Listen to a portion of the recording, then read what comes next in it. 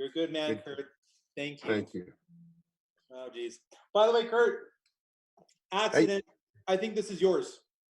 No, Did just you leave fix it there. We're good. Yeah, I have another office, so we're I good. was in the office and I looked in my bag today and realized that I had something that's not mine. I apologize about that. No, no problem. No problem. If you need it, just hang on to it. I had others. Okay, So we're I'll good. get it back to you though, okay? Thank you, sir. Okay. All you bet. ready? We ready? Okay, welcome to our electronic meeting or city council workshop meeting. April 22nd. Public notice hereby given that Washington City Council will hold a public electronic special meeting today, Wednesday, April 22nd, 4:30 p.m. Meeting will be broadcast via YouTube Live. The link is washingtoncity.org/meetings. Looks like we'd like an approval of the agenda for a couple of items that we'll be discussing. Entertain a motion for the approval of the agenda. Mayor, I'll approve the agenda. Second. Okay, Ivy first and Councilman Pluff second. All in favor? Aye. Aye. Thank you. Item 2, discussion of possibility to move forward with the pump skate park. As I visited with Councilman Ivy, visited with Mike Shaw, correct, Councilman? Yes. We just need to decide if we want to move forward so that we can authorize the Public Works to do an RPMP. So if there's any additional questions or comments, I'll entertain them at this time. My biggest concern, Mayor, is if we could kind of go there, as Councilman Ward would say. I'd like to see where we're proposing to put the park now. And I would like to hear discussion. When we did our capital facilities plan for parks, we discussed monies to be set aside for a park to be determined in the fields. I would like to revisit how much we set aside for that in conjunction with this park, because I feel like we may need more than the proposed $500,000. And I'm just curious to go back and revisit how much we've already set aside for a park in Washington Fields and the location. They want to comment on that? If it's something we have to ask about later with staff, I just know that we set aside substantial monies to be able to put a park down there. I just want to revisit that and see if we can make these work. Councilman Clough, I'm looking that up to see. I can't remember off the top of my head what the most recent capital facilities plan showed, but once I get that, I'll forward it out to you. There we go.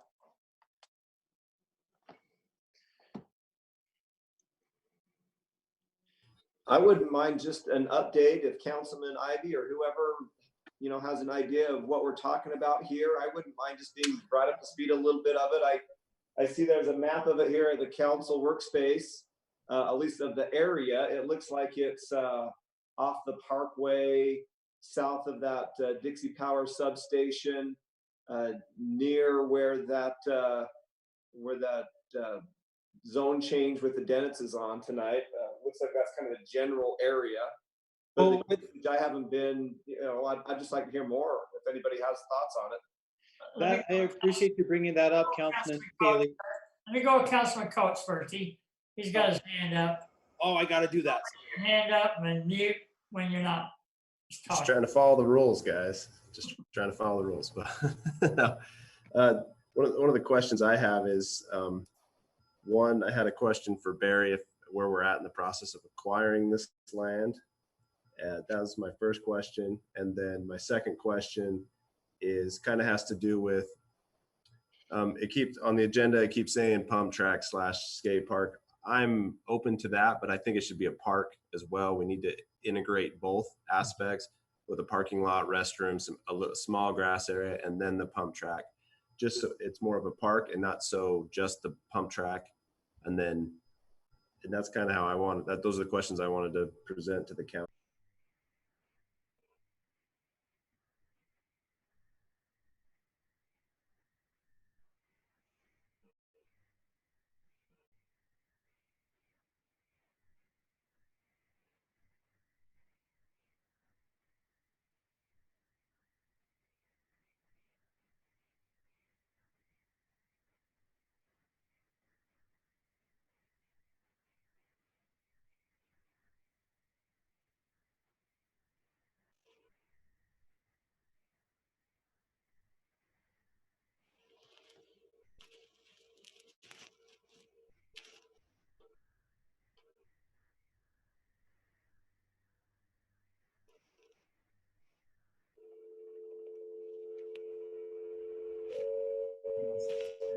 Okay, we're still working on this, so I'm gonna get the mayor into my office.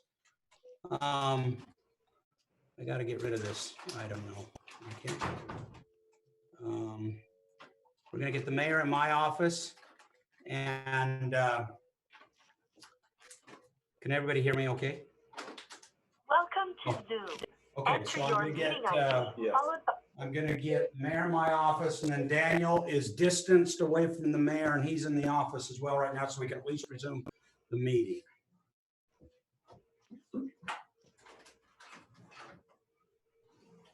enter your participant ID, followed by pound. Please enter the meeting password, followed by pound.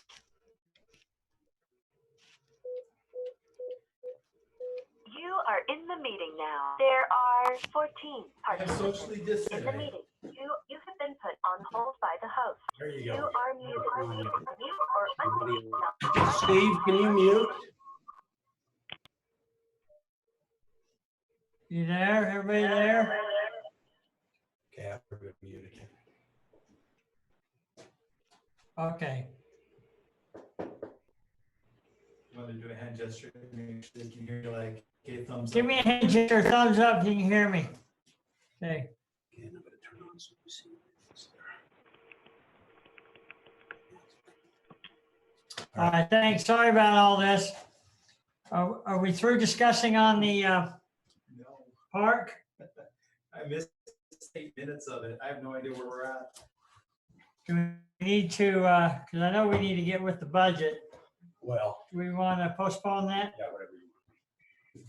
Let's revisit the pump skate park next time. We'll move on, okay?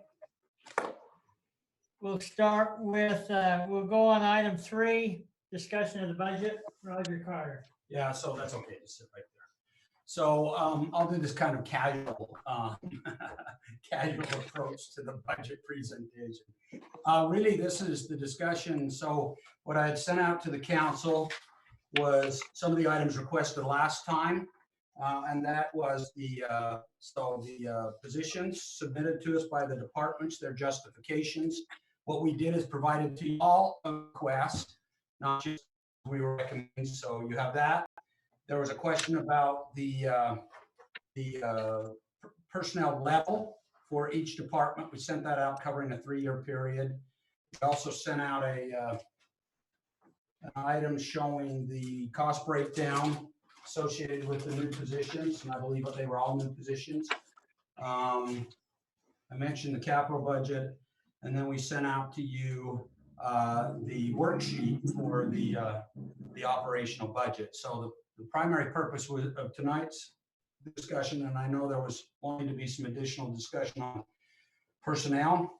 So hopefully these documents have helped. And if there's any questions on the personnel stuff, we probably want to approach it there. We also kind of wanted to spend, I think you guys want to spend some time on the capital budget. We have what department heads we have here to help address questions you might have. And then I can also, if we need to, kind of explain. I did talk to 1 or 2 of you in the off week about the budget, how the budget is structured. But anyways, this is more of a discussion for you guys, between you guys, and any questions you might have for us. Councilman Staley? Thank you, Mayor. If it's okay with the council, I would like to stay on personnel for just a little bit more before we move into the capital and operations portions of the budget.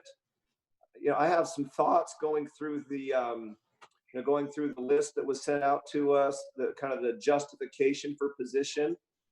I'm prepared to kind of give you my thoughts on some of those positions, and if you care to hear it, or at least as a starting point for discussion. I think we're okay with that, Councilman. Thank you, Mayor. First of all, I would just say that I don't see any position on this list that's not merited and not needed. I think that our staff, our department heads have been very thorough, and I believe that each of these positions that they're asking for are needed and appropriate to keep up with growth. I'm thinking more in terms of which ones in these uncertain times do we possibly approve now, and which ones do we push forward to a later budget opening or another time. If it's okay to start, maybe take them one by one with the utility department. Is Carrie Wheelwright on?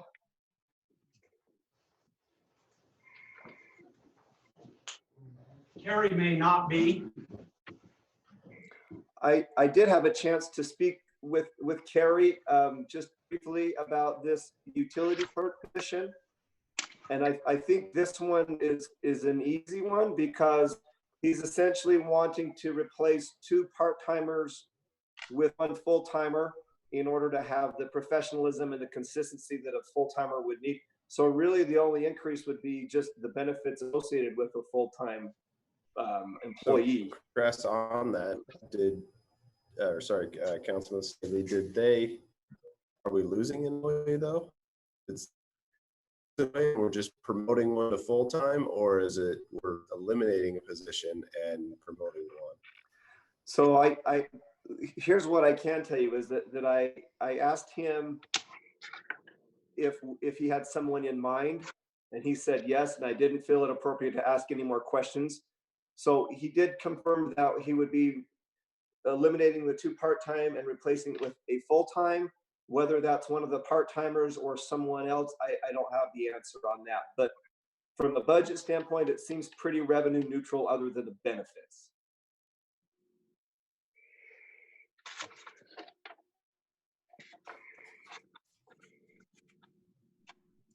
Can Roger speak to that? Does he know? Well, I cannot, and I'll tell you why I cannot, because his original request was for a full-time. So that works if that's his position. If his position is to eliminate 2 part-time, that's not what we've been aware of because he requested an additional full-time. And so we would just need to get clarification of that. Councilman is correct. If he's eliminating 2 part-times, then it's just a benefit only, but his request was for a complete full-time position. So we just need to verify that is all. Yeah, that was our conversation this afternoon. I was at the council workspace there, and he walked by, and we just had a brief conversation, and that's the way I understood it. I don't think I misunderstood. A few others that I think are maybe more urgent, and one that I think is maybe less urgent, just from my input. I don't want to dominate the conversation, but at least I can maybe take it down some direction. Obviously, we have several new parks, more coming. Like I said last week, I think we're long overdue in some parks maintenance, and I think that reading the justification, short of having to hire things out to a third party, I think it would be smart to open that budget for a hire for those parks maintenance positions for July. There's also the maintenance position that would help with aquatics, that would also help with parks and the splash pads at the parks. To me, those 3 positions kind of rise at the top of the list as far as general fund expenses. The other general fund positions, I'm probably more comfortable pushing those off to a later budget opening, but I'm probably more open to considering some of the proprietary fund positions that aren't going to be a big hit on the general fund. But like I said, I don't want to dominate the conversation, but I have notes on each position. I have a question, a conversation point. I'm having a hard time being able to raise my hand because I'm socially distancing and sharing a space with City Manager Roger Carter right now. One concern I have on this is due to the nature of trying to truly separate what is a priority position over another, I would feel more comfortable in reviewing the fact that we have more budget openings to come. I think with Councilman Staley, I agree that all of these positions are valuable and needed, and I do not doubt the recommendations that's been given.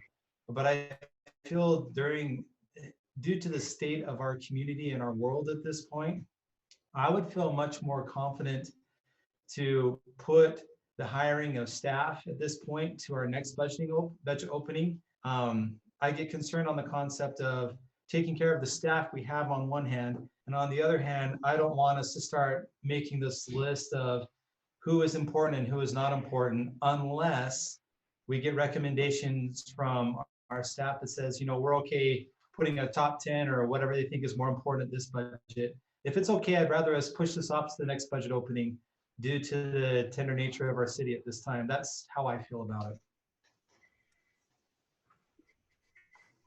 So I kind of agree with Councilman Clough as well as pushing it off. But, I mean, if we're going to put a list, I always look at public safety first off. And I look at the police officers and the firefighters. And if they're recommending they need that many, in my opinion, it looks like we're short that many. And so those are mine. And then I also think the streets departments needs a lot of help too. So, I mean, those are just my thoughts, but I agree with you, Councilman Clough, on with the climate we're in, maybe we just need to sit back and wait a minute and open the budget and look at it in January. Councilman Coates, I really appreciate that. Really to the nature of, I really feel that we need to make sure that we have the best structure and support for our current existing employees. And as we can kind of get a better understanding of this climate, I really feel that everything that's been given to us is recommended, is necessary, and has been well thought out. I just would rather push that off to a later opening. That's all I'm saying. And I appreciate how you've voiced your concern. And I agree with just what you're saying. Those are, just because Councilman Staley recommended his, and I looked at it a different aspect of how I looked at it. Right. And those are the areas and I've looked at as far as that goes, but that's just my opinion. But like I said, they're all needed. It looks like they're recommending they all need them. And I agree with you on moving it to January. Thank you. Well, Let's go to Councilman Ivy and Councilman Staley again. Thank you, Mayor. Just adding on to what Councilman Clough was saying in regards to our state of current affairs, there is, it does look like that there's money coming from the federal government in the form of stimulus 4.0 for local municipalities, but we don't know how much, we don't know when. And so, I think in the end, I think we'll be able to accommodate these requests.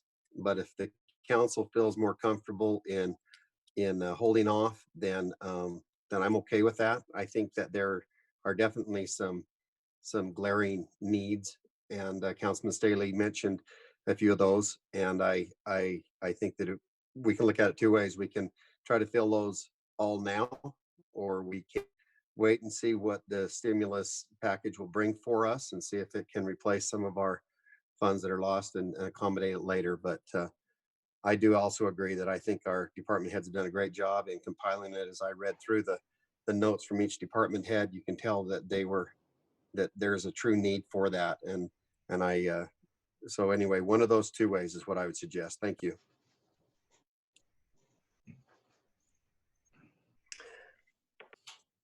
yeah, so my basis was from staff and reading through all of their justifications. And I guess the leisure services, part-time maintenance worker or parks maintenance workers, the words that they used, probably Barry wrote, "It will be devastating if 2 additional full-time employees are not approved for the upcoming fiscal year. We simply cannot keep up with the current duties and responsibility of the Parks Division," and they're asking for July 1st. So I am not trying to just play favorites here. I'm basing this on what staff's recommended. I recognize that the police said, we risk without consistent presence, we could see a rise in crime. I realize that, but I also realize we have 28 police officers in a city of roughly 30,000, which is pretty close to ratio. And if we look at the parks, we have, bear with me, I'm trying to find my notes here. It's someone closer to me than that. Bear with me.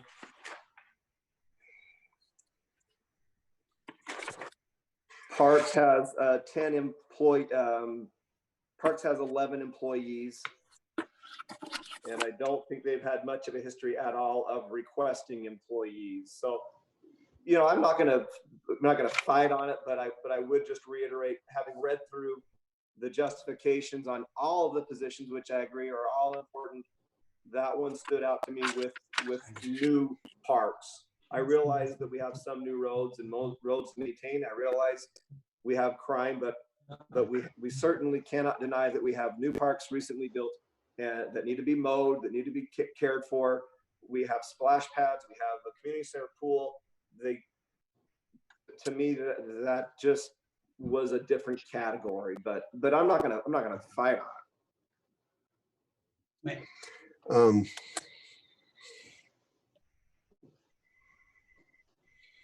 Mayor. Councilman,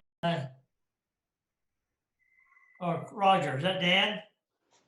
Yeah, well, just, I wanted to explain the process we went through just a little bit. So when we requested from the department heads their personnel request, that was kind of pre-COVID. And we had already anticipated a relatively high revenue number for next year. And so many of them, we told them, traditionally what we've done is, with few exceptions, traditionally we've always done hires in January. But over the last few years, as the economy's been better, we've pushed a few absolutely necessary ones to July. But traditionally, always we've been in a January status. The pre-COVID issue with the department heads, that's when they submitted their requests. So all that information you're getting there is pre-COVID. Almost all of them requested a July hire, and we weren't opposed to that at the time. Since we've redone the revenue numbers, we have indicated to every one of our departments, this was a few weeks ago, that more than likely we would not recommend, as the budget officer, I would not recommend any hires in July, but rather January. Just because, one, that was traditionally what we've done, and two, we don't have those same numbers. But I just wanted to clarify that almost all the departments requested a July 1 hire. But those were beforehand. I asked any of the department heads if they had problems with the January one. Of course, they don't. They would just like to see some hires eventually. So they were probably wise enough not to complain too heavily. And they also know the circumstance. But we can, again, what I appreciate most of this conversation is the fact that you recognize that our department heads are being very humble in their requests for personnel. And so we're comfortable with whatever direction the council chooses to go on the timing. I just wanted to explain that was probably pretty customary to see a July 1 request by most of the departments. But yeah, we can do what you want. But I appreciate the council's support of the department heads on their request. Thank you. We'll go with Councilman Ivy and Councilman Staley again. Thank you, Mayor. I was just thinking, as I was looking over here over the list, that for parks, there really is a need in the summer with fertilizing and mowing, probably more than in the fall and winter.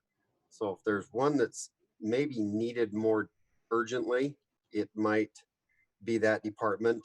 But again, I want to say again that they're all important, and I'm just trying to be logical in saying that, you know, if you mow the lawns and you take care of the shrubbery in the summertime is by far the most needed for that. So just a thought. Thank you.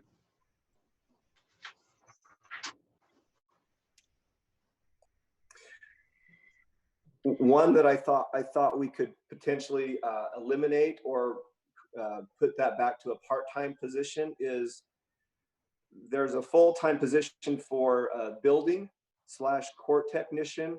And my logic for that is simply that in this budget, we've estimated only to have 410 building permits next year, which is down about 20%. So to me, I don't know that it necessarily makes sense to bring on a building tech when we're anticipating a decrease in number of permits. Now, the converse to that, the reason why a part-time position may still make sense is that the other half of that position would be for a court technician, and I don't know, you know, the need up there for what the trend is with our our justice court, but I do know that we're anticipating less building permits, which would suggest that that position may not be justified to the same extent.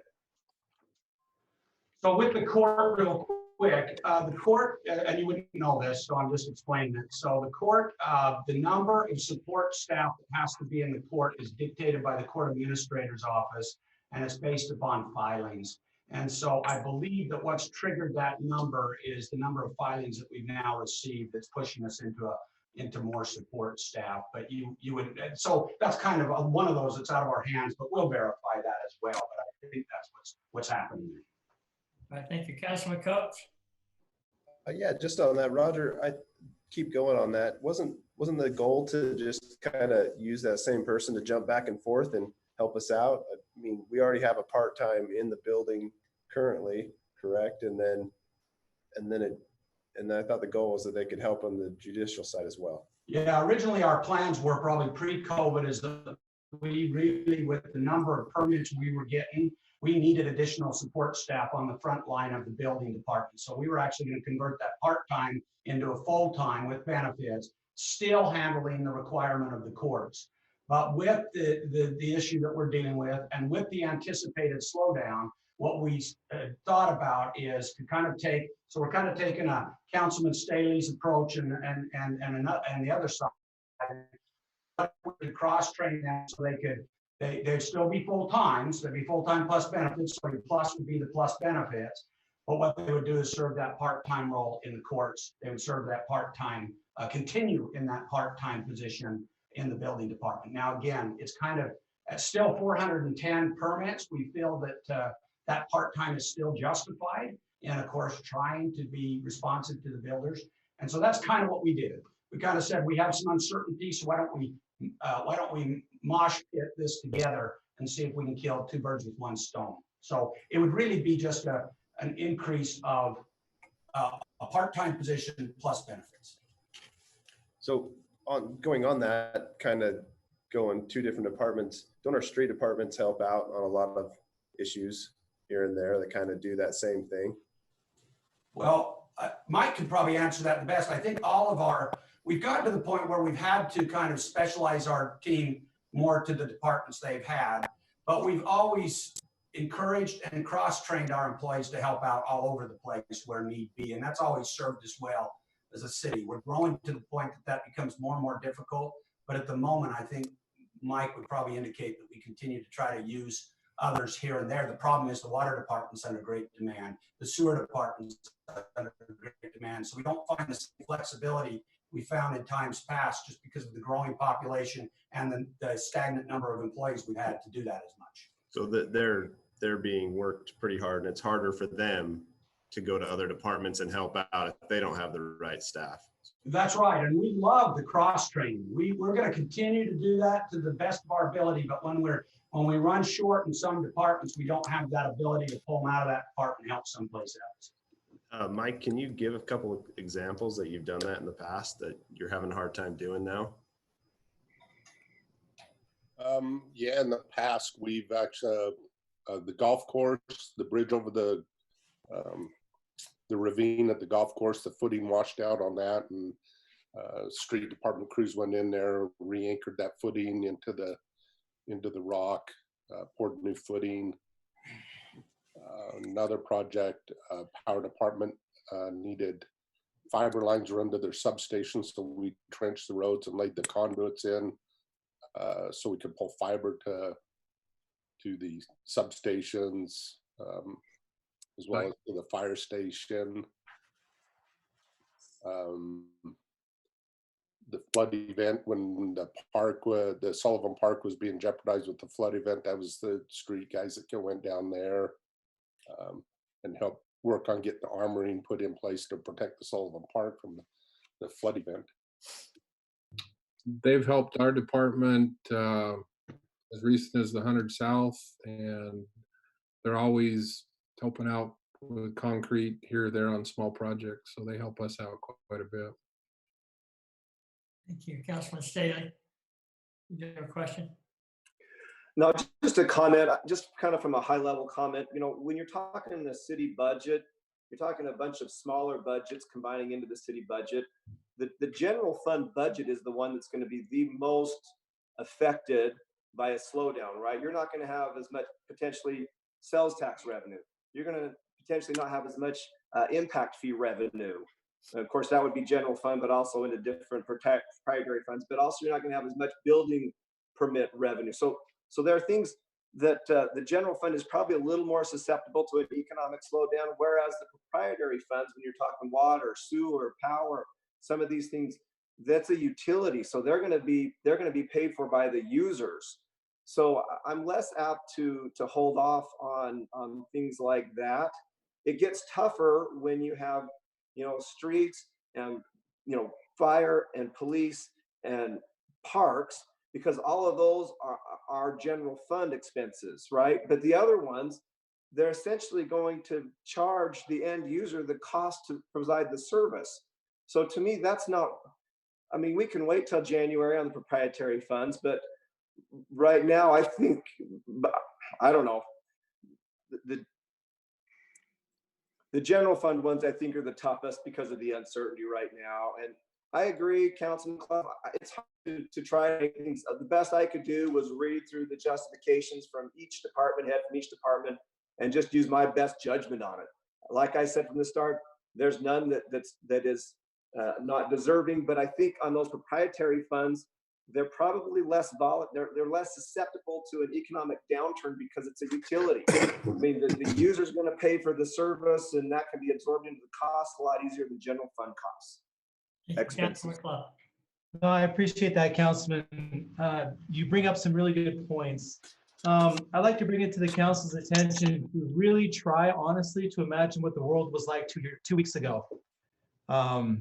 I think it's a very fair thing for us to sit and try to have a realization of what's before us and what's become of us in 2 weeks.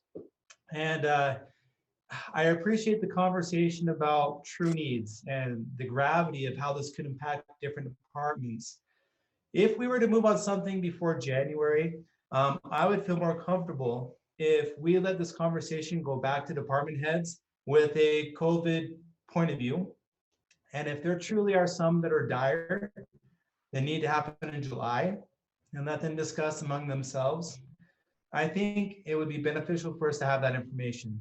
If there are others that could say, no, we really meant January and we're fine with that, whether it comes from one fund or another, I think that would be beneficial for us as a council, because we all agree that by reading these notes and seeing the great length and care that these people have done, our staff really know the needs of their departments and the needs of our city.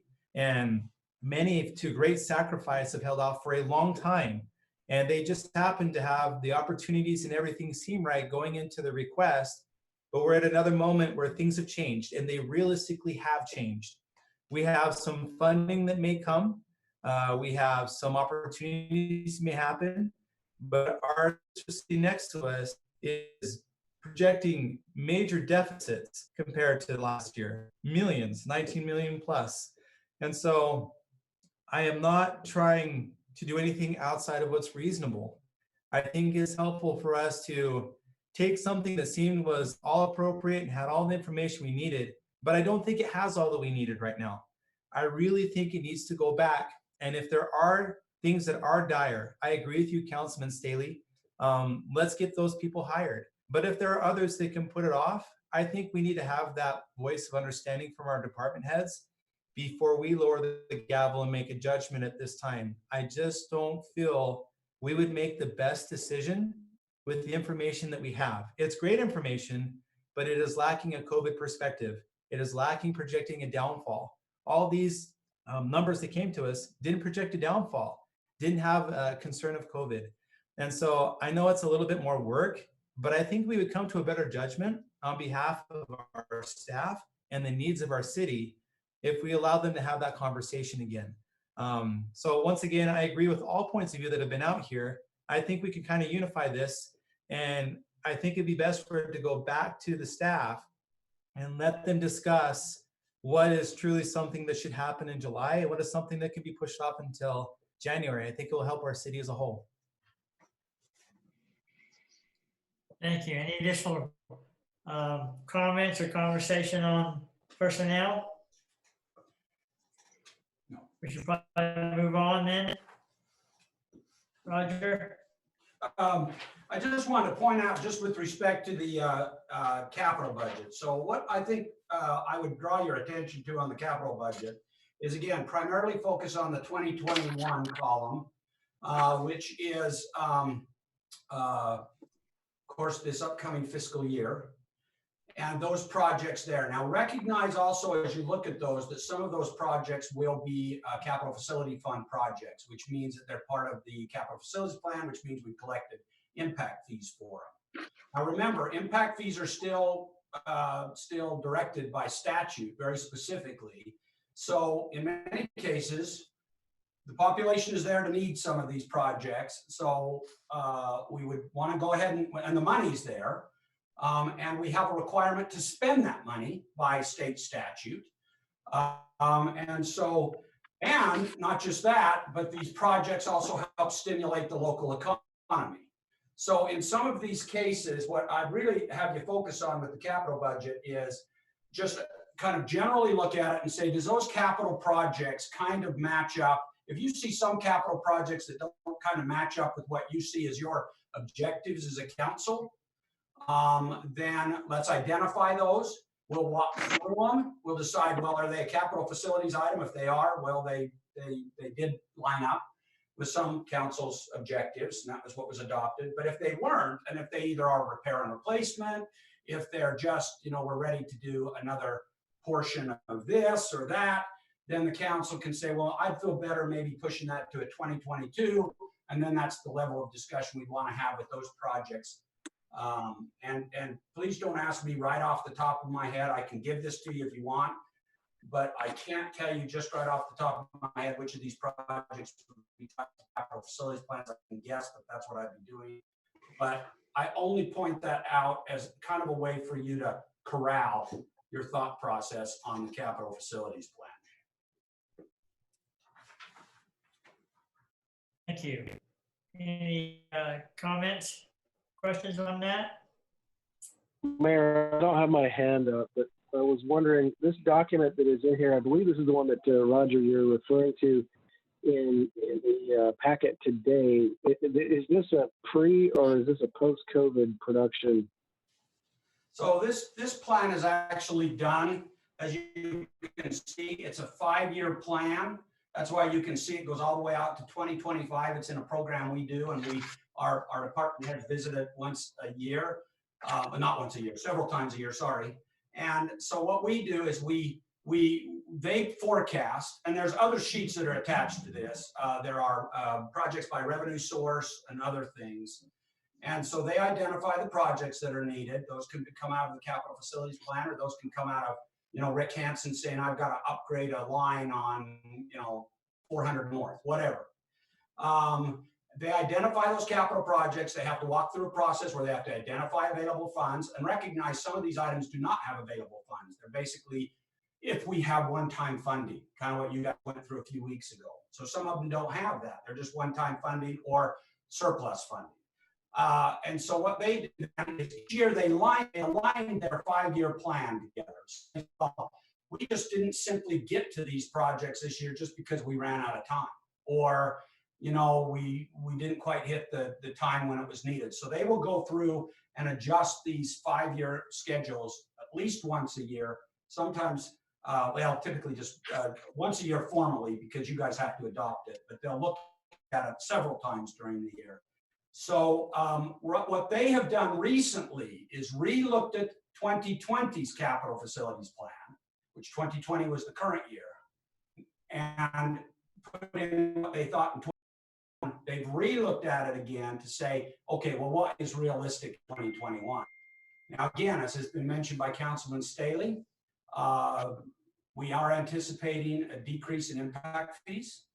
But again, typically those impact fees are still going to probably have a greater impact upon projects that are 2-3 years out than this year. Rarely are collecting an impact fee for a project this year. We could. There are some that happen that way, but rarely. So they will have to continue to look at this from 2022 on and make adjustments on sources of revenue. So I think that was a long answer, but yes, this is the most recent. This is lined up with what they have in available funds, whatever they may be. I'll look real quick before I say that. Yeah, so this is a look at what they have available funds on 2021. Beyond 21, it's their best guesstimate. Thank you. Any comment on that? Councilman Staley? You know, I was looking at the capital projects form here, and I noticed that there's a lot in water, and so wondering if Mike could touch a little bit on there's the Grapevine wells, the Long Valley tank, and some of those large water projects that are that he's proposing for this 2021 that are high priority. I'd like to just understand a little more why and what those. Thank you. Okay, I'll jump into, so on water,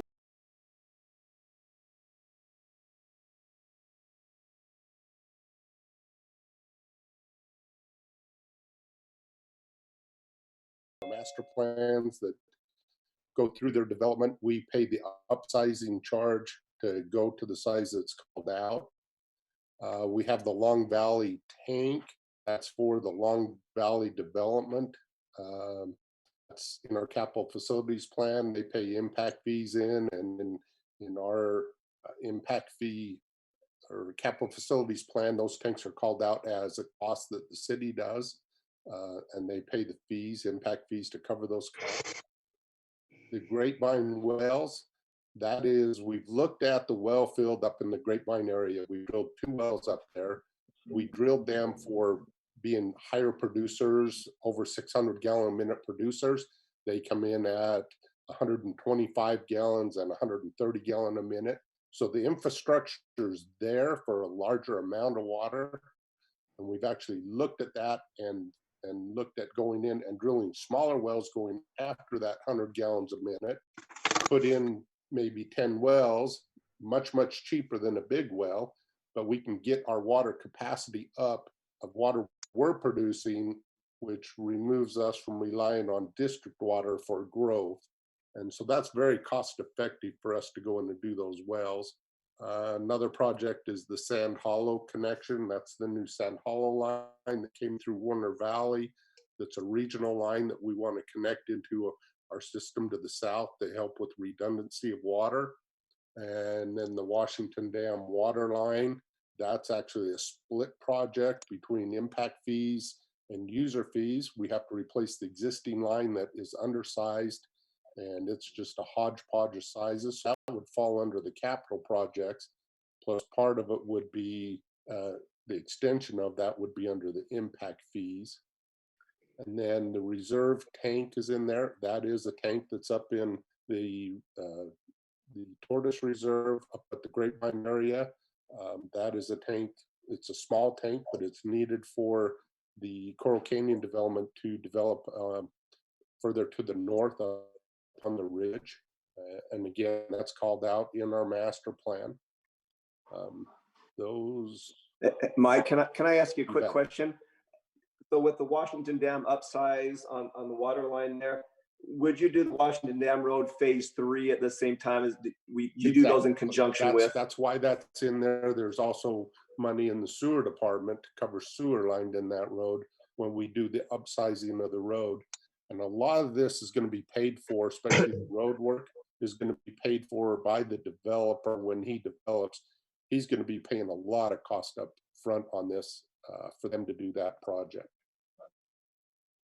Yeah, that's a multi-million-dollar project with all 3 of those. And that's areas. actually improving the road from 1900 East, which is just past the wrecking yards, all the way out to the interchange for the Southern Parkway.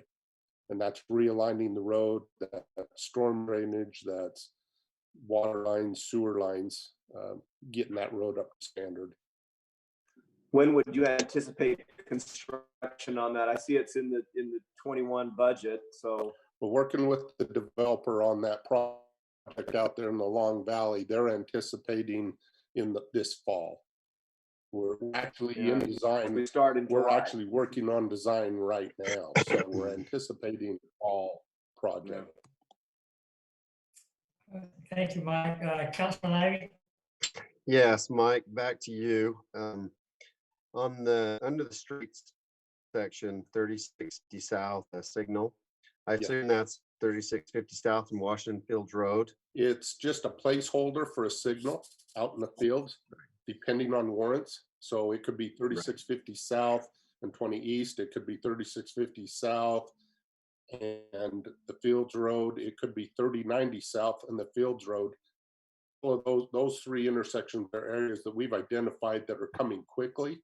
And so we wanted to put some money in the budget. So if it meets warrants on the signal, we actually have it in the budget and we can start moving ahead with the signal design and construction. But to this point, those three that you mentioned have not met warrants they haven't. as yet. Okay. And then the last thing, Mike, the 3650 South and Parkway connection, is that the extension of 3650 where it'll actually connect on to State Route 7? Yes. And is that projected for this year then? well, we have $2.2 million in MPO funding for 2023 funding year. I also have some other MPO funding I'm working on that would like to move that direction. And we're looking at actually doing what's called a bridge loan to maybe fund that project a little bit sooner than the 2023. We can borrow the money from UDOT, build the project, pay UDOT back when we receive our MPO funds in 2023. But that's a project we're really watching closely, especially with the new temple being built out there. We believe that's really going to be important to get that connection made to the Southern Parkway. It will be.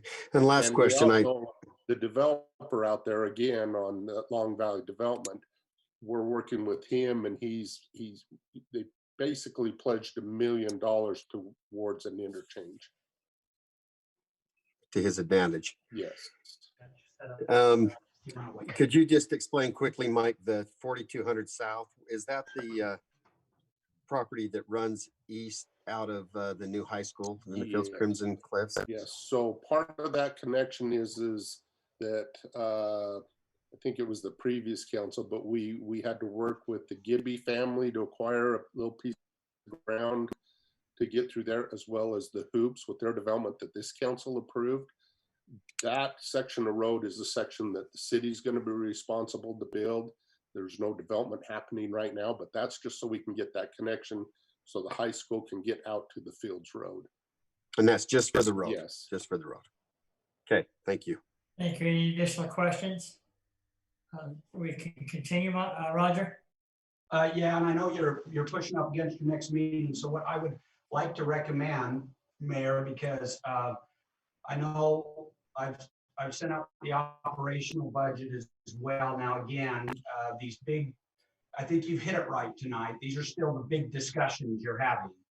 Is these items here? I will send out some additional I'll send out a video on the operational budget. I'm going to recommend that we have a study session next week. That was always within potential. And I think that you would all appreciate that as well. So if we could just schedule another study session on the budget next week, and then we can cover additionally what kind of got disrupted a little bit tonight. And also I can send out some additional information on the operational budget. Now, let me say something about the operational budget though. There is no new position included in the operational budget.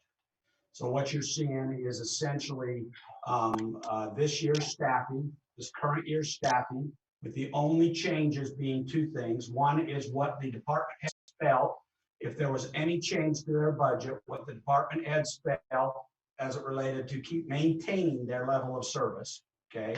That doesn't mean that the budget will stay the same, but they're not expanding their level of service. So you will see a slight difference between what's called the current budget and the approved budget. Don't get hung up on approved budget. That's just the way it prints out. So it's not approved. So there's that. There's the benefit adjustments. And again, if approved by the council, that can be stripped out. But there is no pay adjustments included in this operational budget that you have in front of you. There is no new employees. Once the council makes a decision on those items, and particularly on the employees, then we can go back and fit that in and then be prepared to present that back to the council with the total. So when you see the total, and Councilman Staley is correct, the general fund is always the most sensitive and tender fund we work with. But when you look at that total there, just remember that's the total right now with no additions whatsoever on a personnel side. And so if you want to add positions anytime during the year, we'll just have to add on to that. So I wanted to just explain that so you've got a workable operational budget. And like I said, I'll send some additional information out, Mayor, and then we can spend some more time if you want in a study session, upcoming session. Thank you. Any additional comments or questions? I don't see a hand. Councilman Ward? All right, then okay, thank you. Then we will move on and we'll add that onto the next workshop, some additional items on the budget. And I will entertain a motion to adjourn and give you 5 minutes before city council. So moved, Mayor. Second.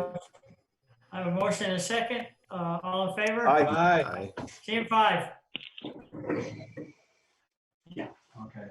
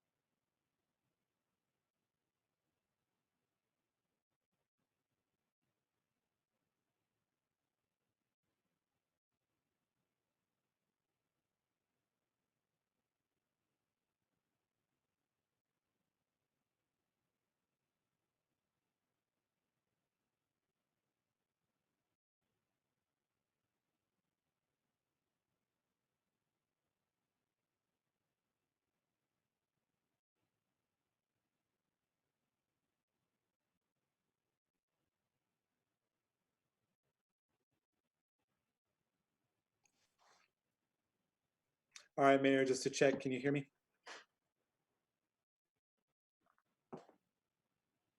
Yes. Thank you. Appreciate it. See how this goes.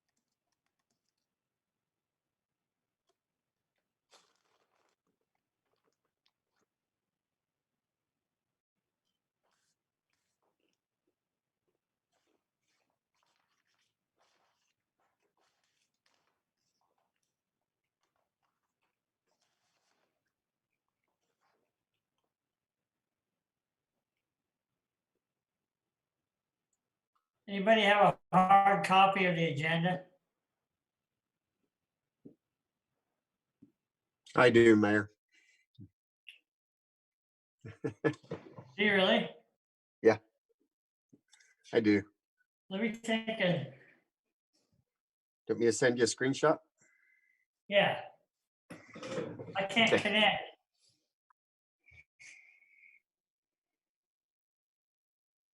You'll have to wade through my notes.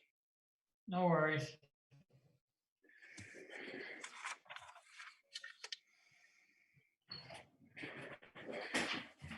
We tore the one off the table. You got one? Never mind, Councilman Ivy. Thank you. Oh, okay.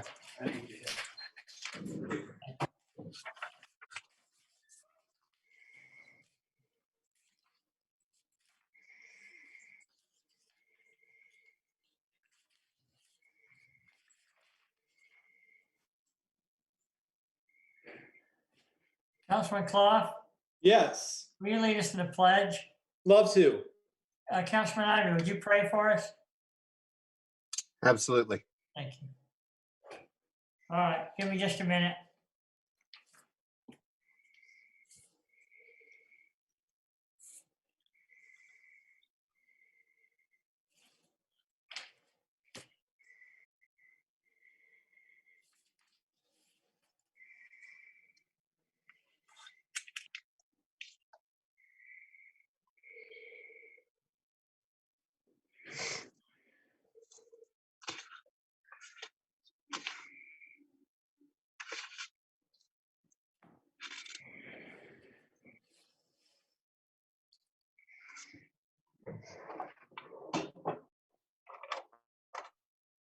All right, we ready?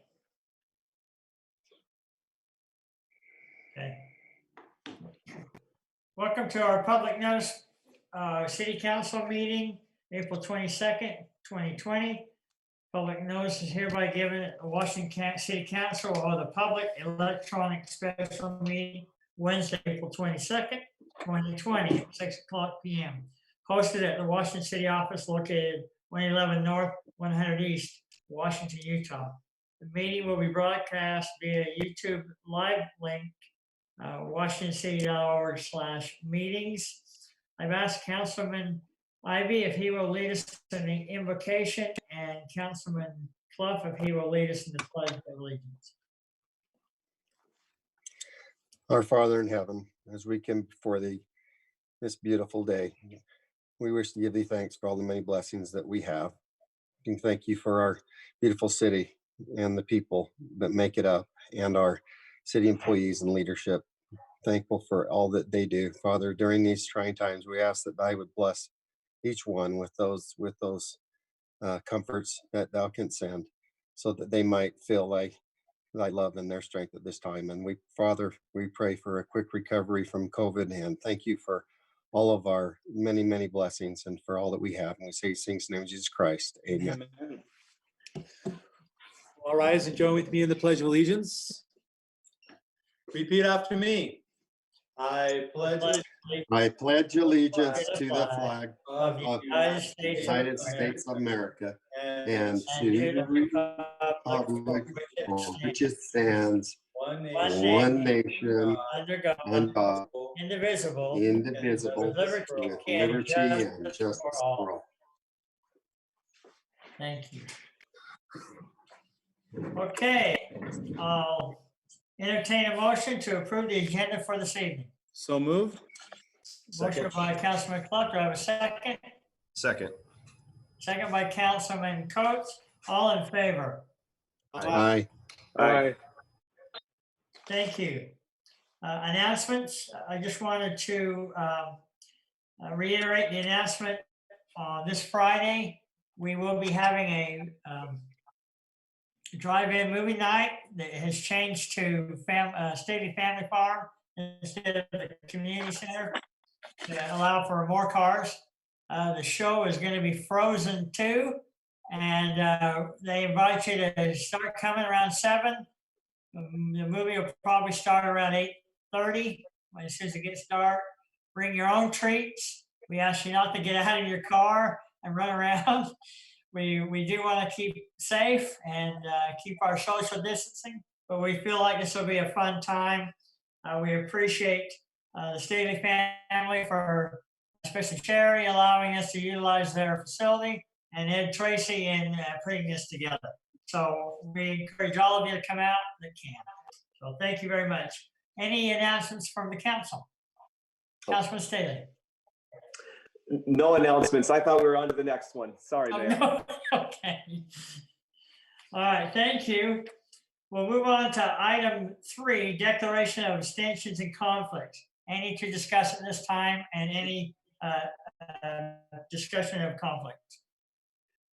Yeah, Mayor, Council, I don't necessarily have a conflict, but I will abstain from item 5A, as my wife and I own a little piece of undeveloped property in proximity to that. So I will not be discussing this week or voting next week or next meeting on that particular item.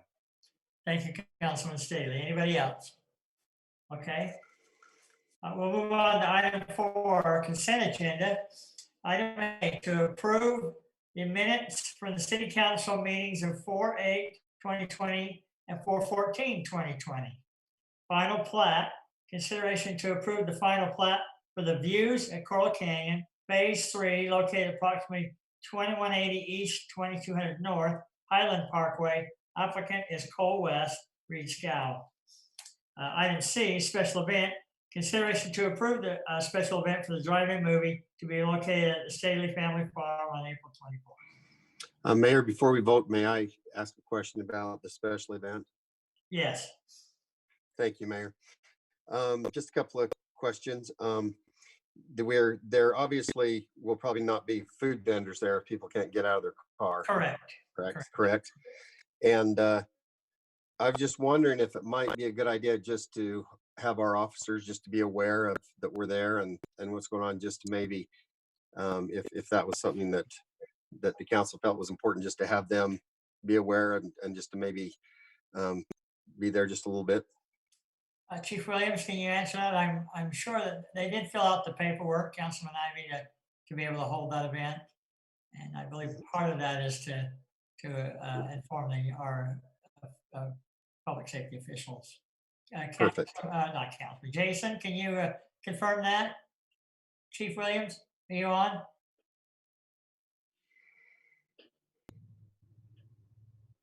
Mayor, I believe we do have the form. I can say that much.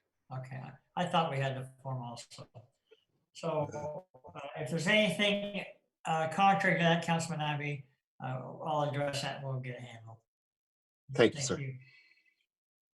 Okay, any other questions or comments on the consent agenda? If not, I'll entertain a motion. Mayor, I'll make a motion that we approve the consent agenda for item A, the approval minutes of 4/8 and 4/14, final plat for item B, final plat for the views at Coral Canyon Phase 3, and item 4C, the special event for the event Staley Farm drive-in movie. Thank you. Do I have a second? I'll second that, Mayor. Okay, thank you. I would like to entertain a roll call vote. Councilman Staley? Aye. Councilman Ward? Aye. Councilman Clough? Aye. Councilman Coates? Aye. Councilman Ivy? Aye. Thank you, that is approved. Appreciate it very much. Item 5, public hearings. Continuation of the public hearing for consideration to approve a zone change request Z-20-02 to change from open space to PUDC planned unit development. Commercial, located approximately 3650 South, 1320 East, applicant Doug Dennett. We'll start with you, Drew. Unmute, there we go, thank you. Thank you, Mayor. I'm just trying to, because of our technical difficulties tonight, I'm trying to get to my report and not have it show up on screen if possible. So if you give me just a second, see if I've got lucky, or else we're just going to have to, I'm going to have to read them on the screen. So we'll just go to that route. Thank goodness we at least have it. So.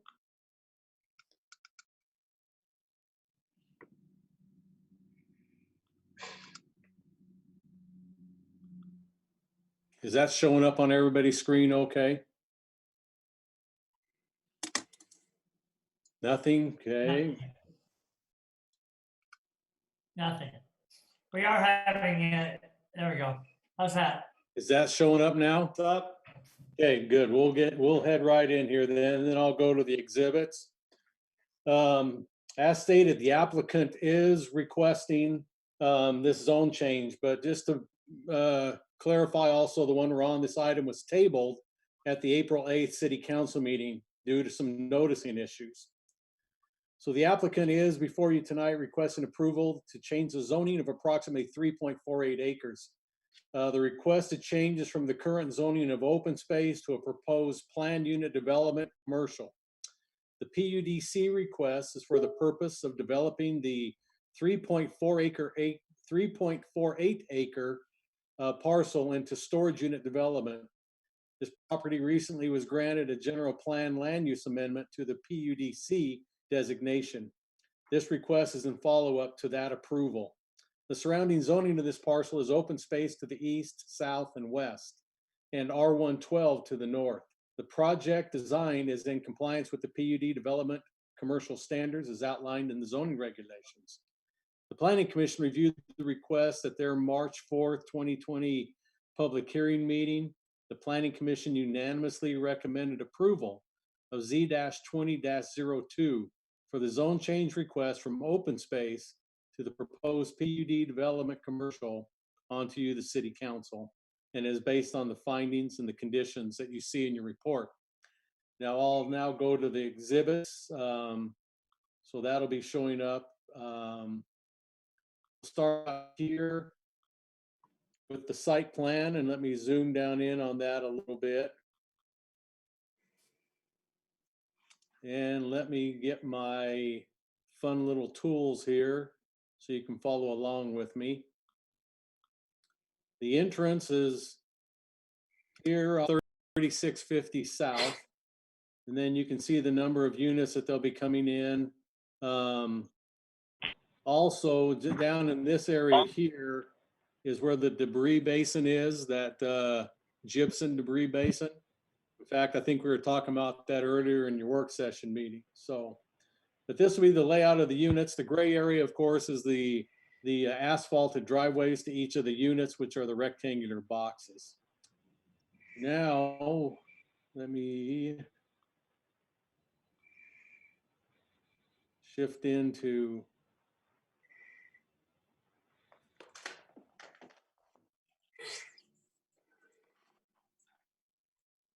and these are kind of computer generated renderings from up above, so to speak, and we'll kind of just scroll through again. This is, you can see the outline of the project.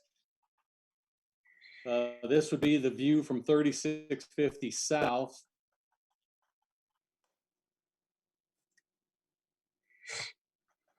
And again, this is a little farther down to the entrance area along 3650 South.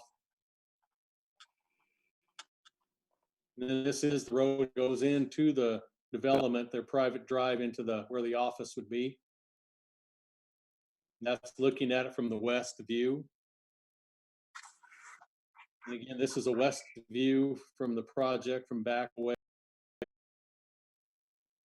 And then these are just more technical. They don't show up too well, so we'll kind of just keep, they're just telling you the color of the block, etc. Everything will be in a brown, dark gray kind of tone on the finish of the building. So with that, I'll be glad to answer any questions that the council might have as it relates to this proposal before you go into your public hearing. Thank you, Drew. Also, I do have Adam with Bush and Gudzel on the phone. You would have a question for him. It looks like Councilman Clough, you have a I question? do.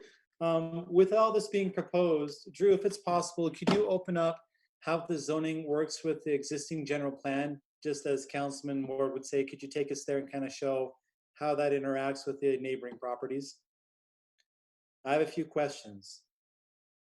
Okay. Now, you know, I probably won't, unfortunately, because our internet's out. So I'm on, you can see the map right here. All you're seeing is words on a white screen, right? Road names. That's as good as my map, unfortunately, is getting right now. Okay. Oh, let's see what happens here. Hold on.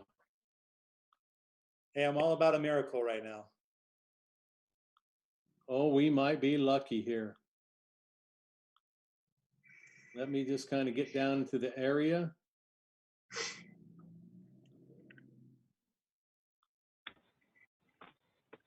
The city council gods are with us tonight. We'll take them. Okay. So if you could just display the zoning as it exists now, is that a possibility? Yes, it is. I'm hoping. Maybe I shouldn't have spoke so soon. They probably are giggling at me now, those city council gods. You can see I'm trying to click on it. It's not getting.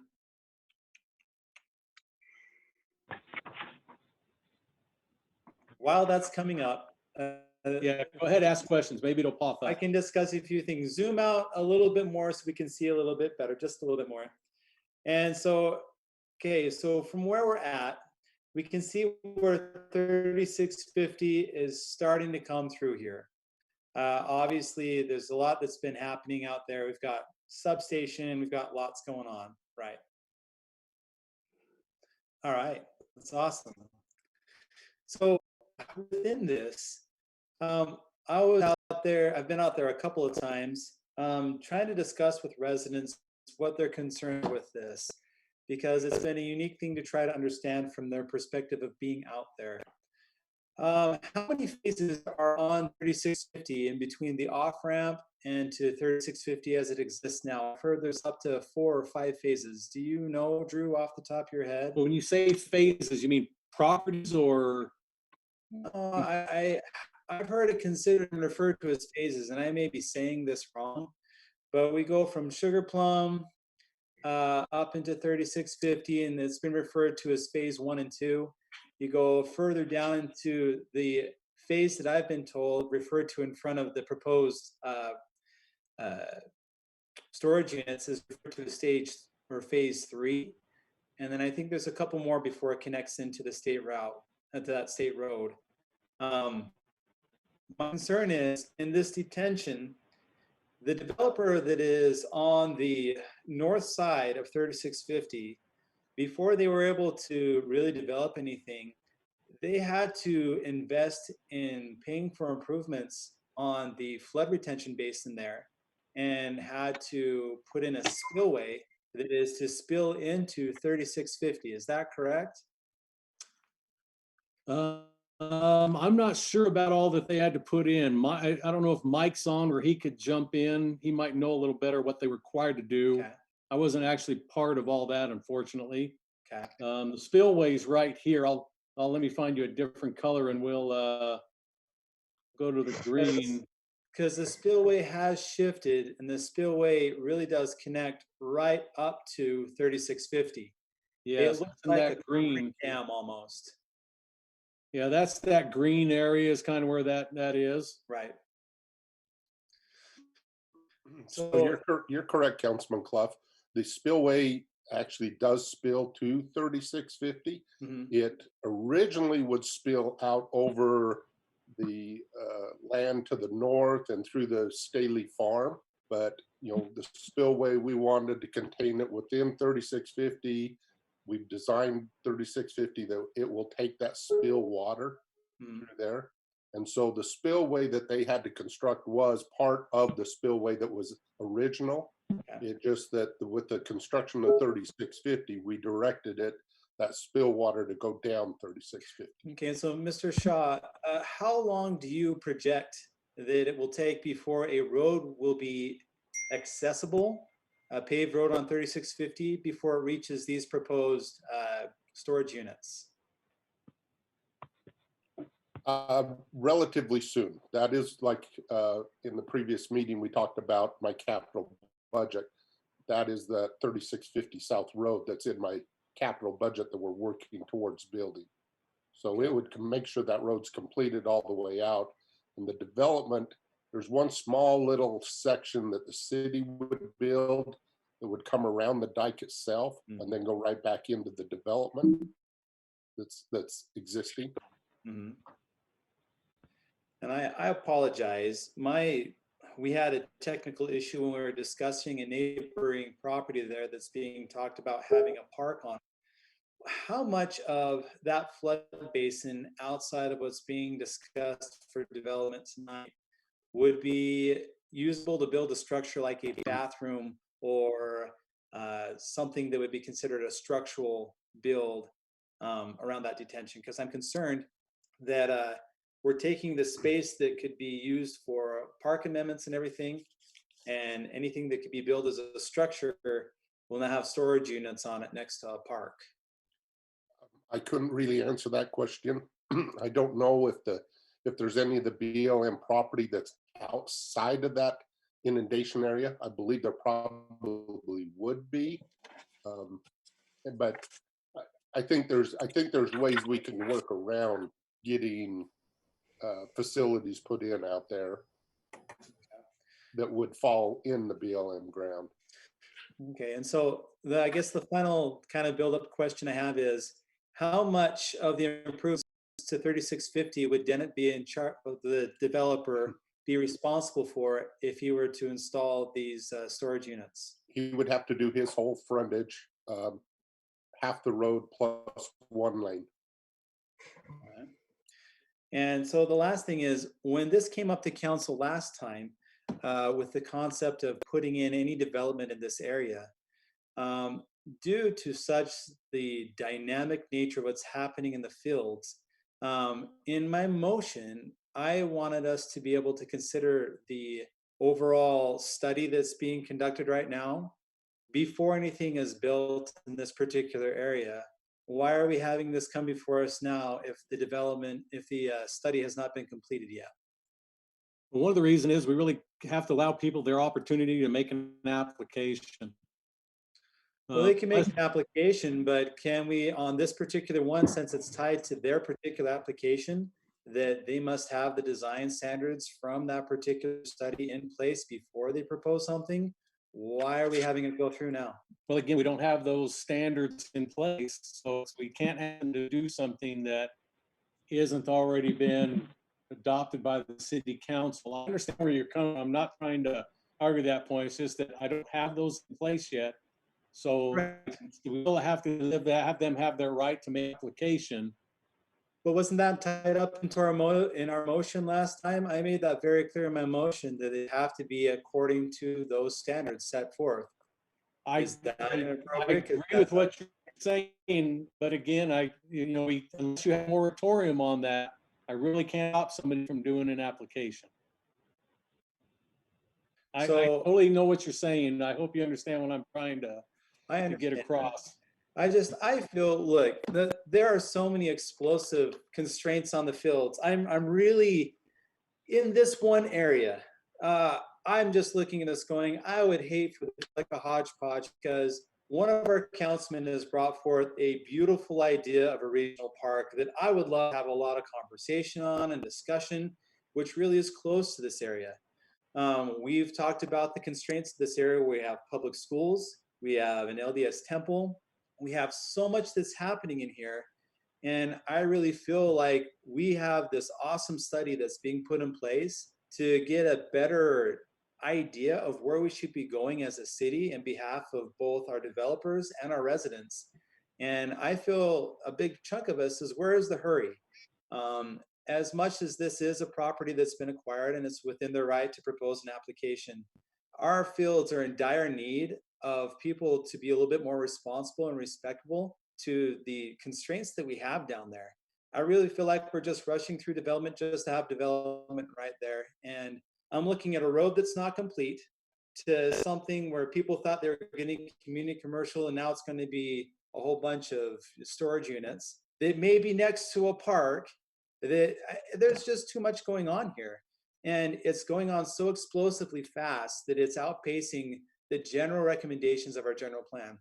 I really feel that us as a council would be doing ourselves a disservice to not let this study fully take its and help us get better vision of what we could do with this.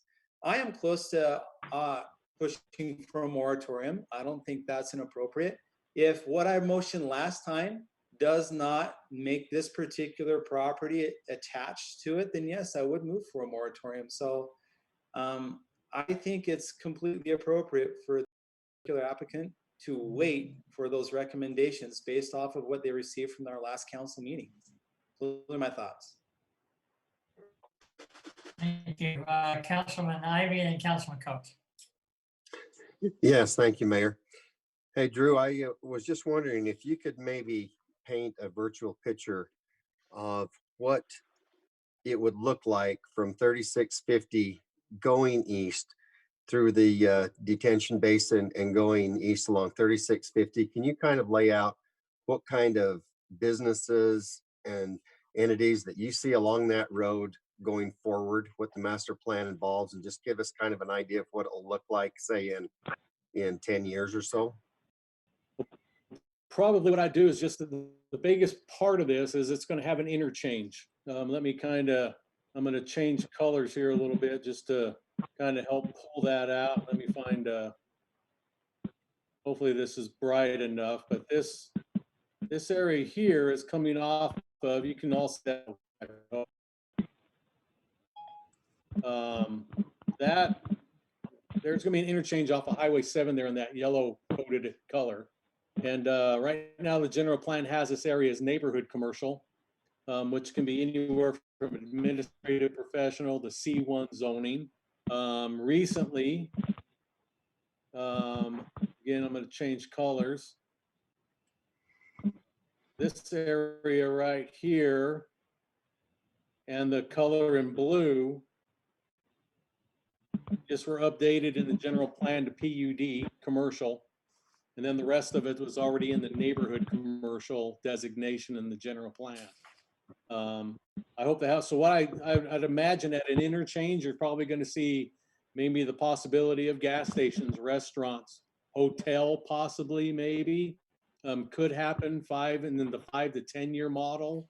But it'll be most of those things that, again, I would think would be eating establishments, C-stores, things like that would probably be the thing that would be best there because of coming off the interchange. I hope that kind of helps answer that question for you. It does, Drew. Thank you. Thank you, Councilman. Councilman Coates. I kind of want to talk maybe a little bit with Drew on give the history of when the general plan was approved. I know at the time I was on planning commission and looking at that, I think I was the only one that voted against changing it on the general plan amendment. And that's because I really want to focus on this. I look at this as this is our back door, but our front door to the fields potentially off Southern Parkway. And I'm not, I mean, I don't know when that report's supposed to be done by the fields area. I don't even know if I don't know when that's supposed to be done. Do you have that when you know that's supposed to be done, Drew? Do we have an update on that? Well, what happened was we'd probably be halfway through by now, if not farther, but COVID hit these guys pretty bad. They kind of got dispersed out and trying to get, all of them together to get things done. So they kind of lost a good 6 weeks, they're part of it. They explained it. We're trying to hopefully have the survey out within the next little bit. And that'll be a majority of what defines and pushes them up on their plan with their own houses, etc., because of the answers that they'll get off that survey. So that's why we're kind of out probably a couple. Pardon me. Sorry to interrupt. I'm just like, I don't know all because I'm new to council. I don't know all the aspects of that report. We haven't been updated on that and the status as far as what's in it. But kind of one of my questions is there a way they can focus on this area and have a portion of the study presented to us for just the interchange area and moving forward? I don't know if that's something we can look at this, because this is our front door to the fields, in my opinion. And I think it's going to be a very high traffic area, especially with the temple coming in. And I would love look as we go down 3650 into the fields. Well, So I just want to make that. yeah. I was going to point out that when we first started this, we talked about it being the fields. A lot of people don't consider this little area part of the fields, but I know we could probably pull this into the discussion with it. Our thing was down Washington Fields Road. What we're going to do, going down there with this design standards of what people, refer to as the fields part. But again, this, I'm just saying, yeah, we can probably have it added in and put in and have some concepts done, but it probably wasn't part of the original scope. But since we are a little behind, we could probably pull this in and tweak it into that as well. So if I can just, the reason it got delayed is because of their anticipated schedule with public involvement. And of course, that all got squashed. And that included the open houses and other things. So it's been kind of having to be re-engineered a little bit. I don't see that being a problem at all, expanding this direction. And I haven't got their scope map in front of me, but it can't be too far off anyway, because I think they were covering all of up into Majestic things as well. So that can't be too far off. And I think based upon the fact that they're behind anyway, understandably so, I think we'll just make that request. Yeah. All right, thank you. Councilman Ivy? Yes, thank you, Mayor. I wasn't on the council when this firm, I believe at RPG, can you help us to understand where we already have a community developing, why we reached outside to hire a company to help us with design standards? You want me to take that, Roger, or you want to do that one? It might be best, I don't know under this agenda item, but part of the reason is because of their great work with these kind of rural designs. And so we actually interviewed a number of firms. And yes, they are different. We have a community development department that deals with exactly what they're doing with tonight. But as far as design aspects in that, yes, it was decided upon by the council and staff that we would get some outside expertise, because what we really want to do is come in there with what does the fields feel like? What do people want to see the fields do? And the design that they would have there. And so that's why we brought this group in. They're like I said, I think we interviewed 4 groups. This is the group that had the best experience with respect to that. We were really quite excited about that. Plus our team wouldn't even have the time to do it to the level that they are involved in. So that's kind of why we went this route. And unfortunately, I think once the product gets completed, it'll be great, because it'll involve a lot of citizen input and other things, and come before the council for the council's input as well. But again, we've just gotten behind on this issue. We do have plans for the area, but they're not design standard type of plans. And then Councilman Ivy, if I can just add on to it, and I appreciate Roger saying that, it's, one of the biggest things is a lot of communities hire companies like this quite often to do these kind of projects for them. Even some of your bigger cities, in fact, they use them more than with bigger staffs than, of course, we have. Often we'll go to these kind of companies to get that a third party look at something, and which is very helpful at many times. Thank you. Thank you. Did you have another question, Councilman Clough? I do. I would just like to kind of bring this up. Councilman Coates, I saw your idea of this being a entrance into the southern part of our fields, and to make our priority investment for the first thing that we're building to be storage units. I feel like we're not making a good step forward for our citizens. We were challenged by a lot of the people, a lot of our staff, that wherever we had the idea of having a park, to see if we can put the right type of commercial next to it. I feel like a lot of the residents feel frustrated out there when I've talked to them.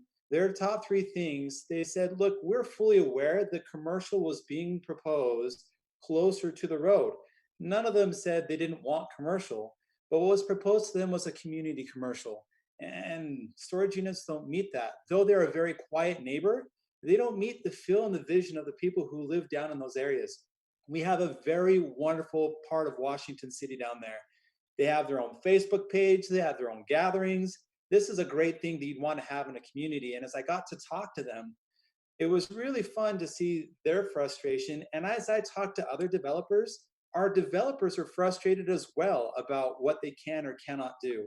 They feel like some of their investments are now endangered by what's being proposed tonight, that the values of their lots will drop significantly, up to tens of thousands of dollars, if all of a sudden a storage unit place gets put on the other side of the road.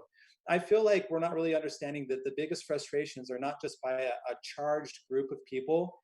It covers a broad spectrum of developers, common and conservative people. People have invested to see, okay, here's open space, here's the commercial. They knew this before they came in. And so I feel like we have a really beautiful part of Washington City that is already there. We have responsible citizens that are reaching out and investing their lives into this.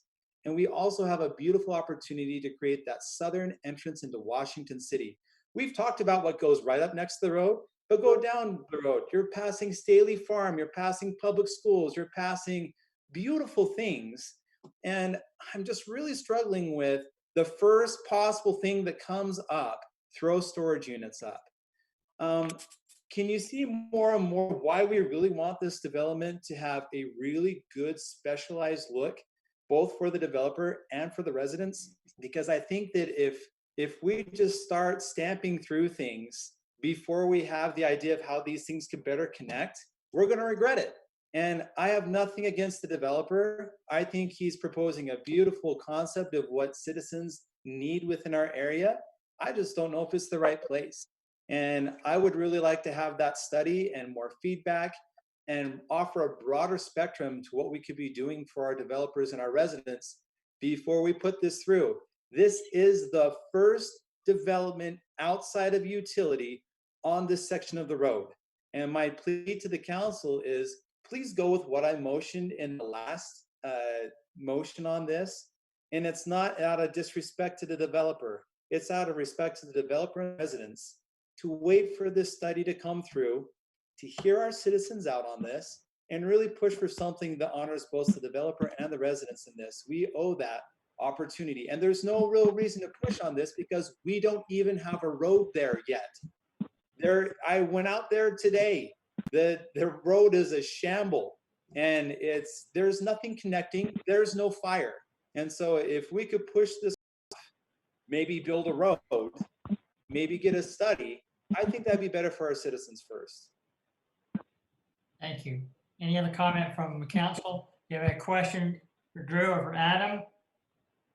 If not, this is a public hearing. I know that Tara has some comments that were saved from last meeting, and we are accepting public comments online through washingtoncity.org/meetings. Oh, I have to close the public hearing before she reads. Okay. All right, so a couple more minutes to think about that, or any additional questions, and then we'll entertain a motion to close the public hearing, and then Tara will read the comments.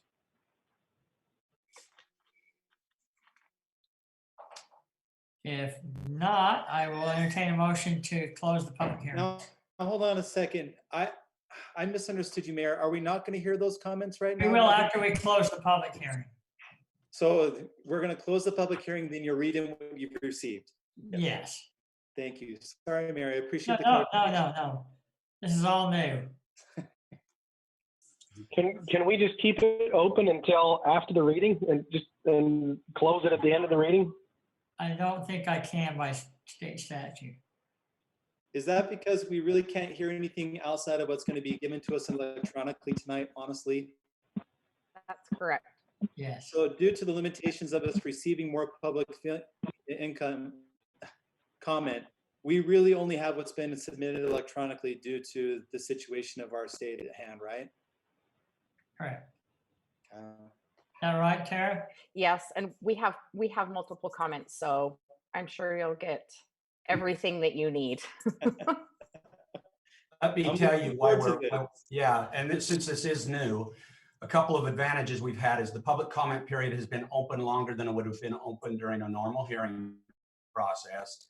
And what that has resulted in, and Tara will tell you this tonight, is substantially more public comments than you would have got even under a traditional process. So we feel that the process is good, and we feel that the public has really accepted it really, really well. And so this is I think this is very positive for us. Before I entertain a motion, Councilman Ivy, your hand is up. Did you? Very sorry, Mayor. I forgot to bring No that worries. down. Okay. Excuse me, Council, I apologize. This is Adam Allen with Bush and Gudgel. I was going to ask, do you want us to wait until after all the comments are read to have any kind of discussion with you guys? Or I'm just not sure how that procedure is working. Mayor, if it's okay, I would love to have that opportunity after people have read their comments, because I think it lets him kind of itemize concerns as the comments are read. I don't have a problem with it. Does council have a problem with it? I think he'd have a better chance addressing concerns at the end if we rather did that rather than regurgitating issues. Don't we typically let the applicant respond after? Yeah, so here's why that's probably a good procedure, because the public hearing is intended for the public to make comment to the council. That is what you're going to hear. Once you get that public comment as a council, then you can sift through it and determine, well, this is a valid question that I would like to ask the applicant. So at that point, because you've received that public comment, very appropriate for you then to ask any questions of the applicant at that point. So you're receiving the input from the public, and then you'll kind of sift through what you would feel is pertinent to the applicant if there's any questions. Okay, with that said. Thank you. I will entertain a motion to close this public hearing. So made by Clough. Second by Coates. I have a motion and a second. We'll go do a roll call vote. Ivy? Aye. Clough? Aye. Coates? Aye. Ward? Nay. And, Staley abstained. Okay. So that passes 3-1. And we'll have, Tara, would you read the public comment? Yes. Give me so there are over 70. So I will read their name and then the comment and just go on from there. They started on April 3rd and the last ones we received were tonight. So clearly this has been very successful. Thank you, Tara. You're welcome. Let's hope I don't stutter. All right. Stephanie Sigurd. I really hope you please listen to the community. We want this a family area, but this guy just won't stop. We have so many kids and no playground. Why can't he do a playground? We moved here for how it is now. Now we have a lot of new houses and a lot of traffic. I have emailed the last time this was going on. Clough came out, took photos, talked to us. Everyone else on the committee could care less. I love Washington and this area, but I'm extremely disappointed on you guys. Washington has so much open land. Why would you put in a roundhouse homes? All new homes going in and no playground for kids. I really wish you guys would just stop and think about the families and not the money. John Roper. I own lot 22 in Majestic Fields Development. My home is in the process of being built, and I found out about this zone change request just a little over a month ago. At this point, it seems the storage unit is going to be built despite all the public comment against it and the initial recommendation from the Planning Commission in October 2009 that it not be approved because it will not be harmonious to the area. I am disappointed that the zone change seems to be on a sure path to approval despite all the advisement and public comments against it. Since we, the public and neighbors in this area, seem to be unable to alter the course toward approval, I want to take this opportunity to suggest a change to the city's use of open space as a zone description in the publicly available master plan. When I decided to purchase my lot, I did a careful review of the zoning of the area and saw that the space was designated open space and was drawn to the area as a result. During the Planning Commission meeting in early March, I shared my experience and was then instructed that open space is used as a placeholder and can be changed at any time. May I suggest that the city use a more precise description of such areas? Words have meaning and matter, and open space is not the same as to be determined. It would be more accurate and more helpful to use words like to be determined if that is truly the case. Otherwise, the city will continue to run the risk of citizens not being able to rely on the documents and materials published by the city. I am disappointed and frustrated by this example of a misleading plan. Next, this one's very long, so bear with me. This is, I can't even see the name because it's so long. I'm so sorry. I believe this is Jared Kurtz. Dear Mayor and council members, regarding the above referenced general plan amendments to be voted on, oh, this is from his, sorry, let me clarify. He is reading from an email that he sent you during the general plan. So this is during the general plan and the zone change will both be here. Dear Mayor and council members, regarding the above referenced general plan amendments to be voted on during tonight's city council meeting, I would like to state that I believe these amendments should be denied or at a minimum, the vote postponed until further information becomes available. When we purchased our home on Majestic Drive last December, it was because of the excellent surrounding community, solid school system, and the understanding that the area would be developed in accordance with the Washington City General Plan as published and made available to the public. This included the intent to maintain open space and limit commercial development in proximity to our home and neighbors to neighborhood commercial. This is what the plan designated and what myself and many neighbors understood to be the intent of Washington City in order to maintain the feel of our community, one that is family-based and has thrived without the threat of substantial commercial development being erected closely to forever change its character and safety.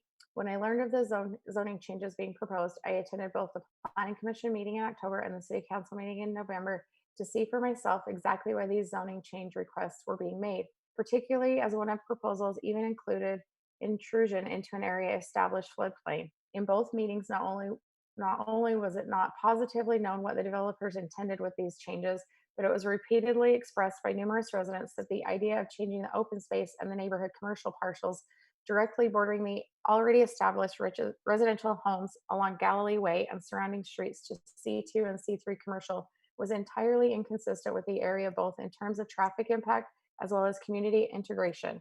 In addition, the Planning Commission themselves recommended to not allow any change to the second parcel proposed, as it neither fit the existing residential development of the area nor provided an appropriate buffer between the already established homes and the proposed C2 and C3 lots. As also mentioned during the meetings, the zoning for these parcels was already known, and it is the responsibility of the current owners or potential buyers to recognize that the parcels are zoned for and to plan and develop accordingly with the established allowances.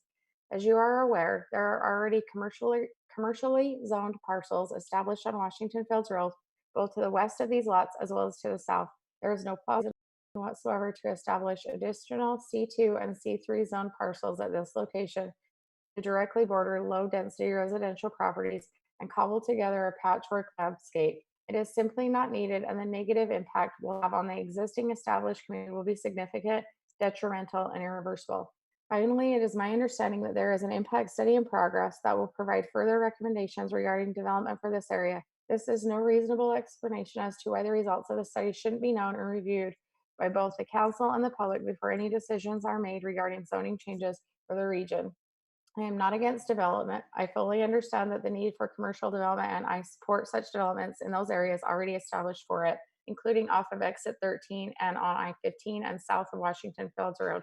But please recognize that Washington is in a unique position to develop and grow intelligently based on appropriate assessment, study, and public input from those who have established roots here.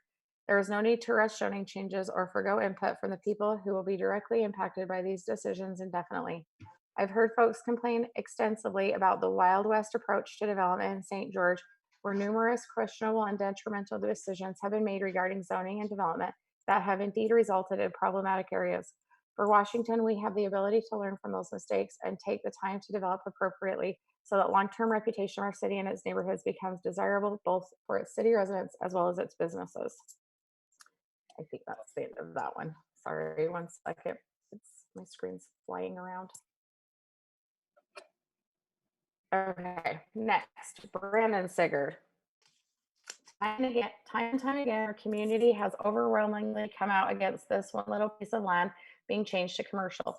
We understand building is going to continue to happen. However, this location is the one place in our community that if changed to commercial will ruin the neighborhood feeling from the entire community. There are many more appropriate locations already zoned for this type of thing. It can go somewhere else that won't ruin the community.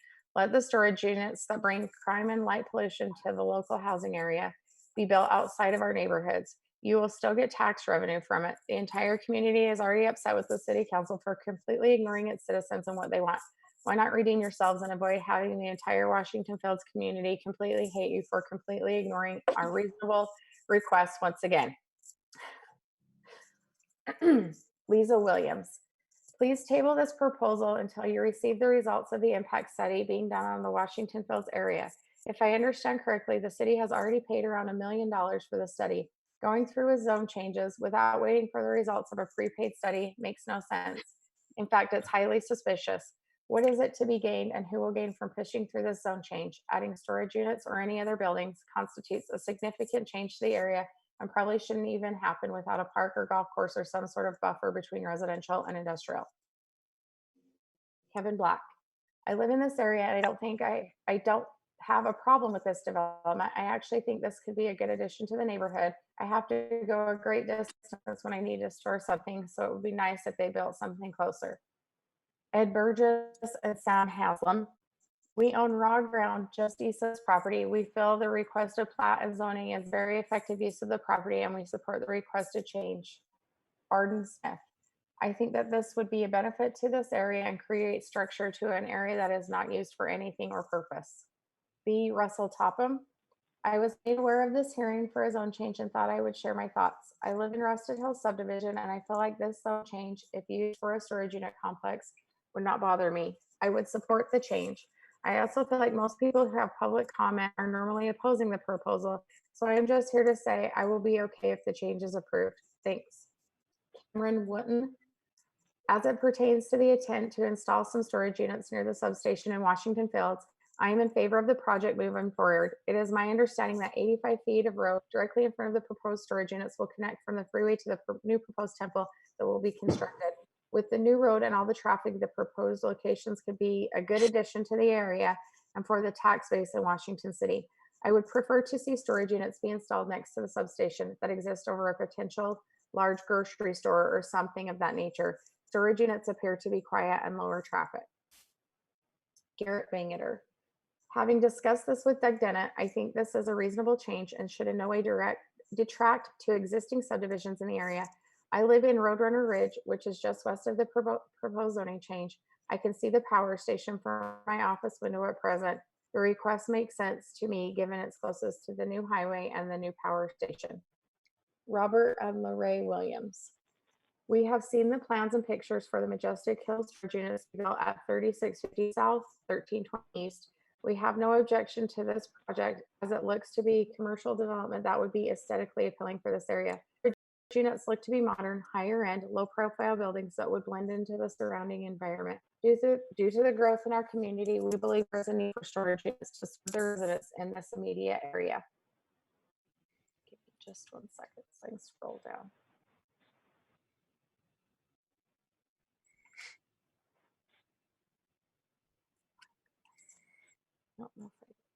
I'm so sorry. Give me just a minute. When the comments are really big, they won't show on my screen properly.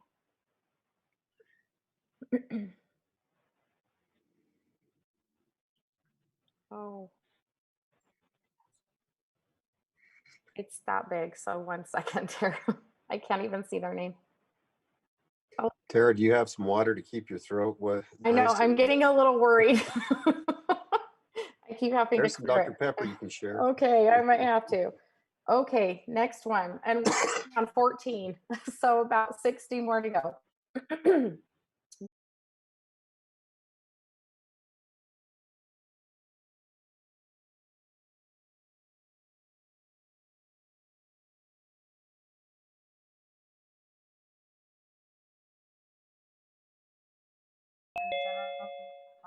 EUD, where he wants to build 310 storage units in the middle of our community. I've attached a photo, which he emailed separately, that I took to give you a better idea of just how close this proposed changes to our homes and our community. I feel this will give a good perspective on just how close this is and why our neighborhood is against what Dennett has planned. Here are a few thoughts, and I appreciate everyone taking the time to read this and consider our concerns when you make the decision on our behalf.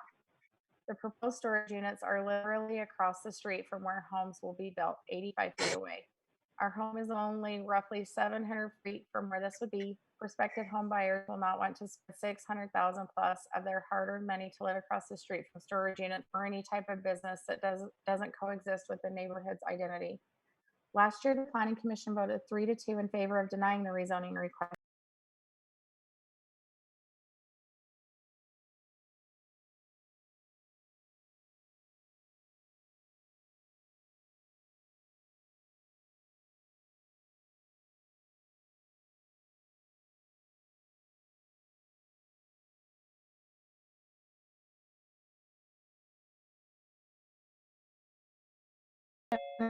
Plan, page 17, the neighborhood commercial district is intended to provide for the development of small commercial businesses to serve the needs of neighbors and to provide locations for community facilities.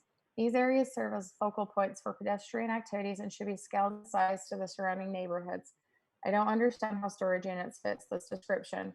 Before any decision is made on rezoning, the Washington field study that is currently underway should be completed first and made public.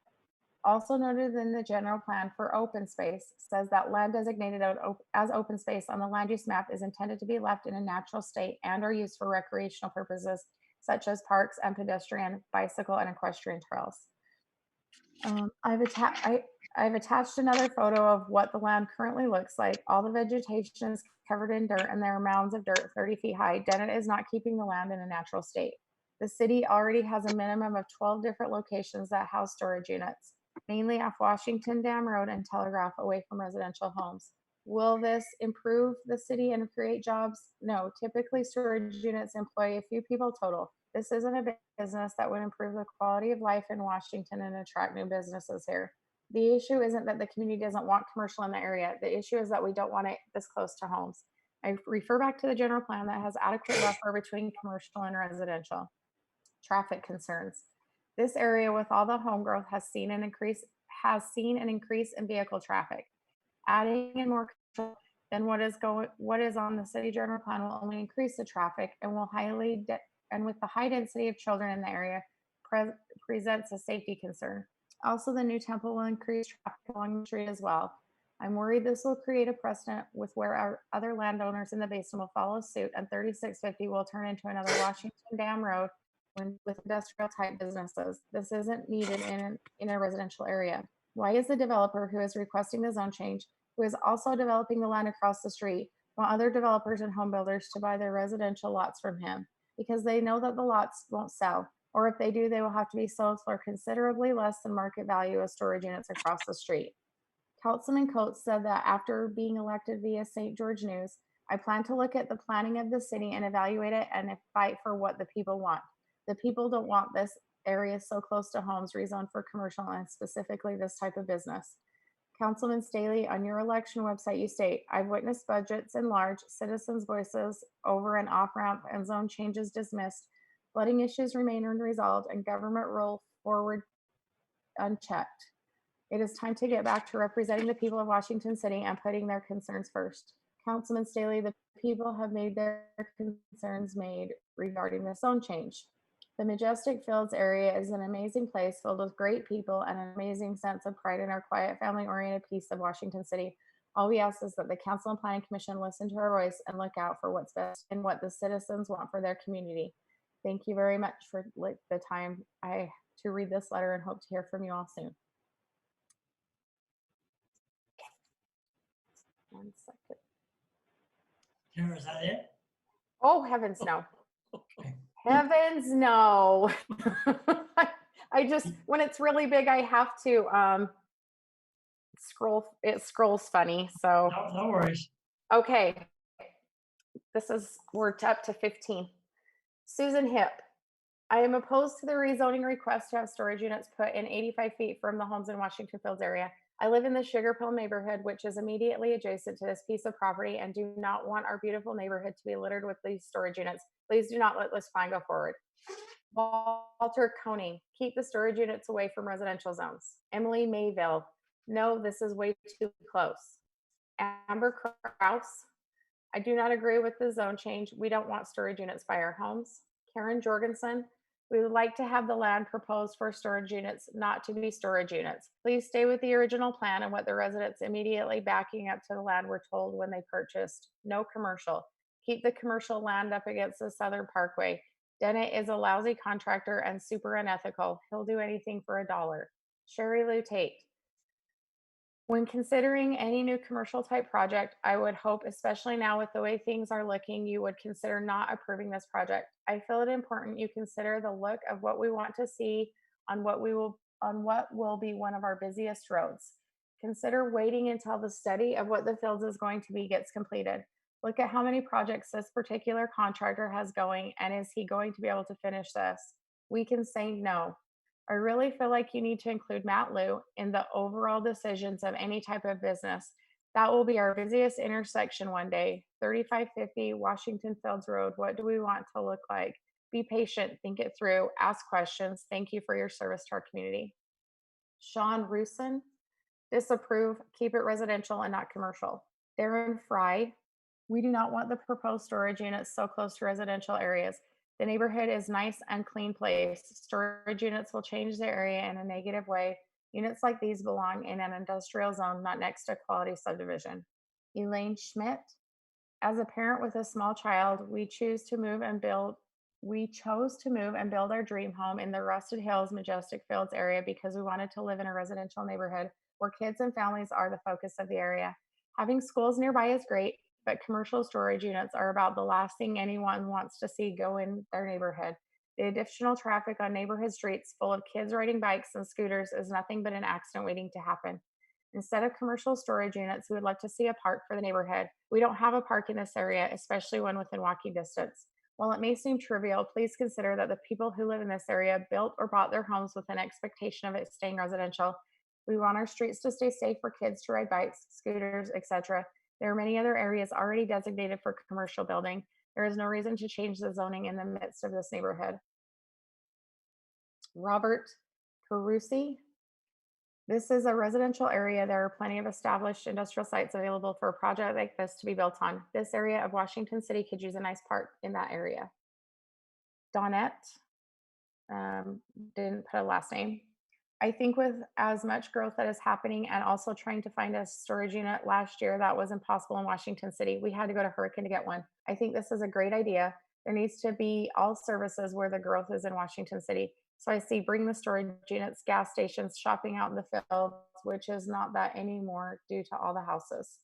Shalise Thompson. I don't feel this is the correct area for storage units. This area is residential and bringing in storage units will lower the value of homes and neighborhoods. Joanne Eller, I'm opposed to having storage units so close to our homes. It would be nice to have more beautification areas and walking bike trails in this area instead. Currently, I have to ride my bike quite a distance in high traffic to get to designated trails. Also, a greenbelt area would be better than storage units. Storage units should be built away from subdivisions, and once storage units are built in those areas, if people choose to build or buy homes near those storage areas, they would be buying with the knowledge that those storage units already existed. I would also like to know how this will affect property values and traffic flow. Are there any other plans for this area? And if so, what would they be? If storage units are approved, would that mean more industrial businesses would be allowed as well? Thanks. Linda Foley. I'm saddened to see our city council is choosing to vote on this issue without allowing the public to be present for comment. This is not an urgent matter, so it could certainly wait until the social distancing requirements are lifted. But I'm guessing it will be easier and less time consuming for some on the council to ignore our opinions when we are only allowed to write in our concerns. As a homeowner in the neighborhood, I, along with many of my neighbors, attended and spoke with several planning commission and city council meetings. We did not want our beautiful neighborhood spoiled with these changes to the zoning. This is a residential area where you vote for these zoning changes, you are affecting families, our children's safety, and the financial value of our homes. The commercial changes that you have voted in favor of against our requests, along with this current possible change, is literally directly across the street from homes. Unlike the photo that has been presented in the city council meetings, I understand that a study was ordered and paid for regarding the future of Washington Fields area and how growth will affect it. The study has not been completed yet. Why are changes to the current zoning of the area continuing to be made without waiting for the results of the study? Stop. We're not done. Just a second. I've got to scroll up again. Stacy Carroll. Thank you for allowing us to address the council in November regarding ordinances G1904 and G1905. We'd like to take a moment to express our concerns regarding the general plan amendment that will be on the agenda for consideration at tonight's meeting. We would ask you please not approve these two amendments. We have lived in Majestic View subdivision for almost 15 years, which is about as long as the subdivision has been in existence. We have seen major growth in our neighborhood over the past 15 years. The majority of that growth has been very positive. We have a very tight-knit and safe neighborhood community. When building our home 15 years ago on our half-acre property, we chose this area for the quietness and openness. We knew that by choosing to build out here, we would need to drive about 15 minutes for groceries or gas. We were okay with that, and in fact, happy that with that situation. We didn't want those stores to be closer to us. That's why we chose to build where we did. Since that time, a few stores have emerged, which allows us to drive between 5 and 7 minutes to get groceries, gas, or clothing. This is plenty close to us, and we don't need.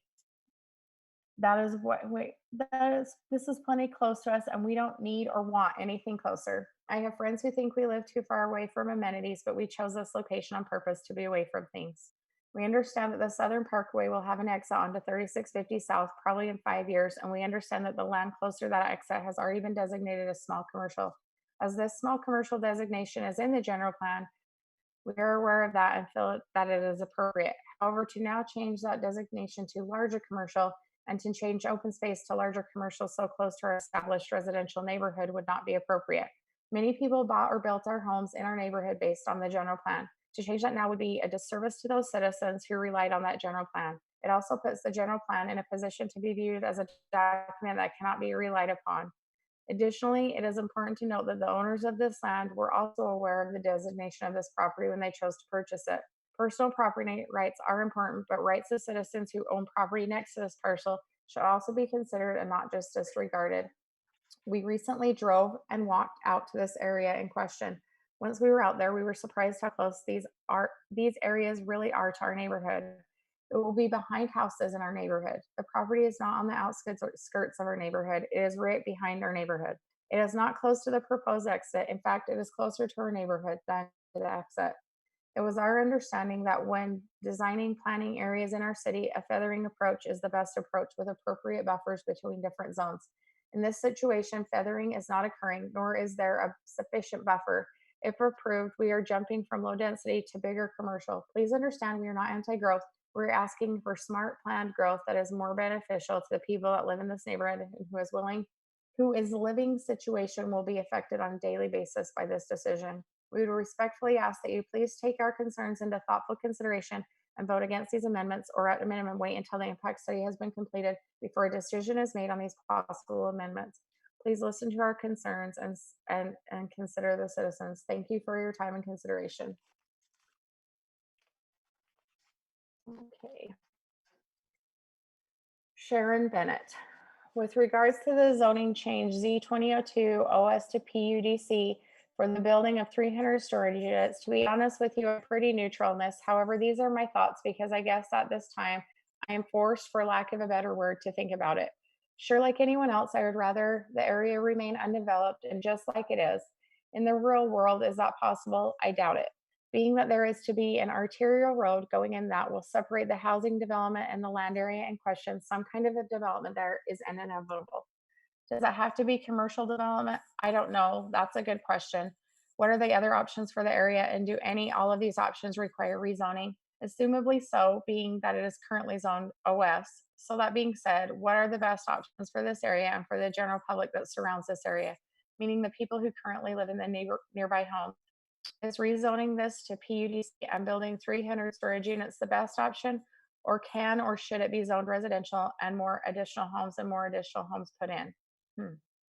Is that what the people really want? Do we know what we really want? And is that what we really just want? And is it that we just really want it to remain undeveloped so our views don't get blocked, or so we can take our SUVs out? I'm not disputing that these are all great things to be able to do, but in reality, how long can we really keep these things from happening? Forever would be nice, but reality usually doesn't dictate this, unfortunately. In the scheme of things, if we have to have something there, what is the best for the area, the safest and the least impact? Is there an environmental impact report that has been done that can be viewed by us to perhaps get some of these answers regarding a storage facility? That may help some minds at ease, help set some minds at ease that what is being done is the best for the area and with the lowest impact. In my mind, this may be better than apartments, a mini mart, gas station, a strip mall, or things of that sort that would have constant higher flow of traffic and more people on a continual basis. With a storage facility, people basically take their belongings, put them inside, lock it up, and leave. Something important we would Something important would be landscaping and upkeep of the facility and building. We have chosen to live in this area because it tends to be a bit more upscale than maybe others, and we want it to stay that way. If something like this would bring down the value of the area, then that would not be good. If it can be kept up and be an asset, then it can be positive. But as some have said, we do not want this area to look like another industrial, defunct, rundown place, because that is not what it is. It is a nice area with some really nice custom, semi-custom homes and more that we want to stay like this. Once the building is in and the area is complete and all the trash that comes along with it is gone, this will be a definite plus. But I guess this is a whole other topic to be addressed. Will someone please address this?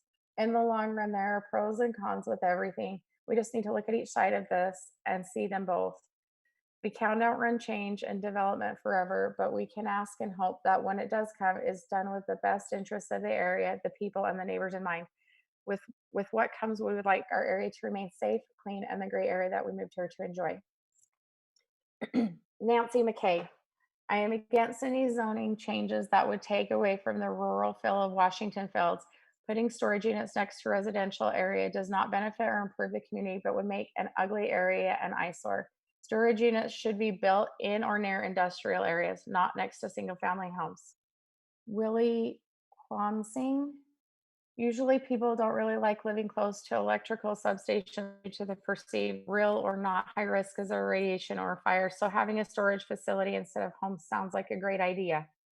Sharon Bennett. I did already leave a comment, but something I forgot to include is this. Something that we would enjoy in this area would be more of a beautification project, parks, a walking trail, something that we as a community can benefit from and enjoy. There are so many young families around here that could and would benefit from a park, and I myself walk at least 5 miles a day. This would be quite beneficial to our area and neighborhood and quite nice to look at as a community for us to enjoy. Terry Dickens. There needs to be more public input. Also, we should be able to get more information. To conduct a public hearing virtually deprives most of us from contributing at all. I request that this be continued until more can know more. Jen Dutson, please do not allow storage units in Washington Fields across the street from residential homes. Charity Johnson, I'm all for it. Storage close to home is a great thing. Delray Graves, I don't see any reason why the proposed storage units building shouldn't be approved. The location seems to be a perfect fit. It will be separated from residential housing by a major roadway and may help block out the close by and unsightly electrical substation from residents' views.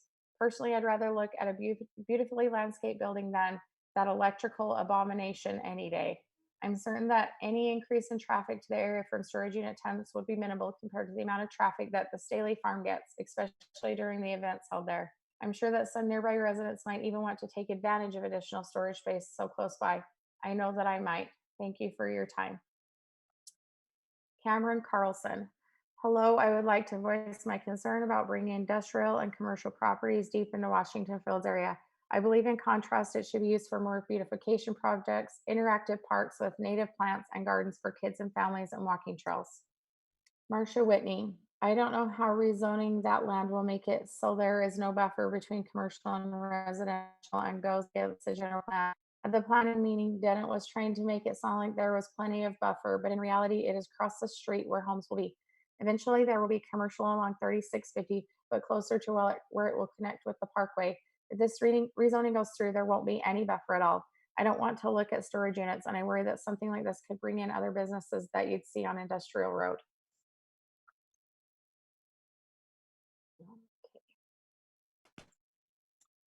Not done. Hold on, I'm still scrolling down.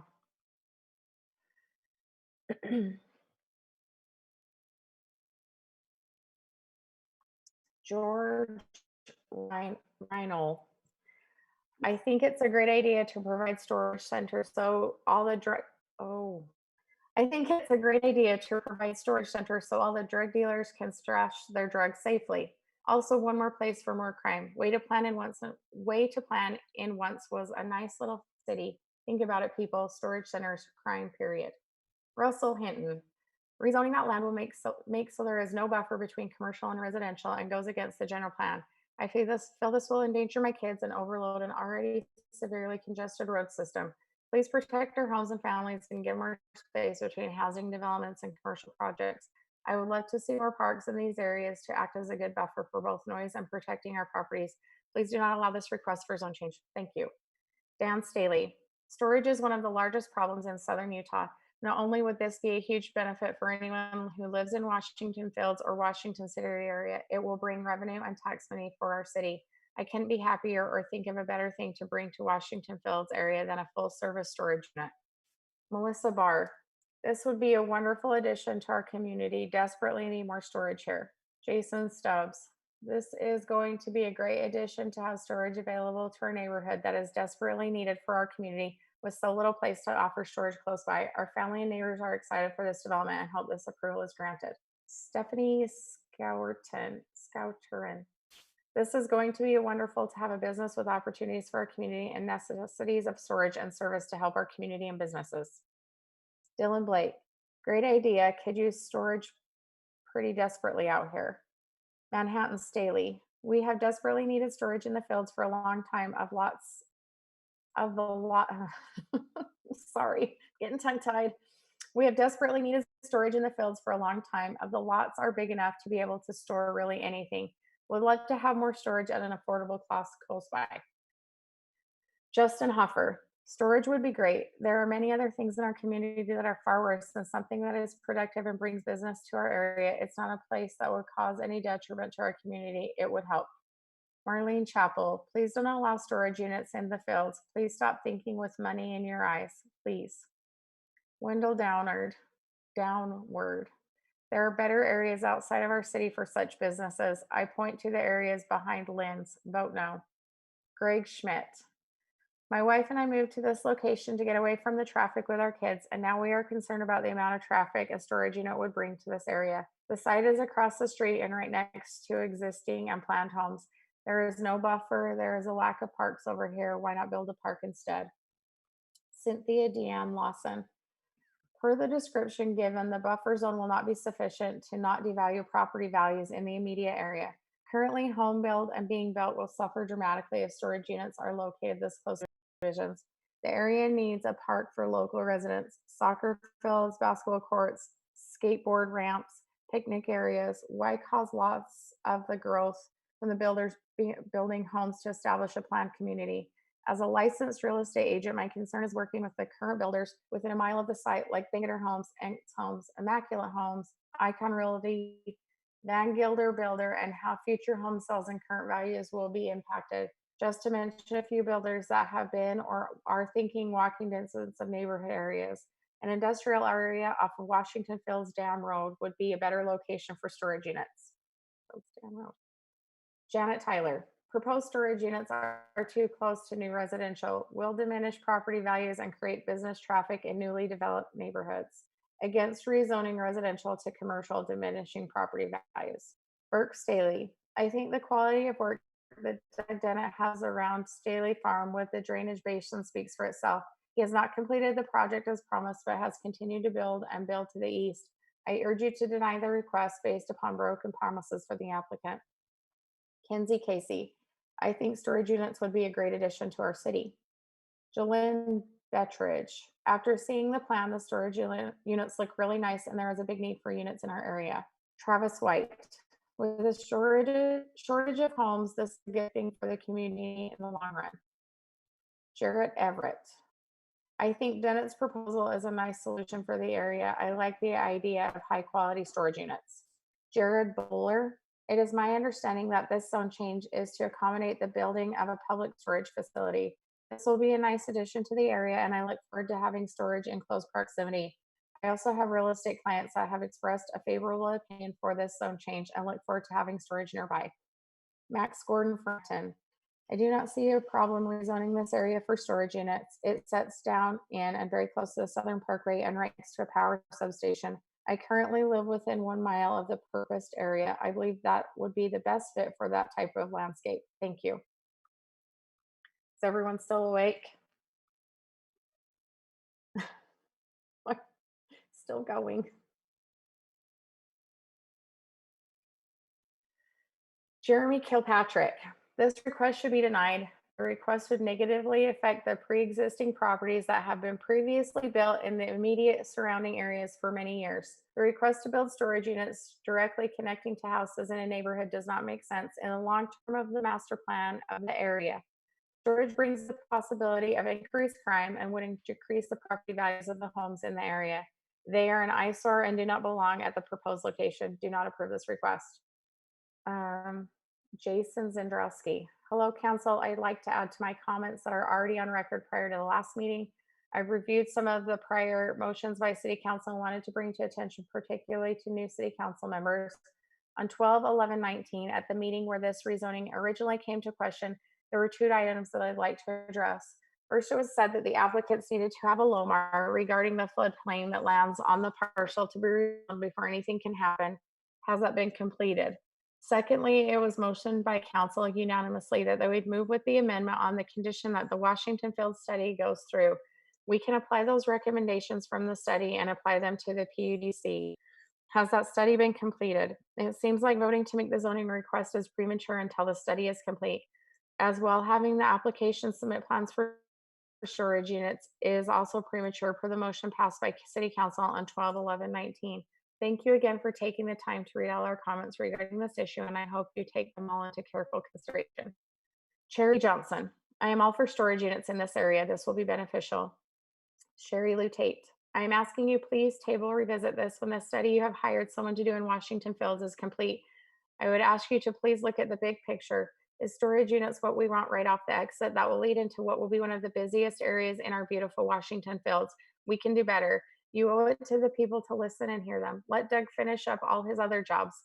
When we see the results of the study, then you can take a look and decide if storage units are a perfect fit for that space.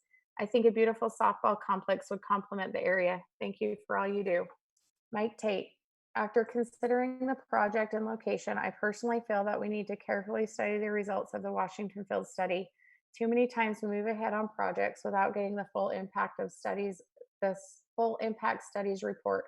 Too many times we hear that what's done, too many times we hear that it's done, we already know the results, and the study comes out later, getting the cart before the ox. Please reconsider and your commitment to the community. Vote the storage units down. Thank you. Rhett Mathis, no storage units. We are a residential area, not some kind of industrial area. Please deny the storage unit developer. Please do not approve. Thanks. Travis Graham, I'm a brand new local resident of Washington Fields. We picked this area to move for a reason. A public storage facility just down the street is not what we want to see. I could definitely see it causing our home value to go down. Also, the area simply does not make sense for this type of use. This is a nice farm, field, and residential area. I don't want to see that go away with the additional storage facility. Please do not approve this rezoning request. Thank you. Sean Rusin, our residential area should not have to have a storage unit development in this location. It will cause increased traffic and should be redirected to more of a commercial industrial area. I think that there would be better places that can support a storage area than this one. Tiana Eves, as the meeting on 12/11/19, there was a motion passed that Washington Field study needs to be completed before any designation in the area happens. Do that and then ask for changes. Nancy McKay, my concern is by changing the zoning, the land will be used commercially. Currently, the plan is for storage unit, but it opens up the way for other commercial developments to follow. Any commercial development will change the rural environment of this area, taking away the we chose to live here. We don't want gas stations, convenience stores, strip malls, storage units, anything that causes this rural farmland area. Already there are too many homes being built, but those decisions have already been made. So I want to stop this rezoning of Washington Fields. Ronald James Warren, please no zone change for any type of storage buildings. I have never seen so many zone changes to a master plan as here in Southern Utah. In the other areas where we have lived, the master plan was not an easy change as people to look at it and predict the makeup of the neighborhood they would like to purchase in. Looks like the developers control everything here in Dixie. That is not a good way to plan a city. Please no zone change. Terry Dickens, this zone change should not even be considered right now when neighbors are afraid to go to a meeting. We need to stop changing open space zoning to high density PUD. This will lead to traffic issues and all of the associated problems. Those of us who bought homes in Washington Fields did so as we observed open space. I've reviewed the master plan. Open space makes a high quality place to live. Please vote against this request. There's plenty of PUD zoned land already.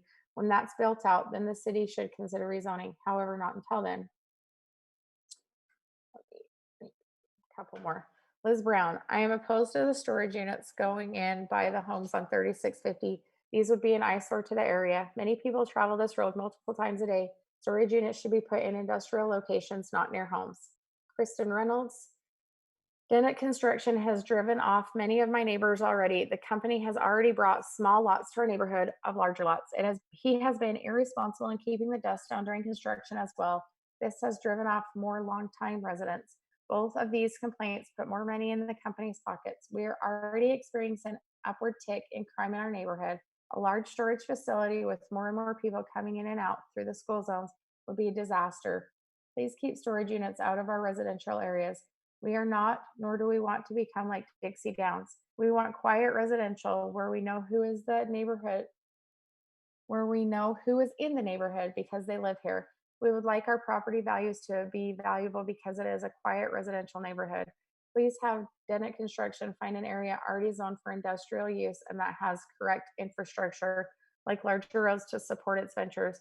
Dennett Construction can put in houses here and use that money to find an appropriate piece of land to buy for building his storage units. Mindy Wiscombe, I fear that we'd be losing more of the rural areas that attracted us to this area. Also losing control of the area to business ventures. I believe this zoning change would lower the value of the property in this area and that there would be other adverse consequences to a commercial zoning change. Please consider the wishes of the people who live in this area and want to keep it a family neighborhood. Thank you for your time. And I am done. Thank you, Tara. You're welcome. Appreciate that. A lot of comments, a lot of Absolutely. really good comments. I actually think it was great. I'm glad to see we do have people out there that are utilizing social media to help us out. I think I'd like to hear from Adam with Bush and Gudgel, if you have any questions for him. And additional questions, comments, and then we can move on to the next item. Hey guys, appreciate your time. Tara, we appreciate you taking the opportunity and your voice to read all those to us. I'd like to just address a couple of the issues that were brought up and also answer any other questions that were brought to us by the Planning Commission or the City Council. I apologize. So just a couple of things that were brought up. Sorry, was somebody asking a question? No, keep going. Okay. So I'd just like to talk about a couple of things that were brought up. Traffic, which we all know, as we've kind of talked about, traffic on 3650 South. We were reviewing the traffic study on 3650 South, and when it's built out and we're connected through, the average daily traffic count on that is going to be approximately 28,000 cars a day. And that's out of the traffic study, the 2014 traffic study for the city. And so, thoughts on a park right next to a road that size, I don't know. It would have to be set back in there, a little bit farther, I would think, than right up next to it. We are also, we've talked through this with Public Works a bit and with Lester, and that is part of the reason why we're bringing in the 20 or the 50-foot wide road is for a park farther down in, possibly down there in the BLM zone. As far as the buffer goes, I can't speak much to the buffer other than this is extending the commercial about 250 feet. It's about 3 acres of total extra. And I know that there was a lot of comments about how it was residential area, but everywhere from the east edge of this going east is already commercial zoned and planned. And so there's going to be a lot of commercial. And so our feelings are that storage units are actually a fairly good buffer commercial into, higher density commercial where they are less traffic. They do have less people going in and out. Most people come in, drop their stuff off. We talked to the Planning Commission and they'd expressed concerns about making sure we have restricted hours, which we were we were okay with, and we agree with that. As far as crime goes, I can't say that I've ever seen a lot of crime at a storage facility, but I don't know if there's any real statistics on that. Houses, it's not a very good place to put more houses, being in the proximity to the flood zone. We did explore a lot of possibilities with Public Works, kind of talking through some of those things with Lester and Brandon. And, we didn't feel that anything that would be put any kind of residential structures there would, we didn't want to endanger anybody's houses if for some reason there was something that was larger than the probable maximum flood event. As far as, I don't know, there's a lot of people talking about view and visibility. It's actually going to be, Mr. Dennett had sent out some photos. I don't know if you guys saw them, but it's going to be pretty low in there, and there's going to be very few houses that can actually see this facility from their houses.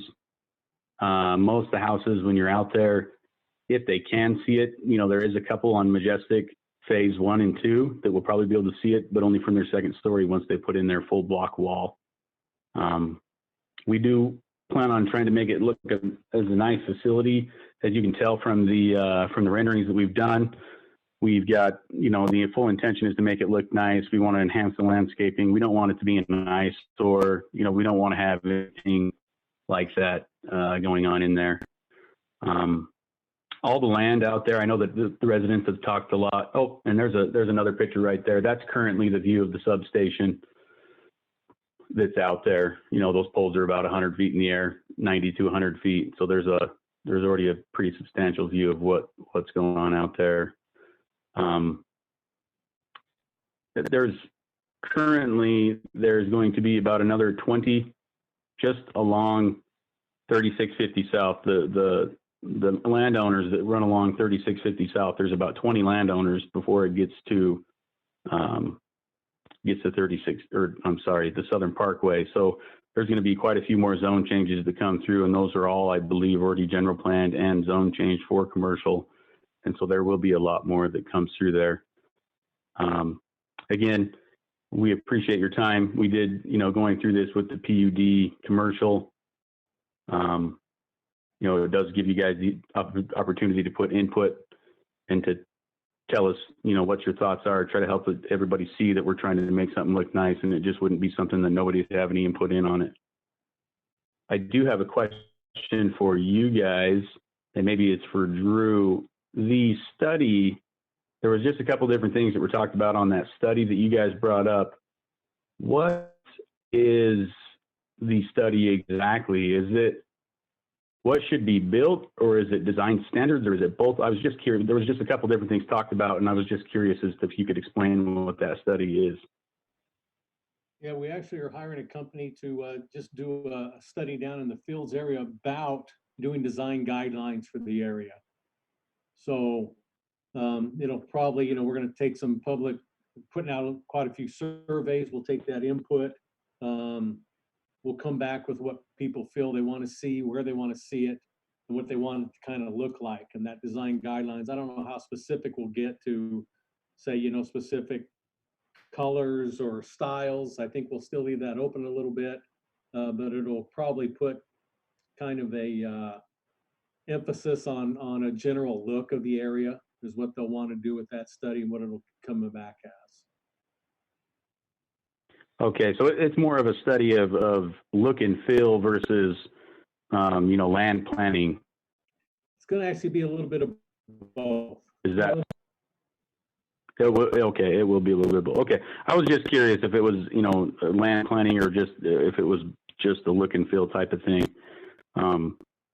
I've got Doug Dennett's also on the line, and he just sent me a text and said he'd like to say something, like to speak for a second, if you guys are okay with that.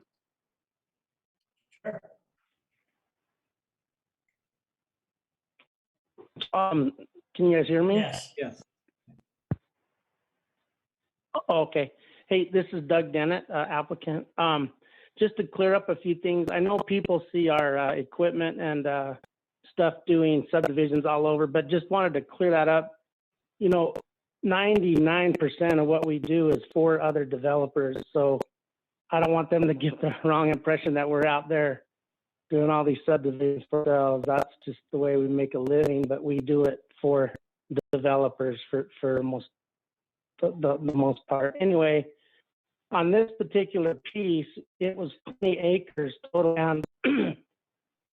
I'm not sure where everybody gets the open space, because if you look on a plat, it's all private property from there all the way up. And when we went to staff, like whenever you have to develop a piece of property, part of your firewall, I guess you'd call it, you'd go into staff and you present what you have, and you get ideas. And I just letting people know that this was the best idea that we hashed out that would fit the area the best. So I don't want people to think that we're out there just trying to put something in. We were actually talking it through everybody to find out what would fit the best. So I just wanted to clear that up so they didn't think that we're just trying to put anything out. As far as the park's concerned, I'm not sure what people that own land out there is going to put in a park. I don't know how you'd pay for it or how it would pay for itself. I'm not quite sure how parks work, but you know, when we bought the land, it was for sale, and it was presented to us that it could be commercial. So that's what we went in buying it, and anybody else that would have bought it would have thought the same thing. So I just wanted to kind of clear that up. Then we've been over 1 year going through staff, and we had to go through a different process with Public Works to present it to the flood authority, because it's unique. It's right next to a detention basin and also a substation. So we looked at houses, we looked at anything that might fit in there, but people don't want to live next to an 85-foot roadway with a substation. And so I'm just letting people know that we tried to think of what would fit the best. And so that's how we came up with this. We were told that storage units was low traffic. They were single story. We didn't put awnings with RV showing. We tried to be very thoughtful. So basically, when you're driving down the road, when you're looking into a neighborhood, you see a block wall that's 6 feet tall. You'd see the same thing on this side, but you wouldn't see 2-story. It would stick out. It would just be block wall with landscape. And so anyway, that was the thought process behind it. So I just wanted to maybe throw that out there so people understood how we got to there. And then with staff saying, you know, we recommend it, and then put it to, you know, planning and zoning. So you go to all these lengths and costs to do exactly what you're told to do. Then when we got to the city council that was prior, they said, well, if you switch it to PUD zoning, we can have more say. We didn't have any problems with anything anyone's ever asked us to do. And so I just wanted to throw that out there, that we weren't trying to make something fit that we didn't feel that everybody else was on board. Thank you, Doug. See, Councilman Coates has a question. Yeah, I got just a couple of questions for the applicant. Is there going to be is there going to be an on-site manager that lives on this site? We got it where we could do it either way. We have a place that has an office. They could make it into a living quarters. It could be office managed, or we've also been told that nowadays they have them where they're all by, I guess, over the phone or internet. But we also, one more thing is, when we went out there, now people didn't see because they weren't cut in. We have the house pads cut in. And if you stand right where the storage unit's going, you're actually standing about where the rooftops are. And if the houses are built, so you can't see anybody from that view. Like there's like maybe 3 houses. That's it. Once they get built out. Thank you. I do have. I don't know if that answered. No, that wasn't my. You answered my question, then went somewhere else, but that's all right. I do have a question for Drew. So I thought we're getting rid of this open space designation. We keep having this come up. I thought 3 years ago, I heard in the last general plan, we were going to get rid of the designation of open space and change it. And it keeps coming. Just curious the schedule of getting that changed. Well, just to let you know, this is a unique piece, and I'm going to tell you why. We did change quite a bit of it the last time we amended the map, and we found a few more places that we probably want to put what we're going to call the yet to be determined category on it. But I need to tell you about this specific piece, why, you know, it's a little unique, is because when they did the subdivisions to the north, and you had the debris basin there. When they went through and started doing the study, they realized that the debris basin was oversized. And so they came back and where this ground was not going to be used because it fell in that debris basin area, when they found and did the elevations and realized it was ground that's not needed as part of the basin, which made it more, for the property owner to use. Before that, there was property they couldn't use. So with the new study that came out, because of the subdivisions to the north, this piece, particular property, and the one to the east part of it, all of a sudden became usable property. So that's why the open space was given to it, keep it in the debris basin, but then you find out it's not needed in the debris basin. Then it was brought up in elevation to be able to be used as property that had value. I hope that answers the question for you, and I didn't sound, but like I say, it was not usable, but then found to be usable. And that makes sense from that question. I guess my question is, there's just a whole bunch more. I guess my question is, if they're not going to be open space, we need to say do not, unless it's intended to be open space long term. I think we need to find another designation for it, is my only comment. Well, I kind of agree to you too. Just a lot of do exactly what we're doing. I'm not saying that as an excuse, but I can see where it would be helpful for a lot of people after hearing these comments tonight, to maybe spend some time and maybe find another category of area that's just, put it in that yet to be determined. We'll just have to do an in-depth study of all those parcels that we have as open space and find out, leave the open space for the ones that really aren't going to be able to be usable, either because of hillside or because of drainage or because of other issues, that we could determine to just be spaces, and I can't say it's 100%. You never want to do that in zoning, but we could probably get a lot more pinned down to those things. I agree with you. Thank you. Go with Councilman Clough and then Councilman Ivy. Unmute. Muted.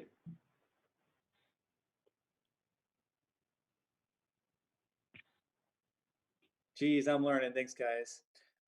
After looking through this, I appreciate the applicant talking about the concerns which he had, and I appreciate them addressing different things. I guess my first thing is to asking to the applicant, if you were given a designation, this property was designated as open space, why are you under the impression that it was going to be zoned commercial when you bought it? That wasn't how it was presented to us. I think Drew hit it right on the head, is that when you buy the 20 acres, 7 of the acres would be down in the detention basin, and you couldn't use it for anything. And then the city, when we talked to Public Works, they said that we actually need to create a access over to the substation, the power station. They don't have any access to go over there. And so they asked if we could put an intersection right there. And then there was, like he said, the 3 acres right there, right next to 15 acres that just got, I believe, unless I'm wrong, it also got zoned commercial. And so you're right next to, it's just one little island that you can build on, and then the rest is down in that thing. So 7 acres we knew would be unusable, or at least we don't know what you could use it for, but we understood that the 3 acres next to the 15 acres could in fact get zoned commercial. So are you opposed to the staff and the council having recommendations from a study before we move forward on making any recommendations to your property?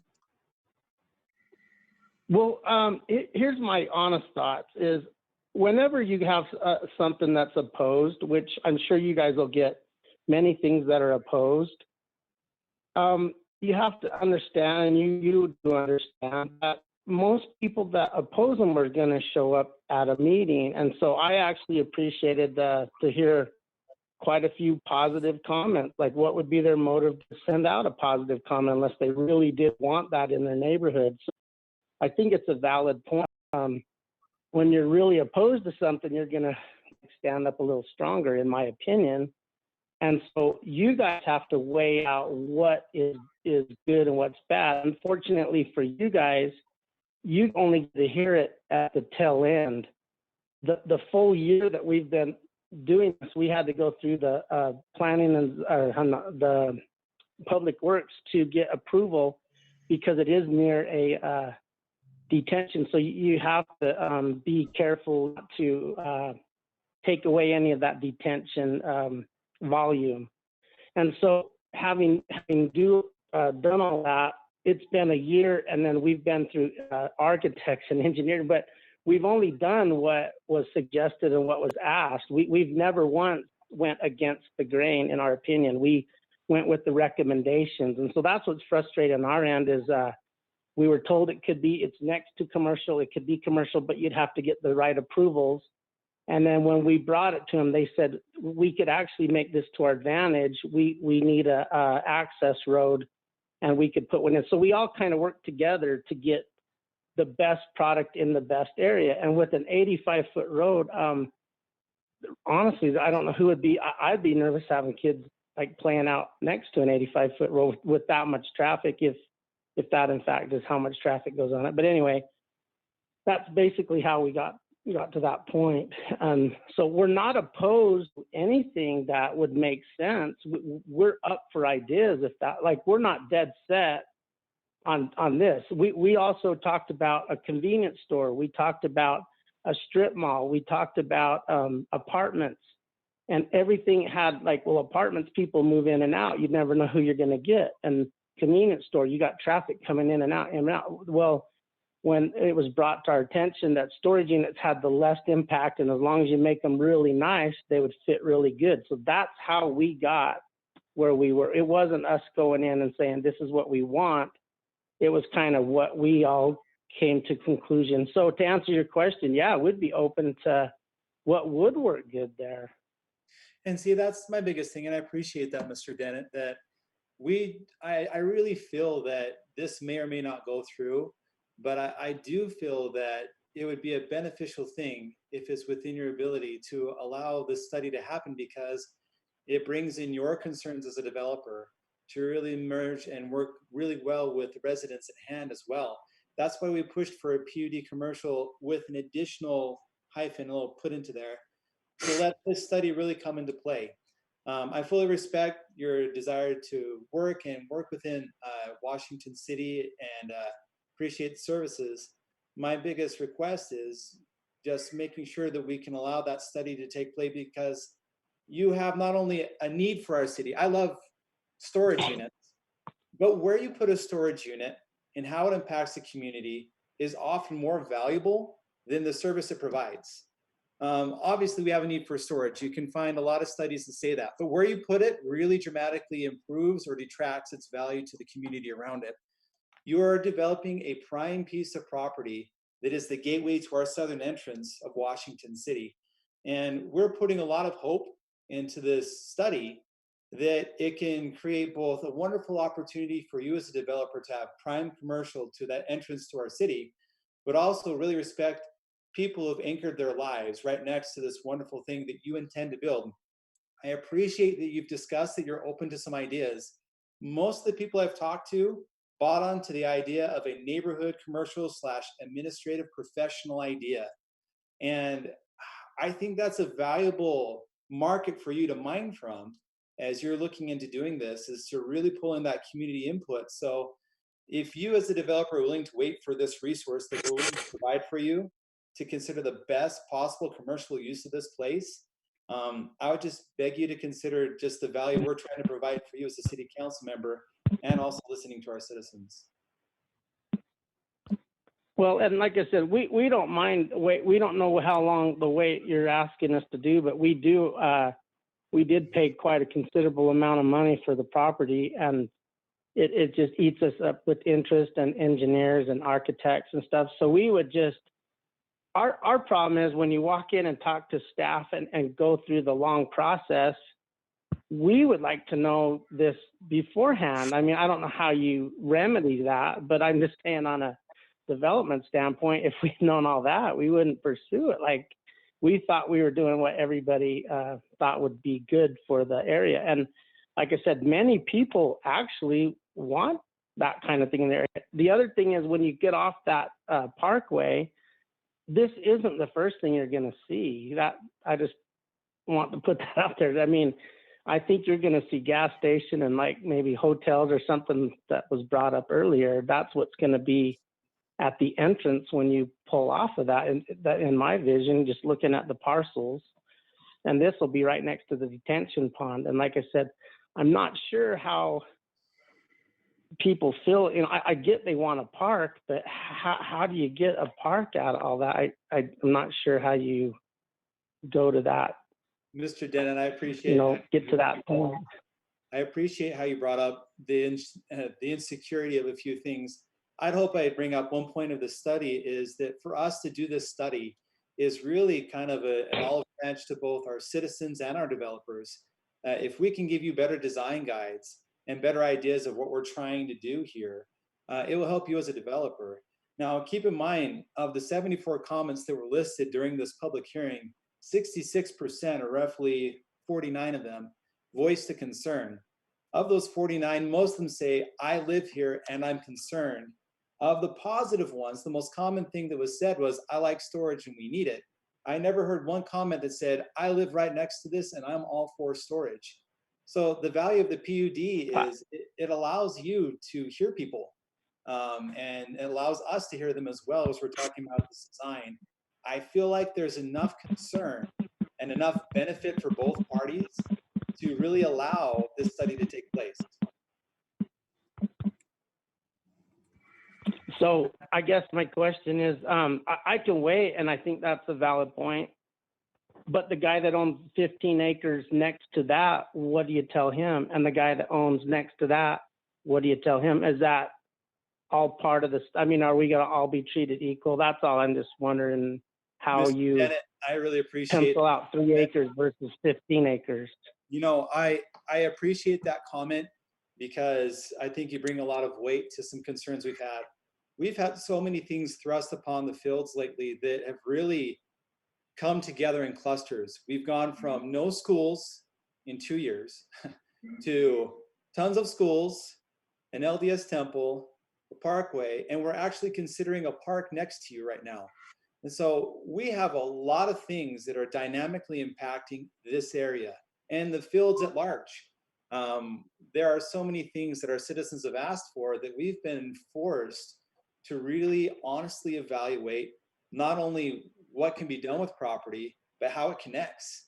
And we don't have within our general plan truly a master way of connecting and feathering these densities that will be really booming around us. And so this is really an idea of really coming back and addressing in a really higher elevation, a higher point of view of how things connect. And I think it'll give you a better honest expectation as a developer and a better thing for people to invest in as a resident. I am speaking of hope. What was presented me led me to believe that. But I think that if we allow ourselves to at least see what's there by the end of the study, I think it will be a benefit to both parties. That's my concluding thoughts.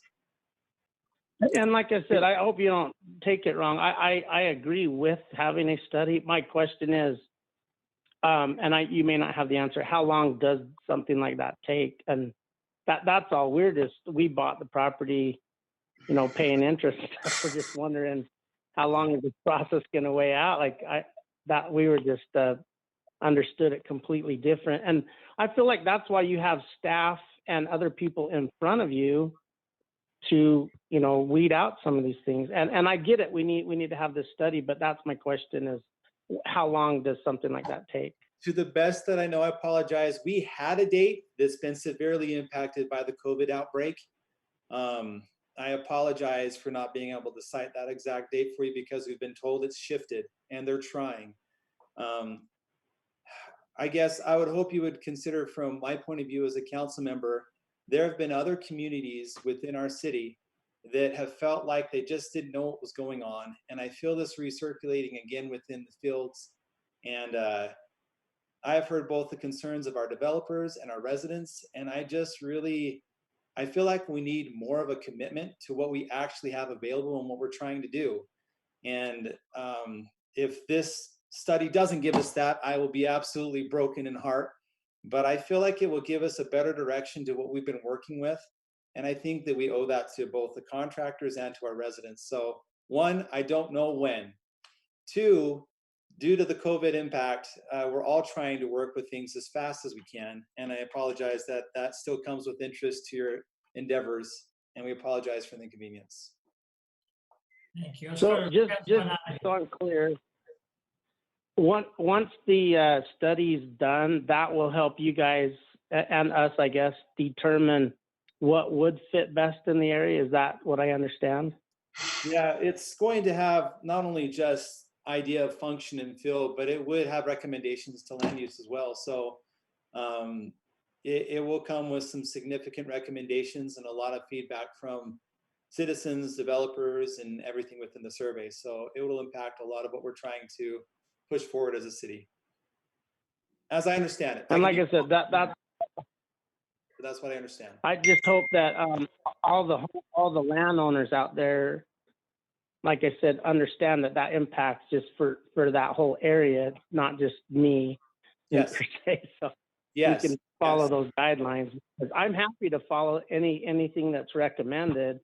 We thought we were on the right track, and evidently we need to wait for a study. Thank you.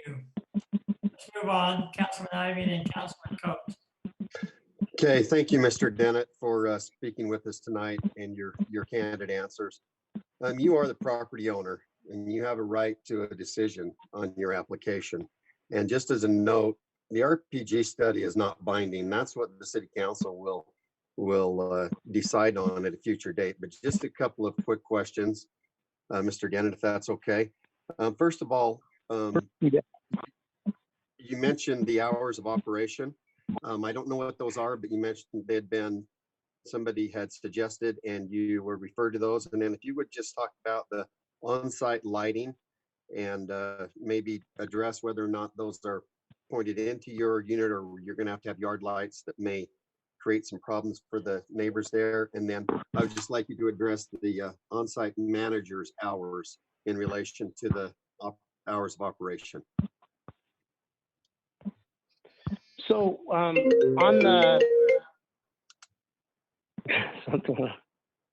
somebody just what was that again? Doug, this is Adam Allen with Pushing Gudgel. This is Adam Allen with Pushing Gudgel. I'll talk to a little bit about the lighting and the hours of operation as far as what was asked to be restricted, and then I'll let Doug take over for the other part with the office manager. Councilman Ivy, the lighting that we would propose would all be on the buildings. It would all face downward. It wouldn't be facing out. There would be adequate light within the facility, but it would not be overbearing outside. It'd be dark sky type lighting. So it'll provide adequate, but it will not be large. They won't be up, pointing out anything like that. And as far as the hours of operation that were asked during the planning commission, it was asked that the hours of operation would be restricted from 6 a.m. to 10 p.m.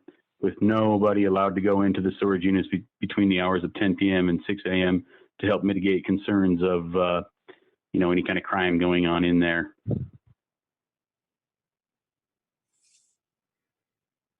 And then Doug, I'll let you take over as far as the office manager. We've talked to Doug about this kind of extensively. A lot of the other units that have kind of been around, some of the newer ones don't have on-site managers. Some of them do. And so, we were looking at the options with Doug as to whether or not what is the best situation, if an on-site manager would help with some of the concerns with the neighbors, anything like that. Well, and again, I would tell you, I would just say, when we first went through to see what would fit, the storage units seemed to be the best thing. And then when we got to the last city council, they referred us to go with a new zoning that was called a PUD commercial. I don't believe that existed. I could be wrong before.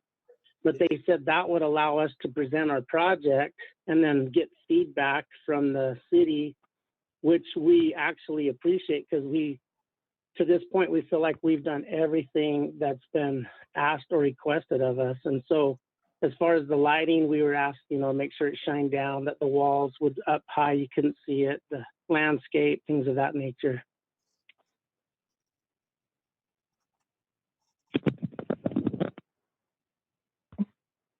Any additional questions, Councilman Ivy? No, thank you. Okay. Oh, That answers- I'm sorry, the manager part. That's what I was getting at. As far as the managing, we would be open to hearing suggestions if we should have a manager out there, if it should be live-in, if it shouldn't. I mean, we would be open to what would be best. Councilman Coates and Councilman Clough again. I got a question for the space that's down in the debris basin. Maybe Drew, you can highlight, it's a bit, the 7 acres you talked about on the, I'm gonna call it the southwest side. I know there's a detention basin for your project proposed in the plans.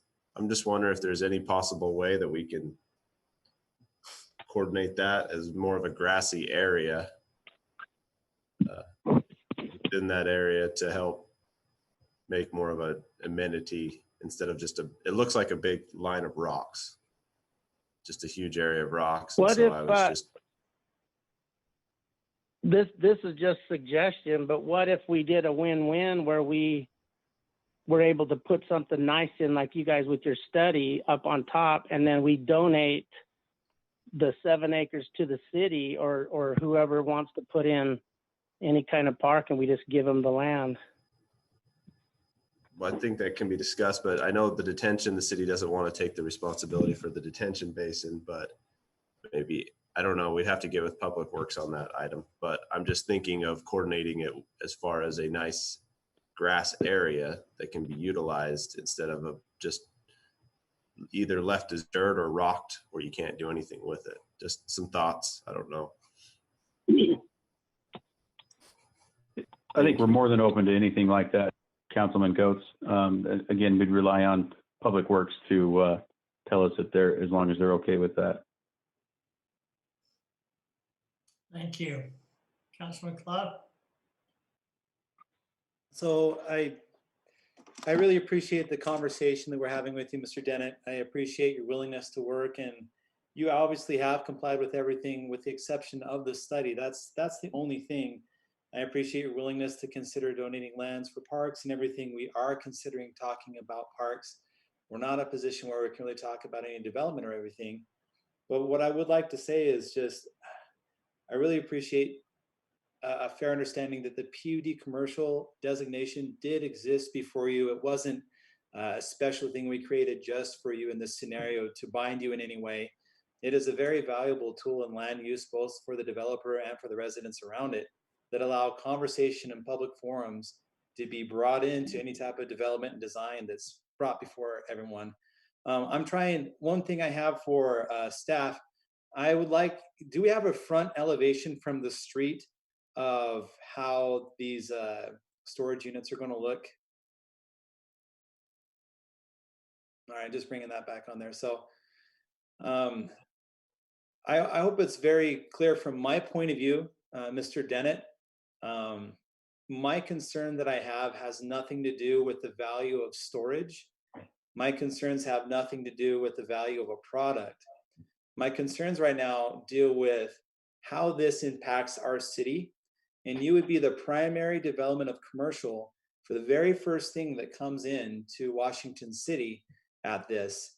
And I'm hoping that with your flexibility and desire to create a good product and you being open, that this study will really help you create not only the best product, I want it to be profitable for you, obviously. We just try to stay out of profitability as government. We do very limited things. But with your flexibility and willing to work, I still think that the study will be a big win. I would just ask you to please comply with the hope that we can wait for this study to come out. When the study comes out, I think it'll be a benefit to you. Once again, apologizing. I don't know when that is, but it is in process and we are working forward to help you out and the residents involved. All right, thank you. Any Yeah, additional and comments? like I said, just so you know, we didn't know about the study till probably a few meetings ago. Like, that wasn't brought up in what was, so it's kind of new to us. But if that's what it takes, we want everybody happy. But like I said, we also want to be able to put something in that would make sense, you know.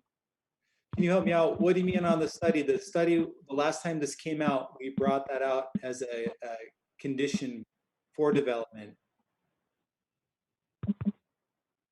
Oh, what I mean is we've been, I think Adam can correct me, but close to a year going through all the hardest part was we had to go through the flood authority. So a lot of you weren't involved in all that we've been through. That's all I'm trying to point out, is that down towards the tail end, now it's a study, and I don't know if it was one of the councilmen just barely said, you know, we have a right to hear a vote. We're not trying to push it any earlier than necessary, but we do have costs that occur that we've invested in, and we just want to put the best product in. So we're eager to hear what the study has to say. We're not against it. We just hope that their timeline isn't beyond what we can afford.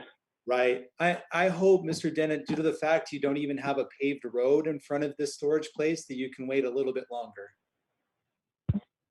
Well, and just to be clear, that's another point. All that's going in, and we're putting the roadway all the way in, which is, I don't know if people knew that, but it's going to come from Sugar Plum all the way up improved to the storage units. So you're in charge of the road improvements from Sugar Plum to the front of this development? Yes, we are. All right, thank you. All right, I think we've had enough conversation on this one. Thank you all very much. Let's move on, if I may. We'll go to item B, public hearing for consideration to approve a zone change request Z-20-04, request from open space to residential single family 10,000 square foot lots. By the way, that decision on item A will be in 2 weeks.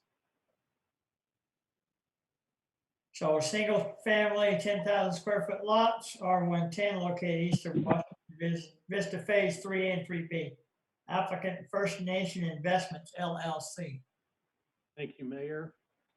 The applicant has stated his request and approval to change the zoning of approximately 4.17 acres. The requested change from the current zoning of open space to a proposed single-family residential 10,000 square foot minimum, or we refer to as the R110 zoning designation. The R110 request is for the purpose to develop the 4.17 acres into a future residential development. In other words, in this case, it'd be adding to an existing, the existing Washington Vista development, which is at the north end of Green Spring Drive. The surrounding zoning of this parcel is open space to the north, east, and south, which is Sittler property, and then the R110, which is the current Washington Vista, to the west. The Planning Commission reviewed this request at their April 1st, 2020 meeting. The Planning Commission, by a vote of 3-2, recommended approval of Z-20-04 for the zone change request from open space to the proposed single-family residential 10,000 square foot minimum onto you, the City Council, and that's based on the findings in your report. And I'll be glad to answer any questions, and I'll bring that exhibit up here right now.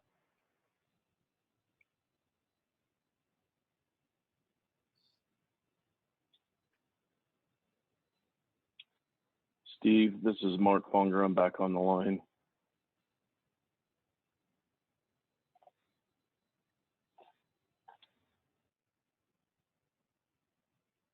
Mayor, did you hear me all right?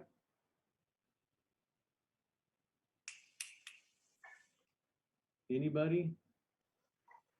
Do you want me to read the public comments on this one as well before you? Yes, not yet. Okay. Any questions for Drew? We do have the applicant on idea. Do you have a question, Craig? Yeah, Drew, has there been a hillside study? Is this in the hillside zone that we have a slope map, a heat map we can look at? We normally probably would, but because I can't get into the internet and grab that, I can't get that to you tonight, unfortunately. I think it's up. I was just on it. Maybe Yeah, not at your. you're able to, I'm not. Does that Oh. make, we're shut down. That's our, you get it. Yeah, All right. I don't have that availability, unfortunately, here at City Hall tonight. Well, one of my concerns is just the steepness of the slopes and the adjacentness to the wash. So. Yeah, you can see the floodplain line, I will point that out, is on here.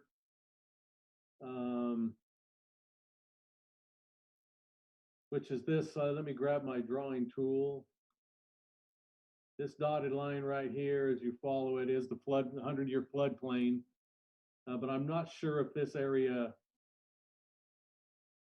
here is in that hillside. I don't know if it met that criteria at that time.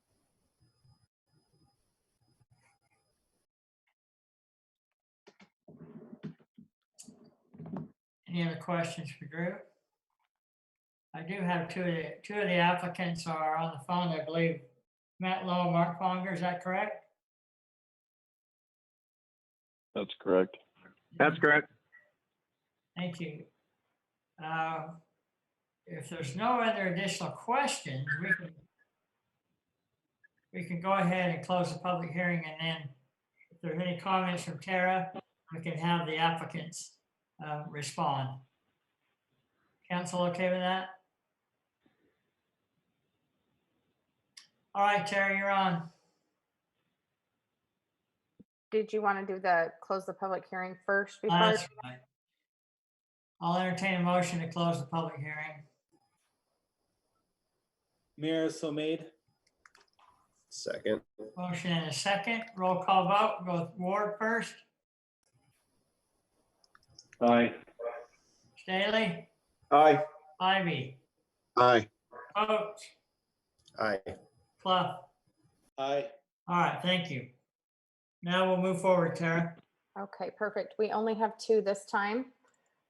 Courtney Judd. This is a community filled with kids riding their bikes and enjoying our backyard as we know it to be open land. We'd love to keep the open land without any further building or development. We don't need any other services in this area. We enjoy housing and the neighborhood feel. We do not want anything else. And then my second comment is from Aaron Langston. The applicant purchased a portion of the subject lands from the school trust lands with the promise and commitment that the subject lands would remain as open space. Those commitments were in writing sent through numerous emails and are available upon request. The school trust lands master plan for its Green Springs block depicted the subject lands as open space in its master plan. So as long as someone else wants to keep them as open space and pay the trust for the lands, it met the trust's fiduciary responsibility, which is why it entered into an agreement to sell. A deed restriction was deemed unnecessary because of multiple written and verbal commitments that the land would remain as open space in perpetuity. Several years after the transaction, it appears the applicant now desires to sell those lands and have them become residential property. The trust feels those lands should remain as open space and that structures inside that area would adversely affect the views of the surrounding lands. Technically speaking, the subject lands are still shown as open space in Washington City's general plan. So I'm guessing if the city desired to change the zoning at the applicant's request, it would probably first want to amend its general plan.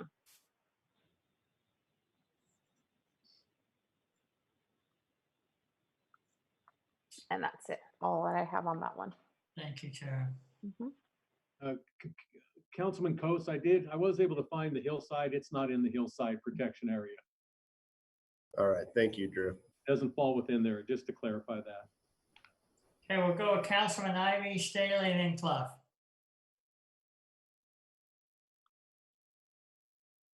Take it off mute. Off mute, Kurt.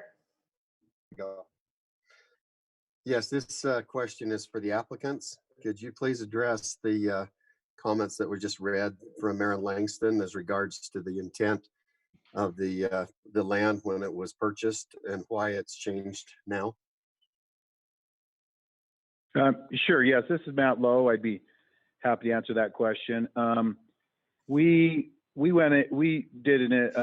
entered in negotiations with Sitla with Aaron Langston was my contact there to purchase ground from them.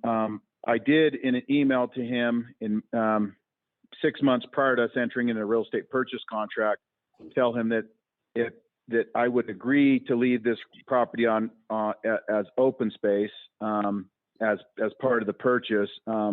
We went through the complete process, and our plans was to do that, to create a PUD, which we subsequently did do a PUD, and we got a PUD zoning on the property, and this was open space. That PUD lapsed, and we had a lot of public opposition to the PUD because it increased the density up there. So once that lapsed, we decided just to go back to the old plan, which I think was preferred by the public. We had a lot of public opposition to the PUD. So I went back and looked at my agreements. I think what Aaron from Sitla is saying is misleading, because 6 months after we'd kind of been having all these kind of back and forth negotiations and whatnot, we entered into a real estate purchase contract that was approved by Sitla, went to Sitla's board, and in that contract, Sitla never requested that the property stay open space. There was a bunch of restrictions on it, like things they needed for drainage and all these other things, but how it was presented to the board without that restriction. And in the agreement, I talked to Aaron, there was an entire agreement clause in the contract which stated that any other prior discussions or negotiations, and I'm paraphrasing, were basically that were irrelevant, because the entire agreement, the REPSI included all the conditions of the sale. So it basically said that there any previous negotiations, it had to be in the contract to be there. And so I reviewed that with my attorney, and he said absolutely. He said, yeah, you guys, as far as the contract goes, you guys don't have any restrictions if you want to go ahead and change this to R110 versus the PUD plan, which we'd done previously.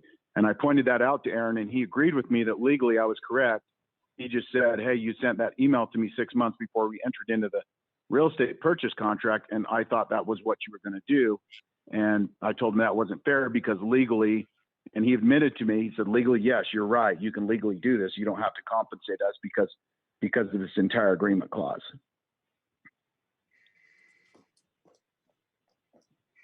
So in essence, then, because there wasn't a deed restriction, you're entitled to do with the property as you wish. Is that what you're saying? Yes, that and there was a provision in the contract for both parties' protection that all the terms of the sale had to be in that agreement.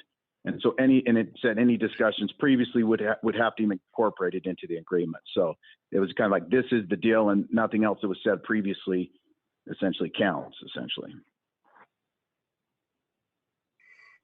Thank you, Mayor. That answers my question. All right, Councilman Clough. And we did.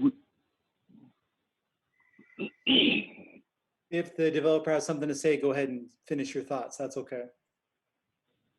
Sorry, I was just going to mention that by going to this R110 zoning and this new layout from the PUD, we actually lost about 20 units of density. So it's a less dense product now than it was previously. Bigger lots, less density. Okay.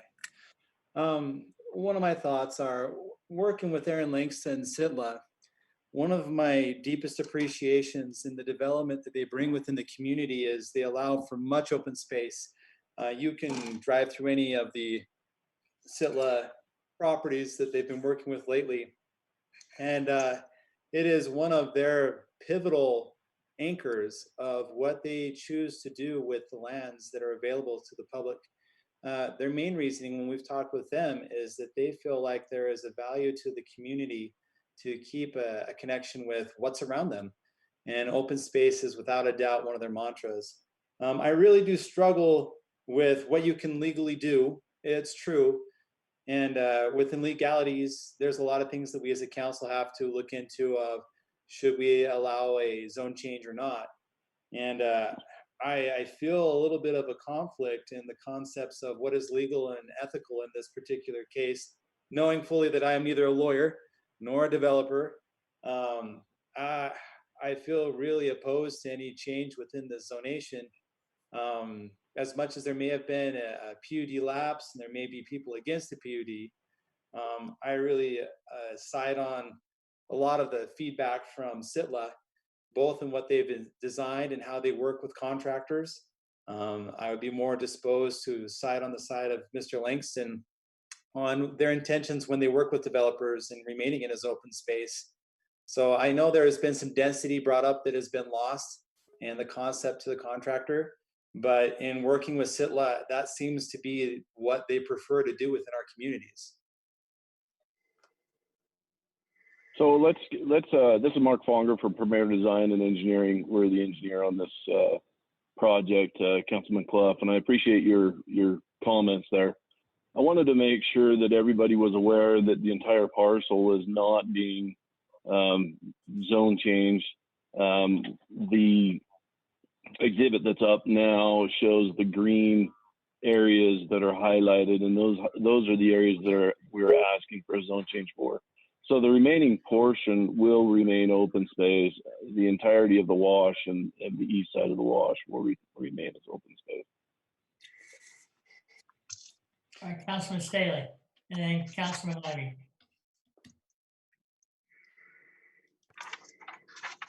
So my question, it sounds like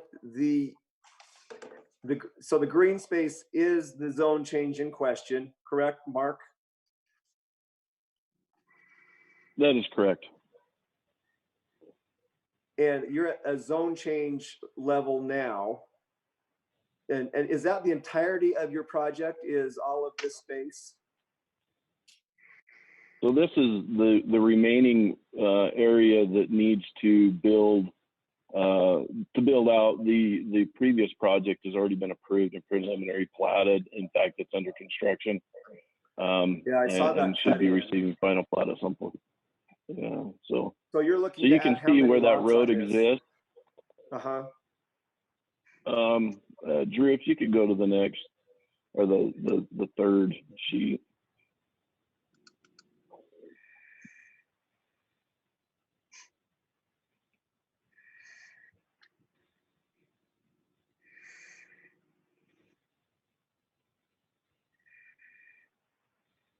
This one? Mark? So there's a little bit of a lag in the YouTube, so I'll pull it up on my computer and tell you it's 1, 2, 3. There's about 10 lots that we're asking for in this area, but only the green portions are needed for zone change. There is a sizable area that's that white area that's between the road and the zone change boundary that's already R110. So that comprises a portion of those 10 lots as well. So if you didn't get the zone change, you would be able to get 4 or 5 lots with what you have. Is that correct? Something like that? Possibly. I possibly. We've never really looked at it, but yeah. And then just one last question. This is for Matt. Why do you think that that Aaron has such a different view of what your agreements were, whether they were verbal or in writing? Why do you think his view is so different than yours? I'll let you talk to that, and that's all I have. Yeah, it's because the negotiations, it took 6 months for us to enter into an agreement. And so we did have negotiations via email on what our plans were, what I wanted to do, what I'd agreed to do. And then once the pencil kind of hit the paper, in the contract had all the terms of the agreement. What he's referring back to in his emails is an email discussion we had 6 months prior to entering into the formal contract. And that's why when I talked to Aaron, I said, well, the contract even has, it was their contract. Sitla gave it up, prepared it, and that's the one that had basically the deal that whatever was in the contract would govern our purchase. And that was the contract that had to go to the board and get approved by the board in Salt Lake City, the Sitla board. And so all the terms that were in the contract were approved by the board. and they never, they wouldn't have ever even seen any of the previous discussions we had over a 6-month period. Thank you, I'd Councilman. like to make one more point if I could. Sure. Sorry. No worries. So the PD that was approved also contained proposed units in this area. The road hasn't changed from what the PD had in it. And we had units all along that. Actually, we pulled it back just a little bit on the knuckle. There was a little bit of a dead end road or cul-de-sac up in that where lot 41 is. But there were units always proposed for this area. And so we received that PD zoning 3 or 4 years ago with no opposition from SITLA. So it's a little strange that it comes out now. Maybe it was just a misunderstanding, but the wash was saved as open space during that PD zone, similar to what it is being preserved as now. So and I'd like to kind of do one other comment. When I talked to Aaron, I called him on the phone. He has no problem with the R110 zoning or with the configuration. His isn't about that the area needed open space. When I had to talk to him, his was that he felt that we should compensate SITLA more money for the property. And if that's the case, if I breached any agreement, I'm happy to compensate them if that's what it's determined that I owe them additional money. But when I talked to him, he said, no, legally you don't owe me any extra money. He kind of acquiesced to that legally that I was correct, that we did have the ability to do this. Thank you. Councilman Ivy, Councilman Coates, Councilman Cluff, Yeah. another question? Yes, thank you, Mayor. This question again is for the applicants. In an effort to try to move this forward and to find some common ground with this, I'm noticing that on your lots 41, 42, and 43, your zone change would be the make or break on those lots. I'm wondering if you would be amiable to create an R110 zone on those lots and allow that property for an R110, which is 10,000 square feet. And then the balance on one lot is 58,000 square feet. The remaining property would be in a no build zone. And so in essence, what you'd have there is a R110 lot in all those proposed lots that you have. Would you be amiable to that, to preserve the rest of the property outside of the R110 zone to remain as no build? So actually, if we could look at the cross sections now, Drew, it'll show that a considerable portion of 41, 42, 43 is going to be slope. And so it'll be open space. I, as an engineer, prefer to have the slope wholly owned by the uphill property. That way, if there's just less of a chance for somebody to come in and cut out the toe of the slope and create an issue for that lot. But there will be significant setbacks in all of those lots. Now, I know that isn't really addressed at this time in the zone change, but it's certainly shown on the cross sections that we prepared and submitted for this, that there would be, there's a setback from the floodplain line, then there's the minimum setbacks that are required by the city, but there would also be like a slope easement or no build easement placed along the back of those lots. Okay, let me follow up with another question then, please. My question was, would you be amiable to a 10,000 square foot lot and a no build zone beyond that? That's the question. Yeah, I think that seems reasonable. And I would agree with Mark that we probably should do a restriction on there, so it's not, because if we put it as open space, then the HOA will have to maintain it. Whereas we just put a building restriction on it, then the lot owner would have to maintain it. So if a building restriction would help on that, I'd be absolutely willing to do that. But it's open space unimproved, so there really wouldn't be a lot of maintenance to do on that, would there? Just like weeds and stuff like that. So if it was determined that those needed to be versus restriction versus open space, I'm definitely open to that. Just a thought, just trying to find ways to move this forward for you. Oh, we Thank you. appreciate that, and you know, we are not going to. We don't have the ability. We have to have slope easements in there, and so we just don't have the ability to build on all of that lot. Even though, you know, you've got one there that's shown as 58,000 square feet. You're absolutely right. Right. That's a tremendous amount of space, and we would not be able to fully build that out. So there will be open space built in. Yeah, I actually walked the property and saw the slope and the fall, and there's definitely areas that can be usable property and some it is not, but just defining what would be acceptable to you may be advantageous moving this forward. So thank you. Understood. Yep. Councilman Coates and Councilman Club. An amazing response time on fixed fiber. Yeah, so looking at kind of going with Councilman Ivy's thoughts on this, I see that as it's a lot of property that's undeveloped, and looking at your cross sections, you're showing to grade that entire property. It makes me concerned about the open space. I kind of look at it as I'd be more open if you were just your regular lot and then the rest be open space for the wash. And that's how kind of I look at it. It's got extremely steep slopes. Well, I don't know. Can you tell me what steepness those slopes are? I don't know. They're about a 2-to-1, Craig. So that's pretty steep. I mean, it makes me, it just is very concerning to me. I'd like to see a heat map on this to see where we hit the 40%. I know it's not in the hillside, but it'd help with the decision of where it's actually buildable without doing mass grading. And that's something that we can certainly present at preliminary plat level.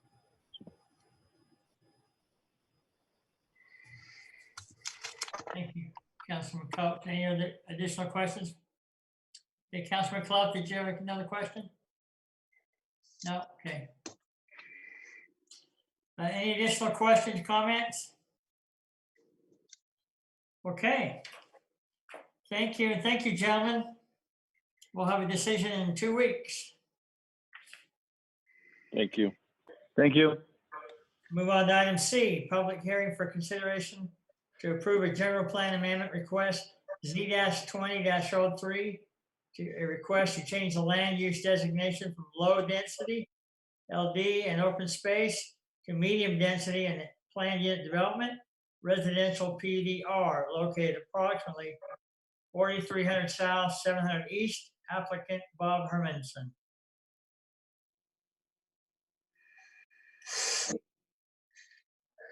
Thank you, Mayor. As stated, the applicant seeking to amend the general plan land map at this location. The requested area covers approximately 90.95 acres. The current land use designations are low density residential and open space. The applicant is seeking approval to have the land use designations changed to medium density residential and planned unit development residential for the possibility to develop the area into a future residential development. The surrounding general plan land use designations are medium density and medium high density to the north, open space and very low density to the east, low density to the west and south. As stated above, the applicant's wishing to amend this approximately 91 acre area in hopes for a future mixed residential development. The medium density residential designation allows for the R16 and R18 zoning designations, and the PUDR allows for planned unit developments in the form of single family or multi-family developments. Staff reviewed the request change and finds no problem with the proposed application. The new designations would be matching that which has recently been granted on the adjoining properties to the north. The Planning Commission reviewed the request at their April 1st, 2020 meeting.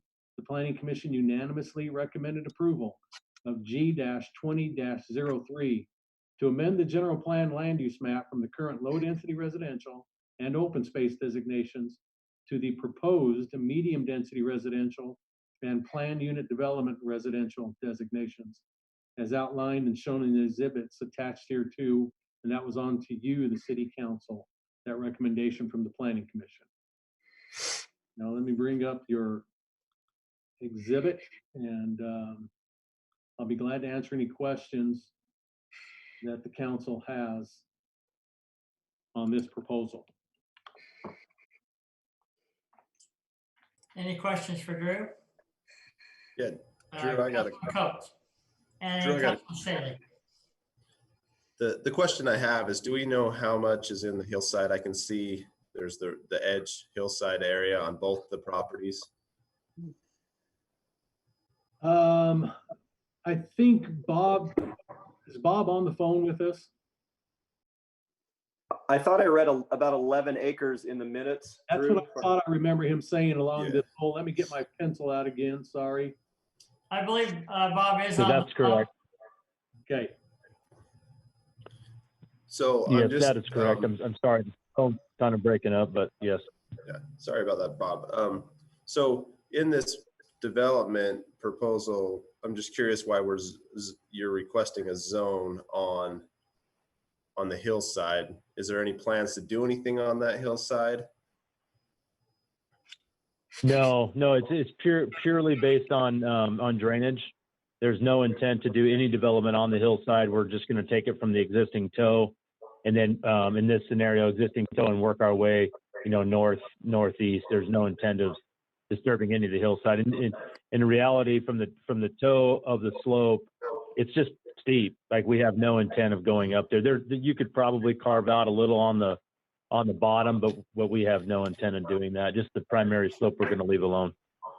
So is there any opposition to just zoning that open space or hillside and keeping it that way? Yeah, no opposition at all. We just wanted to take the drainage side of that for the hillside draining down onto those lower lots. It was just a mitigation for that in those scenarios. The thought process in the green area was to just replicate what's just to the north.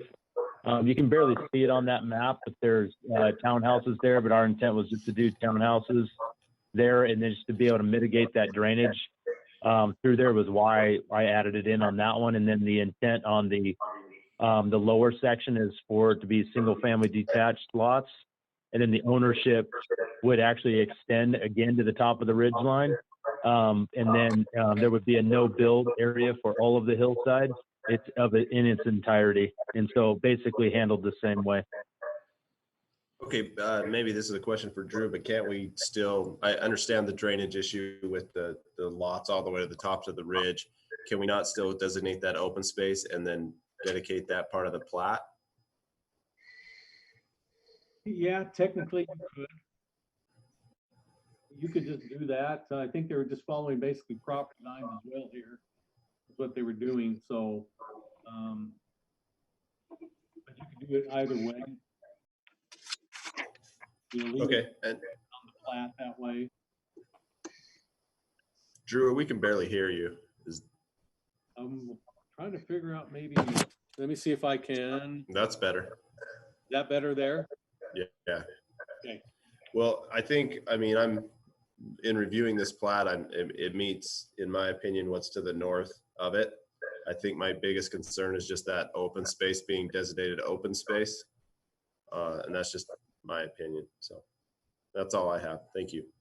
Thank you. Councilman Staley and Councilman Club. Thank you, Mayor. And I just want to remind the council that we've changed gears a little bit. We were dealing with zone changes, which is further down the funnel than a general plan amendment. A general plan amendment, we're at the top of the funnel. And as we go through this land use process, each decision vests the property owner more and more. My initial question was, what was the intent of the PUD residential? And it sounds like the applicant or the applicant's representative has answered that in additional townhomes to go with the other number of townhome projects there.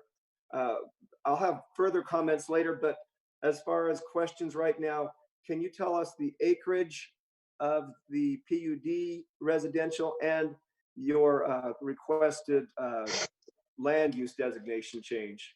What's the acreage of each?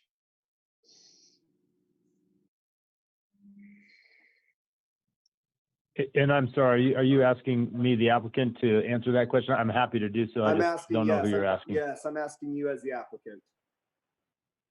Okay. Yeah, so on the PUDR, the residential area in the green area that's on the map that Drew up had a moment ago, you're about 25.5 acres. And then everything to the east, as you move further to the school, is at just short of 66 acres.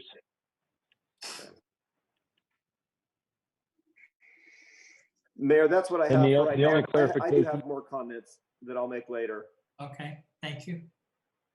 Councilman Clough?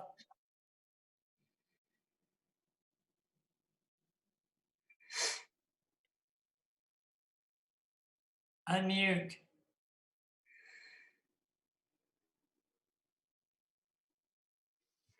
Man, I can hear myself just fine. I'm sorry.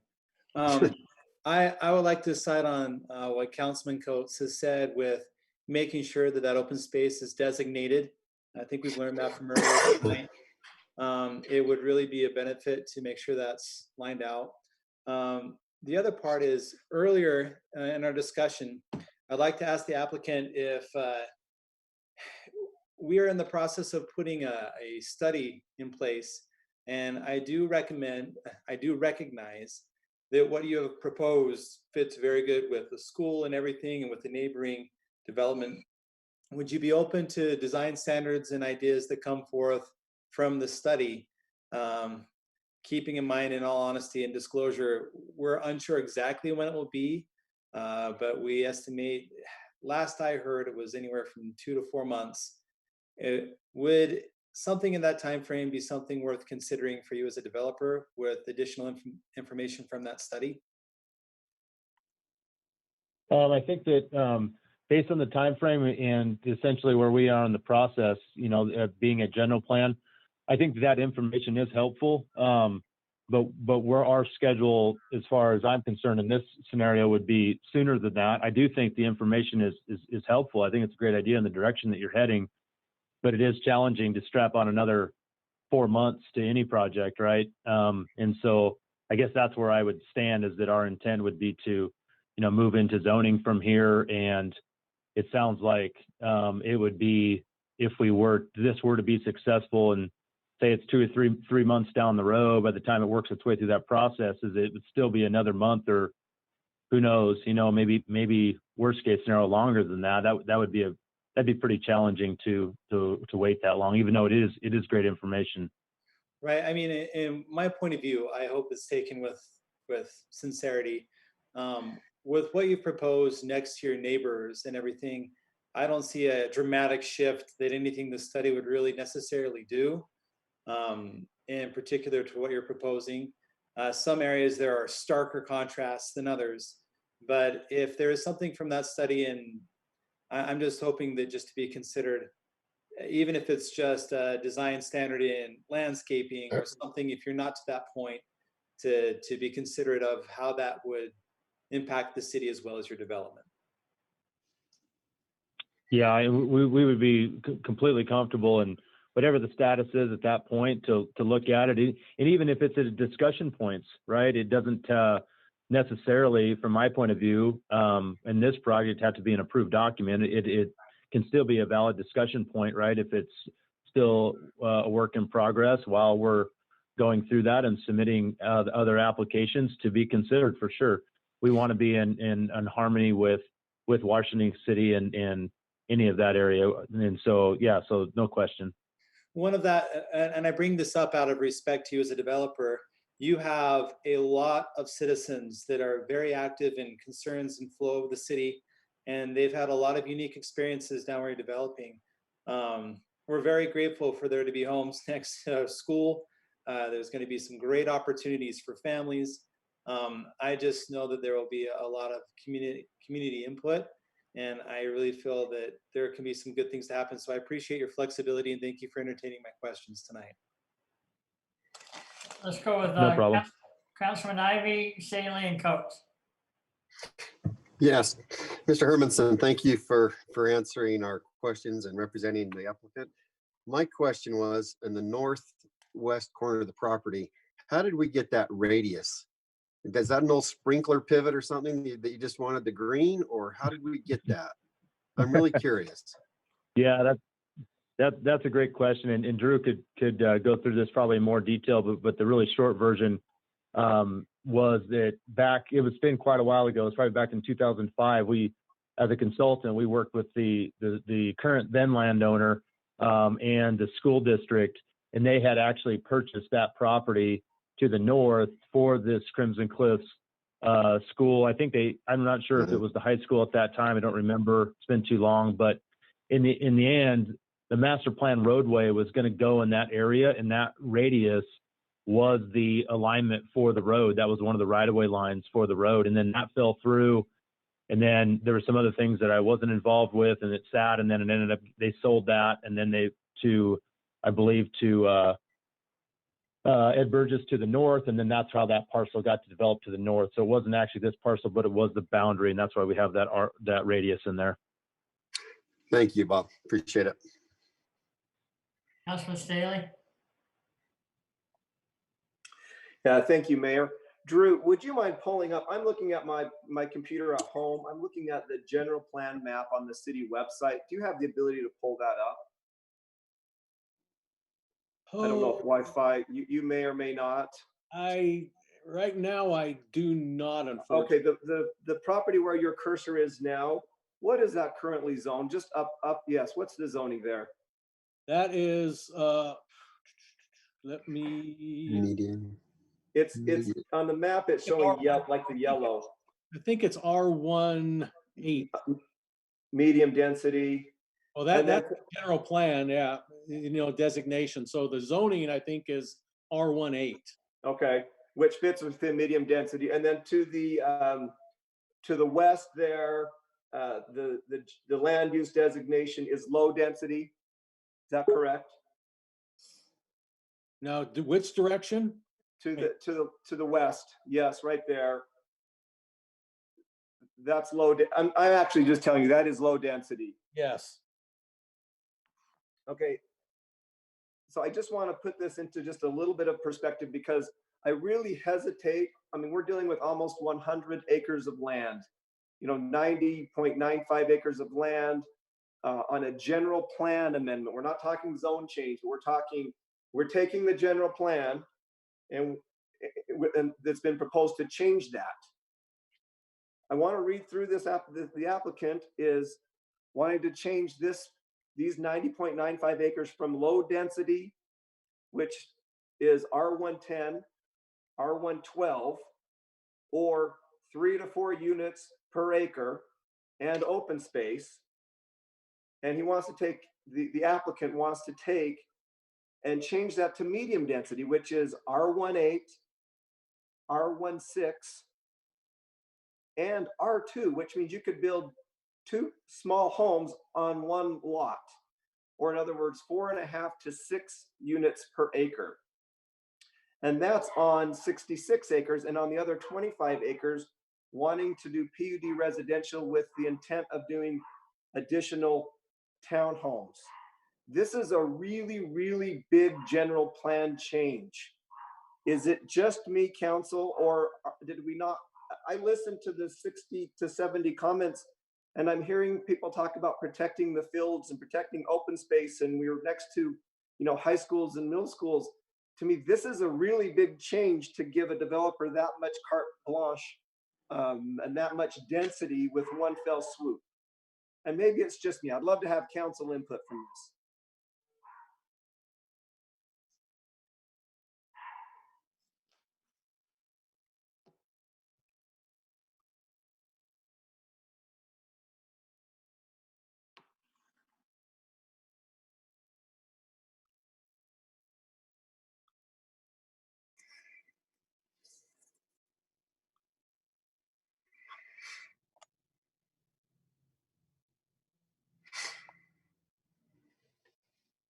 Councilman Coates, Clough, and then Ivy. Yeah, Councilman Staley, I do appreciate that. I pulled up the general plan on my end. I know we can't see it here, but looking at you know, we're right on the border there of St. George. I'd like to see what St. George has to the west. I know that I've talked with them in the past, and I know we're not St. George, but it all kind of connects right through there where our boundaries meet. And I think last time I talked to them, that was an urban area. They were trying to keep that more urban and larger spaces. And that kind of morphs into all this property. So, I mean, it was a good insight. I really appreciate that, Councilman Staley. It does meet the stuff to the north coming down, but where do we make that transition? I just bring that up to thought. Where do we transition from the higher densities we had to the lower densities as we move south? I'm just bringing that up for a thought. I don't know, but it was good insight. I really appreciate that. Thank you. Councilman Clough? Making sure I'm not on mute here. Drew, could you clarify, was the school announced or built before the last general plan amendment to this particular property? I do not think so. Back at that one, the school was still going to be in this, the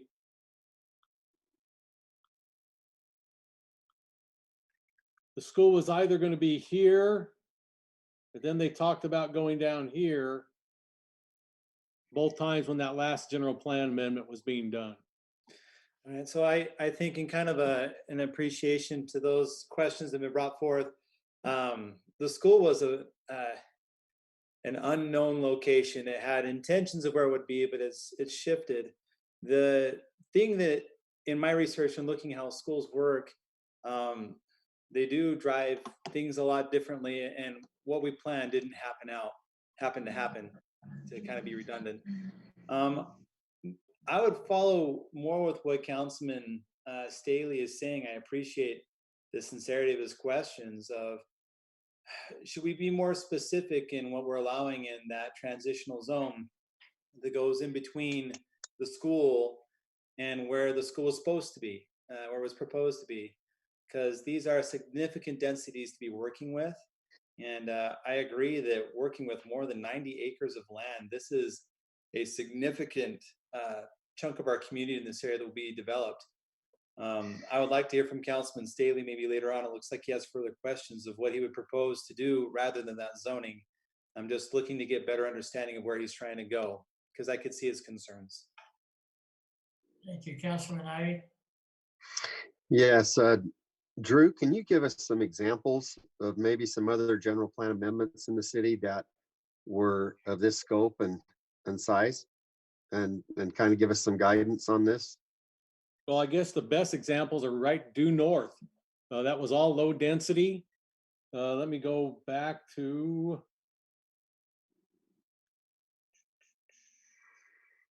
Sorry, I gotta. These areas right here, get out my drawing tool, but just bear with me. This area all up here was low density till not too long ago, and it was changed to the medium here, and then medium high here. And that was adding on, if you go up even farther north where the Hoops own property, that was always designated as medium. In fact, where Councilman Coates lives, his subdivision, and then where the Hoops are developing, those were medium density and medium high density right next to each other. Almost, I think, 14 years ago when I started working for the city. And so this area that I brought up here, and then here came after that. And then they're just wanting to do the same this direction. Does that help you? That's kind of the quick history. That's the best examples to use. And then the schools have driven, I think, a lot of that. Down in this area, when you have a high school and a middle school right next to each other, that kind of has driven this density change a bit in the last couple of years.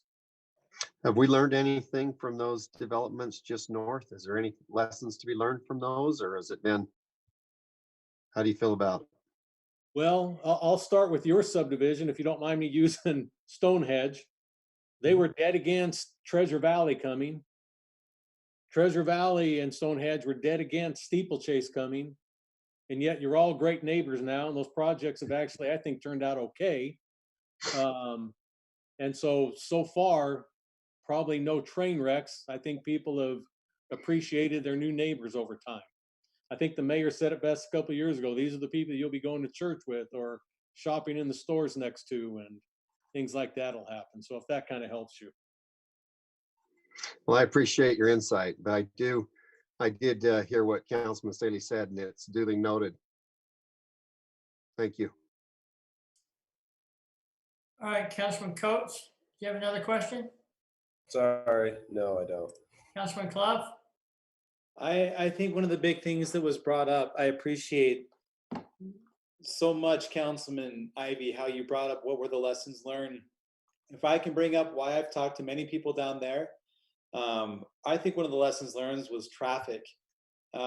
Due to the nature of a school, it's like a rain stick tipped upside down when you put a bunch of people driving from there to school at certain hours. This area has been absolutely hammered by traffic concerns that weren't built within our general plan when that school went into place. And so anything that gets proposed in here, my big feel as a council member is making sure that we handle and address traffic needs to all of a sudden stress. We have an area that is very stressed, and hopefully we'll be relieving a lot of that pressure with our new roads that will connect into Washington Fields Road. But I still think we'll remain with a big burden that traffic connectivity and traffic density going through these neighborhoods is an ultimate concern of all the people that live there. I've been to probably 15 different homes down there that right now that is the concern. I would say that would be the number one lesson that I learned with the neighboring developments in conjunction with the school. Thank you, Councilman Staley. Yeah, thank you, Councilman Clough, for bringing up traffic. One thing I've overlaid our general plan map with our transportation map. And if you go down to the southwest corner of this property where Councilman Coates was talking that we abut into St. George, that's actually 2000 south. So that's a pretty major east-west traffic mover. It'll go all the way into River Road where Bringhurst has the veterinarian there. Anyway, Drew, can you draw, is it possible for you to kind of sketch that master transportation plan, how it comes up and divides this property from 2000 South in St. George and over to Washington Fields Road in Washington? Yeah, bear with me here. I'll try to pick this up.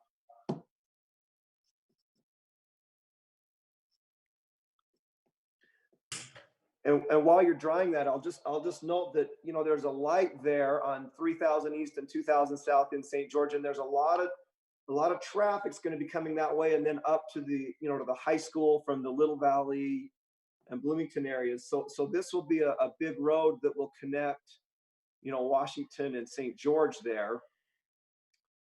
Oh, you're doing great. Sorry, that's roughly that main road. Do you know the size of it, or is that a mic question, or can you just throw just a guess at it? Is it like a 65 or bigger? That is a 60-foot residential collector on the master plan. Okay.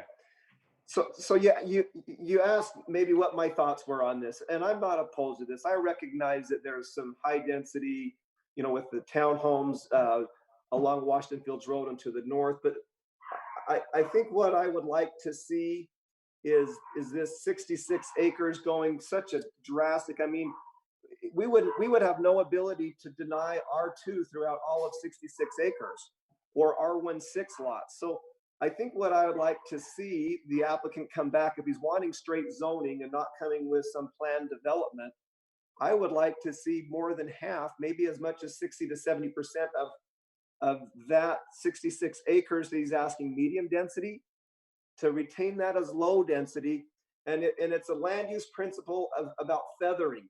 There's low density there. It's just a strip of it next to the high school. We think they're going to be bigger lots where we come into St. George. So I would prefer to see us feather a good section of low density, or retain low density along that west and south side, and then as appropriate feather into the medium density and a PUDR if he's wanting to do some townhomes there. That to me seems like it makes better land use sense. And it gives some diversity to the project, right? I mean, we just don't want it makes sense to feather in and feather out of lot sizes, and giving straight zoning is something this council hasn't done very much. So if we're going to do it, let's make sure that we have some parameters to have at least some 10,000 square foot lots, which really are not that big.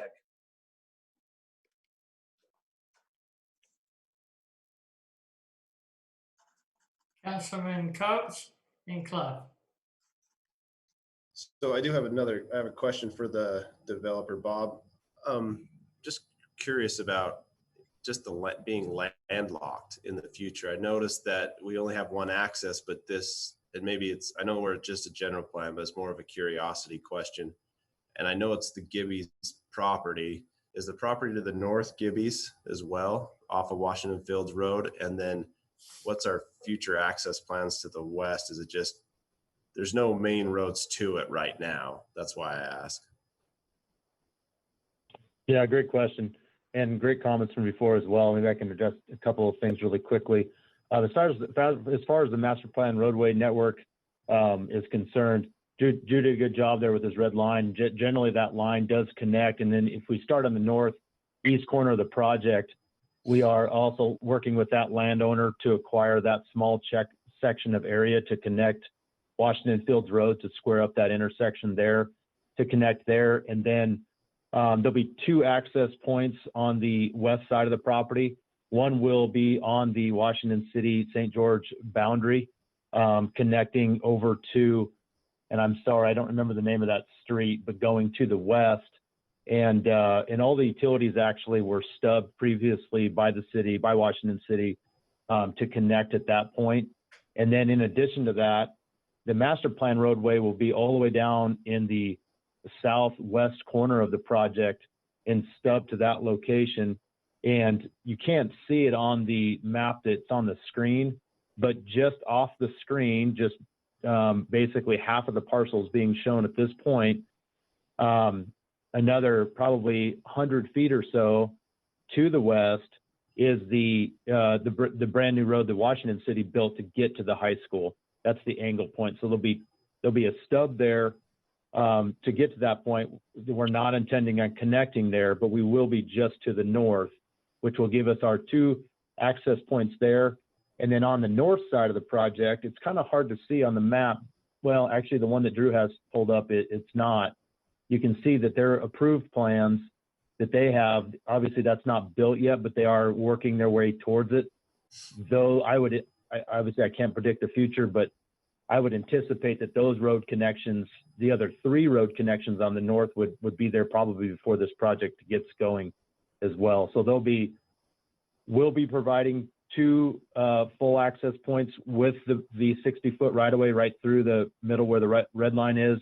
And in addition, we'll have them coming to us, and we'll be going to it on the north, and then also the one down in the southwest corner. And just a quick clarification on the densities and what we were talking about. I think you're making great comments. I did want to comment that in Planning Commission, there was a comment as well about townhomes and what was going to go on in the PUDR. And I agreed to look at a certain portion of that to be single family detached lots as well. And it's early on, right? We have to still work our way through this process, but I'm anticipating right now that there will be a chunk of some sort in that PUDR that will probably be single family detached lots that would fit in there as well. And then another clarification on the medium density section. We weren't planning on putting any attached product. I know that doesn't count as far as what's entitled and what's not. I'm just relaying to you in the blue area. thus far, we have had no intent at all to have any attached product to do the R2 scenario in that area. And so we're happy to work that way in that direction with you. And you know what I mean? And to make sure to the point earlier of making sure that there's some feathering in nature, and we're planning on lots that are not the attached product in the blue medium density area, and having a row of the 10,000 square foot lots along that edge as we're buffering on the west side, I think is a reasonable request as well. I appreciate that, Bob. I think I'm asking for more than a row for this big of a general plan change. I really think that there's got to be more than just a row of larger lots. And I mean, sure, you could come in and propose a PUD or a PCD, and we could see it from the beginning. But from my experience on the council, I typically look at giving general plan designations as the applicant has every right to go with the very highest density. So in theory, these could be all R2 or all R16. And really, as you go down this funnel through the land use process, we as a council would have no ability to stop that. So I guess what I'm asking is if you or the owner would be willing to come back with some sort of better feathering to where half or more of that low density of that 66 acres remains low density, and that we have some assurances in that PUD. Of course, we'll see that again if this goes through, that we'll have some detached units. I just, you could sell the property and somebody else could come in. And so we've seen that even in this meeting tonight, that things that are in writing are what hold up. So I guess my question is, are you willing to maintain 50, 60, 70% of that as low density of the 66 acres? That seems off the cuff, seems quite significant. You're talking half of that entire area in that feathering in nature scenario. When in the entire north boundary, you're already, we're just matching the same density, right? And so maybe I'm misunderstanding your request, but that would be in conflict with the north parcel. But would we consider, something that's it's hard to say, like, without, actually looking at it and diving into it, but something in maybe the 20% range along that west line, in a feathering nature. Yeah, well, I can see that as a transition. Yeah. I don't think it's inconsistent, because already to the north you're at a medium density. So and the reality is all of this currently is low density, right? So the council has really no obligation, no duty to change the general plan, because people have already built in around it knowing what it is. So you're asking us for quite a bit, and we're just saying that, at least I'm saying as my part on the council, is I think that 20% would be too little. I think that it ought to be 50 or 60%. Half of that 66 acres ought to maintain low density. And I think it does accomplish the feathering. And it gives us a better, more diverse, especially on such a big piece of property. This isn't a little piece of ground here. This is 90.95 acres. I appreciate your feedback. All right, we'll go with, let's see, Clough and Ivy. Dan, did you have, Craig, did you have another one, Craig? No. Okay. Clough and then Ivy. I appreciate the developers brought up the intent within his plans to do some sort of feathering into this.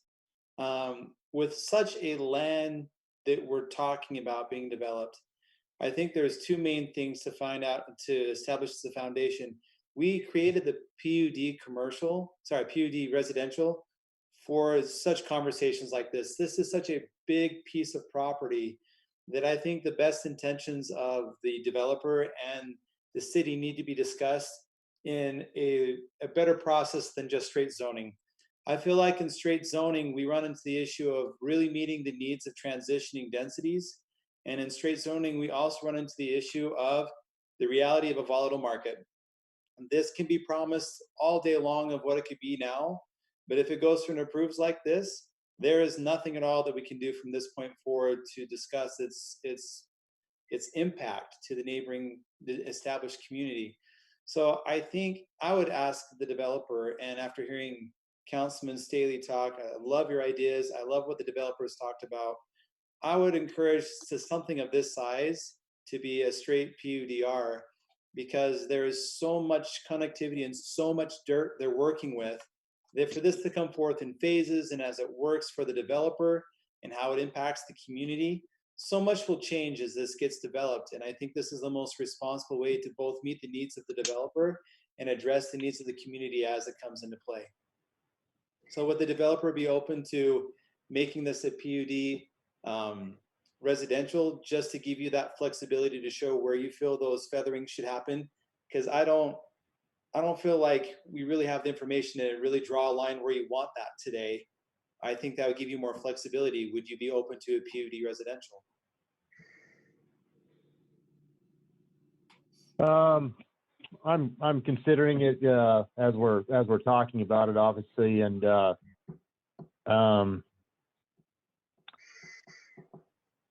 yeah, we would probably go in that direction with you if that's what it was. I mean, it just ends up being, and maybe you could answer some questions for me. Is to the north, was any of that the townhouses, the medium high density? The first question is, when were those projects approved? My understanding was they're approved within the last 2 years. You're absolutely right. Understand that correctly. We got very fortunate with that developer. They went with a high zoning and promised that they would do the lowest amount.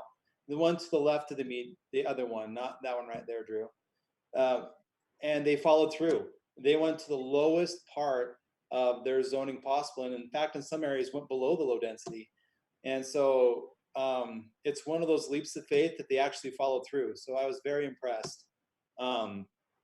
Where we're running into is we have people that if we don't have it articulated, they find legal ways of doing something different than what we agree upon. And so we've been really flexible. I've found that the PUD residential has really offered developers a more fluid concept of what they want to do. It lets them use the land more appropriately, and it lets them have bonus rewards and concepts of how they can shift densities around and articulate that better within their zoning. It's been a good thing as far as I've seen so far. So I would consider that, because I think it would give you more tools and not less tools to be a straight zone. I think a straight zone would actually limit you more than help you. Did I beat around the bush? Did I answer your question? Yes, you did. And I obviously know all the groups involved very well. And in some cases, in some scenarios that works. It's just your straight zone code, the way that it is now with the setbacks and things like it is, we're not requiring anything else other than what meets essentially your detached scenarios. Like I mentioned earlier, we're completely fine with those requirements that you already have in your code. And that's why we were going in this direction. Like, we're not asking for any additional items that we would gain in a PD, and that's why we went in that direction. The reason that we went to the PUDR on the front end is because I personally believe that on the attached products is that it's good for a city to be involved in more details and more density. And so that was the thought process of why we did it the way that we did. And honestly, just trying to be consistent with what was, we're attached to on the side, and trying to be in harmony with that and basically replicate it and identically. I mean, that's our intent. And so I understand what you're trying to do is you're trying to make sure that happens. I guess the flip side of that is that when we dive into that PUDR, what other additional requirements, because I haven't looked at it, you know what I mean, at this moment, at this project, in this density, to understand what things do I not want, right, in a PUDR that I'm already saying that your simplest code works great for me. And so that's what I'm considering on my side of this is I don't know how to answer that question. I would love to say yes off the cuff and say, hey, that sounds great. Let's just go PUDR. And honestly, I probably will, right? We'll probably get to that point because of the size and the nature and the way that the discussion is going, is that's probably, it sounds like that may be my option to pursue it, with basically to come in with exactly what I'm already talking about and just show it to you, right? That's the advantage, is it allows us to show it to you, rather than just having a two shaded map, right? Right. So feel your concern, I understand. And so I guess what I'm saying in the end of that is that I'm okay with that thought process. Although you can see my point is that I'm already meeting the requirements that you already have set aside, that now I'm going into a stricter zone. And you know what I mean, and I understand it from your point of view, but from my point of view, I'm adding additional items possibly that I'm not intending on using at all. So, well, and to your credit, hopefully a little bit of week can give you some more time to review it and see if it is something you'd like to extend throughout your entire project. I appreciate it, the trust that you feel that it will just let you show that you would follow through what you're intending on doing anyway. I recognize your hesitations, and I would just request and hope you would look through the PUDR as a solid opportunity throughout the entire project and come back with your thoughts on that. That's about all I can ask, and I appreciate you considering my questions. Thank you. Thank you. Let's move on. yeah, likewise. Councilman Coates. Councilman Ivy, you have a question? Yes, thank you, Mayor. Just really briefly, I've been doing the math as the discussion's been going on, and I probably need to just tip my hand a little bit where I'm thinking on this. PUD or not, I'm kind of in the R110 range. I think that is kind of the standard, that probably the minimum standard that I would ever want to approve. Now, I'm going to make an analogy, and I hope that you find that it's a serious side of it. Is I drive through my neighborhood, which is Stonehenge, and there's half-acre lots here, and all the basketball courts are to the side and the back of the houses. When I drive through neighboring developments, the basketball courts are out in the street. I need to make sure that we're developing, our developments are big enough that I know that you'll do a great job putting them in. You do quality work. I have no question about that. But we need to make sure that we're providing enough room that that's livable, and that it sustains the standards that we have in the area, besides just the zoning that's right there next to you. But just more of a comment than a question. But that's all, Mayor. Thank you. Thank you. Councilman Coates? Yeah, I just wanted to make a comment, and I like what Councilman Clough said, but I kind of agree with the applicant. And I don't know if it's totally appropriate for a PUDR in this area. It's just my opinion. I think straight zoning works, but I do like the aspect of maybe breaking up this larger parcel into some low density and some medium density and feather it. So just some comments, some direction is how I feel looking at this project. So thank you. Thank you. Any additional comments? This is a public hearing. Tara, do you have? Are you awake, Tara? Sorry, I couldn't get my computer to unmute. Can you hear me? Yes. We did not get any public comments on this item. Okay. So unless there's any additional comments for Bob or Drew or within yourselves, I'll entertain a motion to close this public hearing. Mayor, I guess I just have one last thought. My last thought is, in summation of what the council is asked to do, it's the council that grants the zone change. And I appreciate how Councilman Staley broke that out. General plan amendment. General plans, forgive me, correct me, please, okay? But I appreciate the wisdom in which you brought a lot of things out of where we're at in our role in this decision. We have a significant point of conversation in this, and we obviously recognize the rights of the developer here. I feel like there is such a unique perspective that we have, and different feelings of how this could go good or bad. I would feel most comfortable pursuing a PUDR throughout all of it. I do understand where Councilman Coates is coming through of saying maybe it's not good if he's good to streets on one part, but I feel that when they start trying to draw the line and we start trying to draw the line, we're better off at the end by just doing a PUD residential, because they can really shift the densities and everything to really fit where they need to go rather than just the line, because sometimes the line gets in the way of what would be best for that community. And that's my biggest concern, is what can we do which is best for the long-term residents that are going to buy these wonderful products. And I think the developer will have the best way of meeting the design standards and how they'll feather if they're given that freedom. I feel if we start telling them where to draw a line with what percentage, we're going to get in trouble. So that's my thoughts. Well, maybe I can respond to that real quick. Kind of what my process is if they feel that they, like when we do a PUDR, we're required to show elevations and how the homes look and all that. And my point is, I'm not trying to get into that. I'm more into the size. I'm more concerned about the size than I am the look of the home. Because if you look at all the homes around the area, they're all a little bit different. And I'm okay with that. That's just my opinion. But I do like I like the zoning, the PUDR. I do like that. And if the developer wants to present that, I'm open to that too. I just felt that knowing the area as well as I do, mostly because I live north of there, is that those things can, that's just kind of how I look at it. Thank you, well said.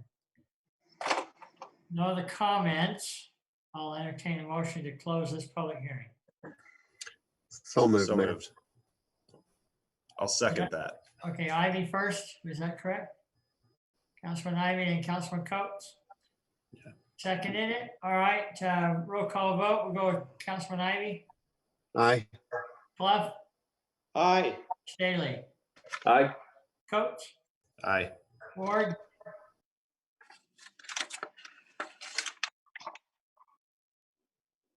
Sorry, I'm stumbling around there. No worries. Ward, aye. Okay, thank you. All right. You'll have a decision in 2 weeks, Bob. Thank you. Okay, item 6, we'll move on to the preliminary plat. Consideration to approve the preliminary plat for Brio, phases 4C and 4D, located approximately between Rialto Parkway and Gemstone Way. Applicant Reed Scow. Thank you, Mayor. As stated, the applicants request an approval of a preliminary plat for the Brio 4C and D subdivisions. The applicant is proposing 35 lots and the area of coverage is 4.98 acres. The zoning designation at this particular location is the Brio PCD, or Planned Community Development.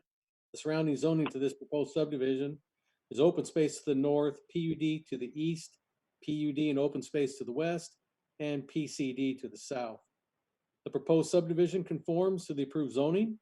The request meets the subdivision requirements and other city ordinances as it relates to this location. Staff reviewed the request and recommends approval with conditions.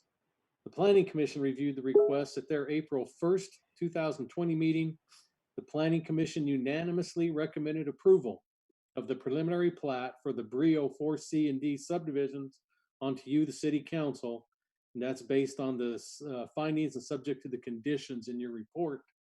I'll be glad to answer any questions council has on this preliminary plat application. Craig? Yeah, Drew, on the preliminary plat, I know they circled in red about the reference monuments being a part of the final plat will be established. Just with the section monument landing in lot number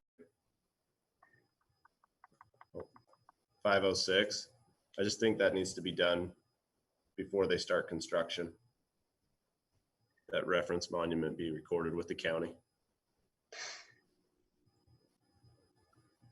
Okay, yeah, just feel free to make that, if you guys so choose, a condition of approval. All right, we do have Brady on the line from Rio. Do you have a question for him?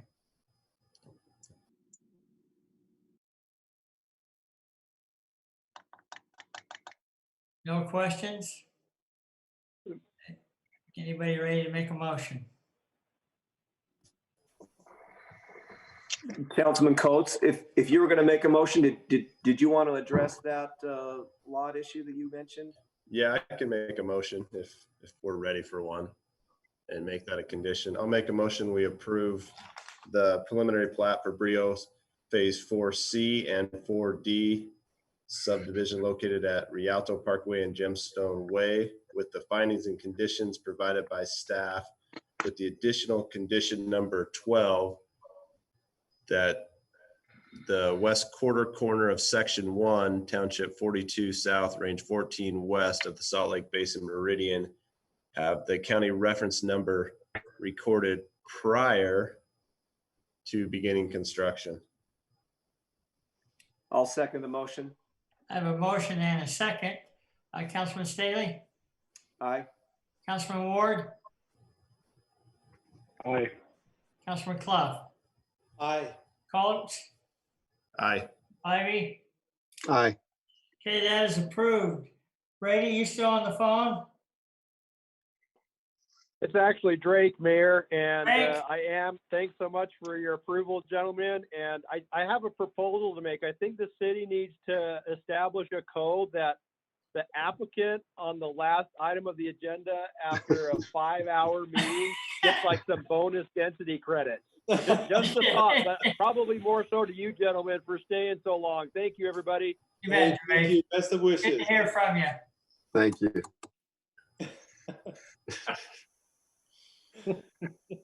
All right. Well, everyone's going to be at the very end of the agenda from here on out if that even gets close to approved as an okay thing. All right, if we could get Matt Lou to be awake, we'll go to item 7 to review the Greater Together Fund. Hey, Matt, you still around? Yeah, just a sec. I gotta brush my teeth. Get ready for bed. What time zone are you in? Good evening, gentlemen. Appreciate this time.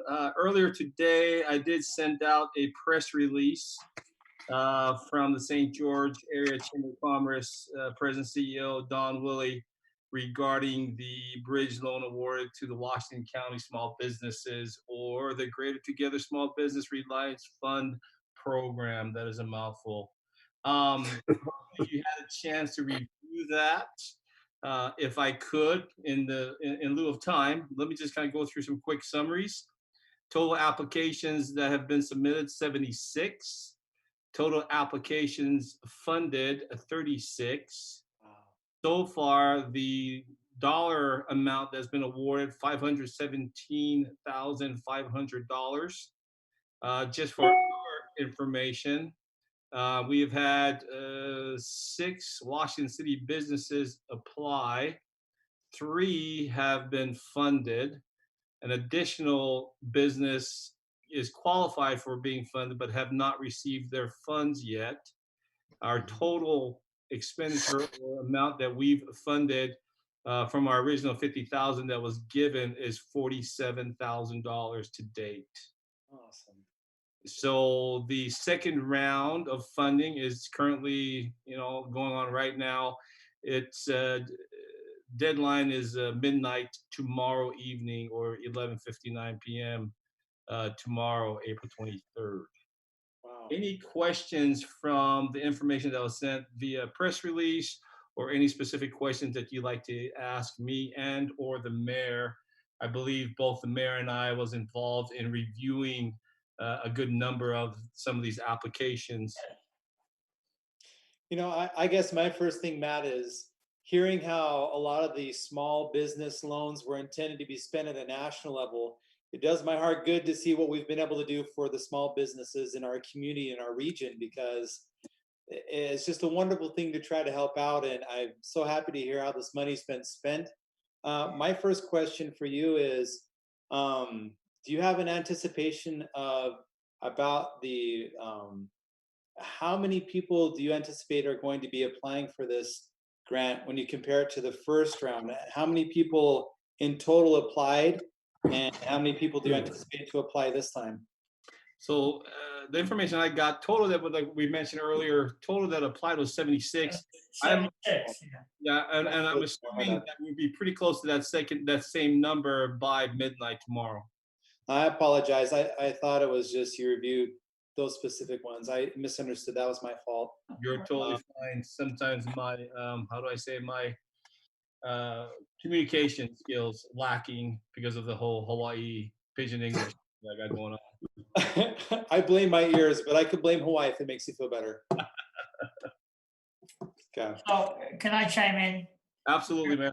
Remember last time I asked the council members to let us think about how that was going. I think it's I think we should, if to your approval, release the remainder of the funds, which would be what, Matt, 30-something thousand? Yeah, I think we talked about, it was 30, and then there was another conversation of 35,000. So it was anywhere between 80 and 85,000. And then there was, again, some room or conversations of a possible increase as well. So that's entirely up to you, city council members. As from what I understood it, we agreed on 85 as a realm to start with, and releasing $50,000 to start, and letting the other 35 go at a secondary request. My feeling as a council, if you feel confident that this is doing what it's supposed to, for us to go to our second phase and do the 35, and then have a report and see if we need to expand on it from that point. That would be my feeling. There is becoming a good, internally in the county, a push. They are getting some private donations now too, which has been, it's kind of catching fire, and so people are actually seeing small businesses get these loans, not Harvards and Yales and like nationally. And so it's pretty heartwarming to see. We have, I know a couple that have called and appreciated here locally. So, And again, if I could just add another comment or two, I know the mayor and I have kind of talked about, what we've done and how we've reviewed these applicants. My number of applicants I had a chance to review was 8. And again, no rhyme or reason, but 2 I denied, 4 partially recommended partially funding, and then 2 was a fully funded recommendation. So it's pretty serious. At least we took it, the mayor and I took it pretty serious as far as our role in reviewing the applications and making sure that the money that's being spent is being spent in the right way and with a good business plan and a good company and not saying that the others were not good companies, but there was still some information that was lacking. And I think the responsibility of, recommending funding is a pretty serious responsibility that I think, again, Mayor and I have been talking about this, that, we've really taken seriously. One thing that within that, I appreciate that, Mr. Liu. One of my concerns going into this relationship was our voice within the chamber.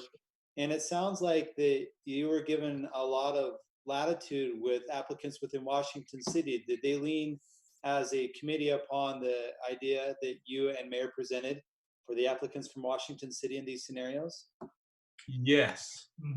I believe the mayor had a couple businesses in Washington City that he reviewed, and I did as well. Wow. That's really reassuring to me. I'm grateful for that level of checking within our community of these funds. That brings a lot of joy to my heart. Did you get to review anything from St. George as well, or did you say? I did. I had a chance to review 5 from St. George and 1 from Springdale. I had a couple from Hurricane, a couple from here, a couple from St. George. So, yeah. Wow, sounds like it's going good. Do you want to make a comment? Or your hand just been up there? Sorry. If you think about it, and you look at the 76, between the mayor and I, we probably covered about 15 or 16 of them. Yeah, probably about almost $100,000 worth. So, Mayor, I did have a question. I'm kind of curious. Do you see any of these?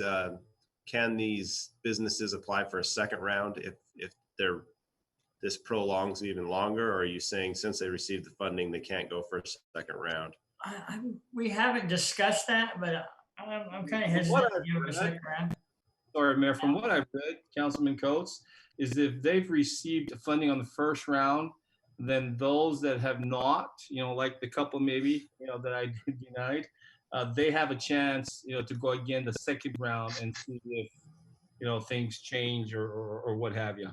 So did you say, did we deny some of them just because of immediate need versus you felt that these businesses were more affected versus other businesses? And if that's the case, that then we've asked them to just reapply for the second round and we've helped. Is that kind of the system, or were there some that just were like, yeah, we don't think they need it at all? Or I'm just curious on the I review think the process. criteria, at least on mine, the criteria on how one gets funded and one gets, maybe, partially fund was pretty strict. So when you reviewed their documentation, you kind of ran a pretty tight ship, matching up the dots per se, to make sure that everything was correct and in line. Some of these applications wasn't. Some of the applications was well done and had every piece of their information with histories of what these businesses have done, like the last 3 or 4 years, and some didn't have enough information to warrant, a certain amount of funding. I had one that, it was like, they took 3 minutes to fill it out. Okay, we want $15,000 for this, and this, and it was that, and it was like, well, elaborate. If you're asking for some money, at least elaborate. A bank would be more asking for more information than that. So, I mean, I didn't recommend funding one that wanted the full 20,000. Now, some of them, one was just wanted $4,000 to get my employees back online for 2 weeks because they were going to be thinking they were going to have the chance to become open again, which it looks like they probably will. So, they weren't asking for 20,000 just so they could have 10 in the pocket. So I appreciated that. No, I appreciate those answers and thank you for leading that up.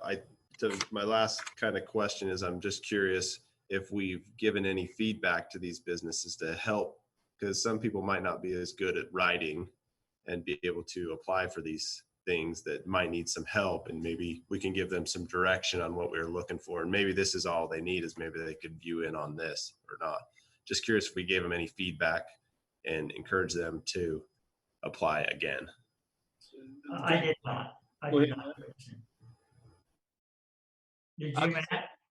That's a great question. I believe those of us that were asked to review was held very confidential in confidentiality.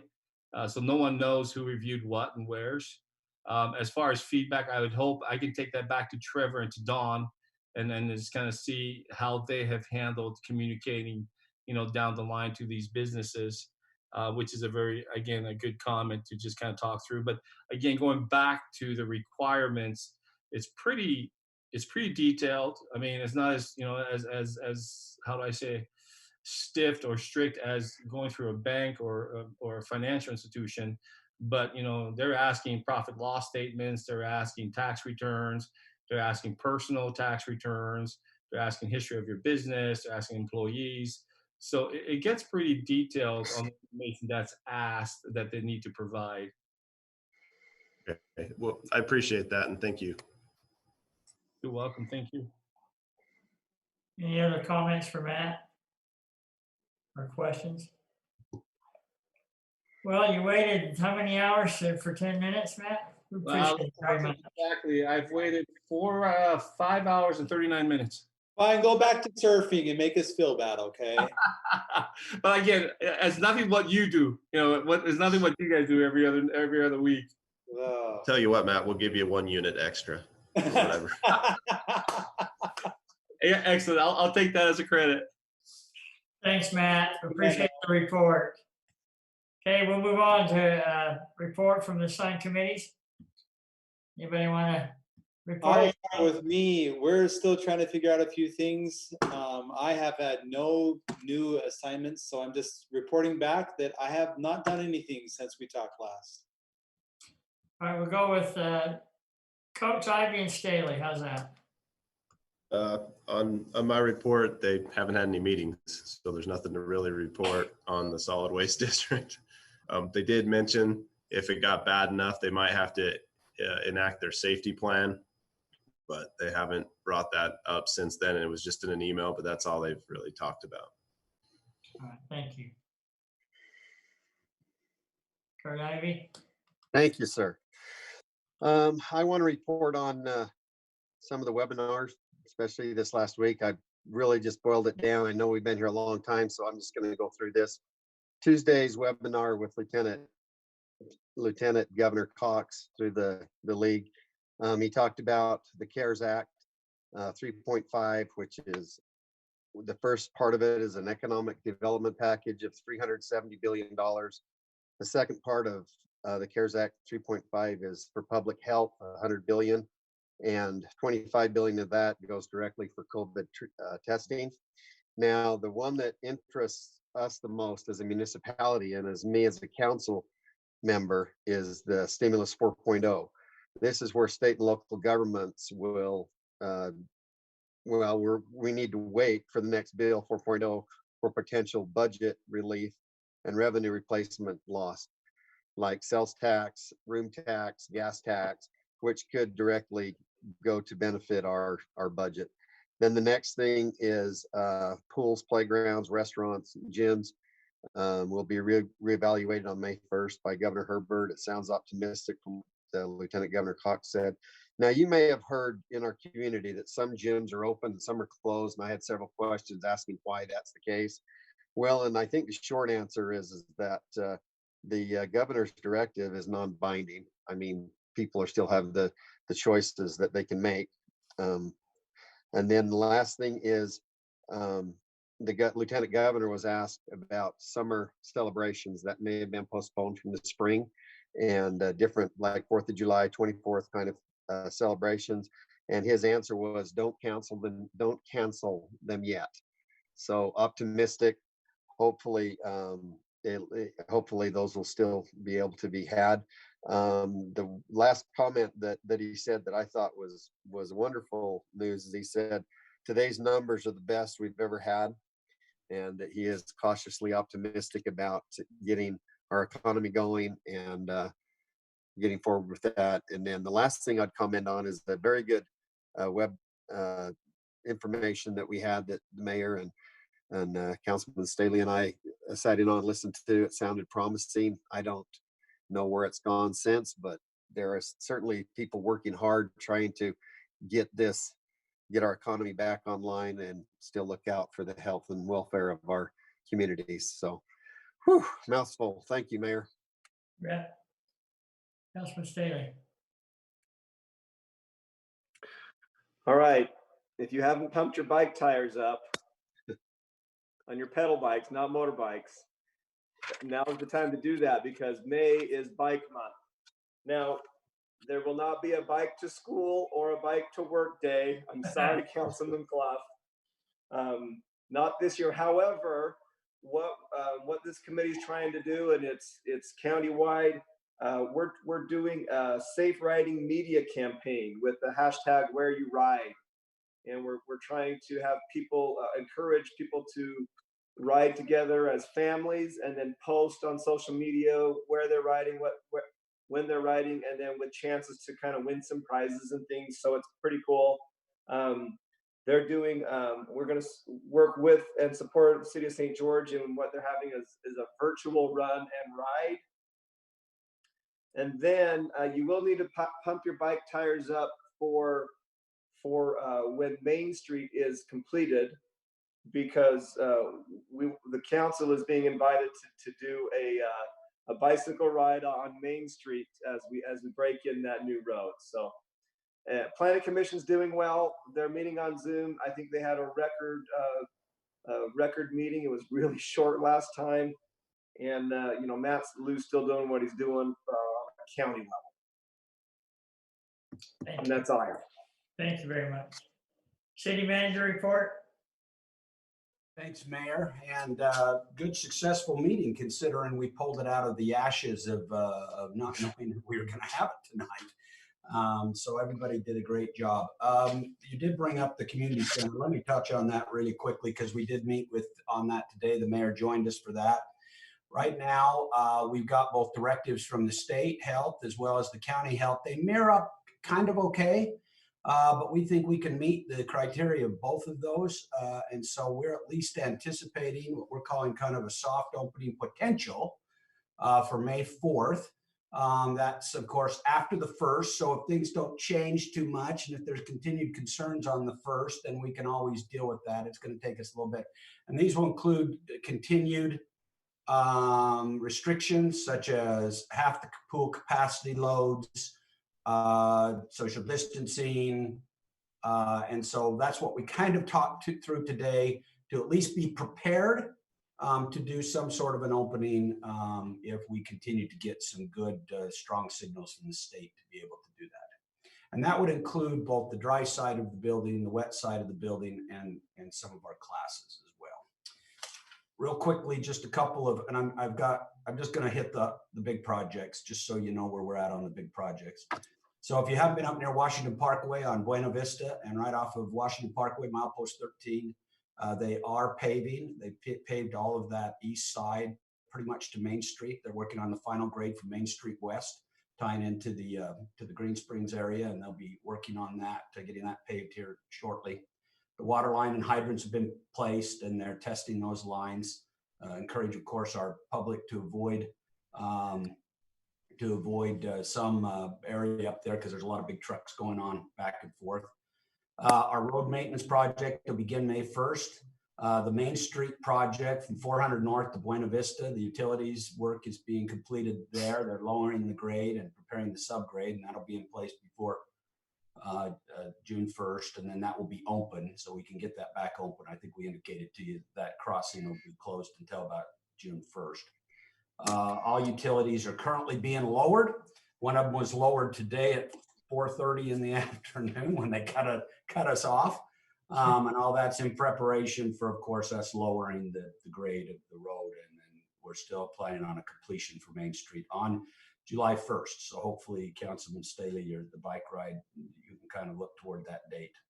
We talked a little bit about the Washington Dam Road. Staley substation has all been tested. It's been tested under load. We're not carrying the load right this moment, but we can at any time, possibly Friday or Monday. We'll put the load on permanently on Staley substation, but it's tested and does great. A couple items on leisure services. If you've been up to the Green Springs Park area, the sod is being installed and just about completed down in the basin. Looks great. The boilers, the weir wall is completed. The beach is done. The decks have been poured. There's some sidewalks that have been poured, and the boiler's water level has been increased again to the levels that it will be maintained at. And then we are getting some additional design proposals and looking at some design. We're working on design proposals on our Virgin River Trail. We have not heard yet, Councilman, with respect to our trip to Oregon. That has not been confirmed yet. I think we're probably still a little bit of ways away, but I don't know. We'll follow up on that. And I think that's it, Mayor, unless, let me give you a couple of statistics. I sent them to you, but I'll share them with you anyway. So our public hearing this evening, the long public hearing this evening, we took 74 comments. The longest comment was 5 minutes and 54 seconds. The shortest comment was 2 seconds. The average comment was 41 seconds. And so you had a lot of information provided to you in a short period of time. For the most part, I thought Tara did a great job. She's in great singing voice.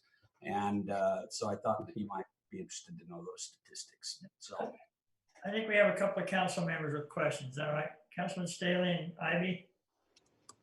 Oh, no.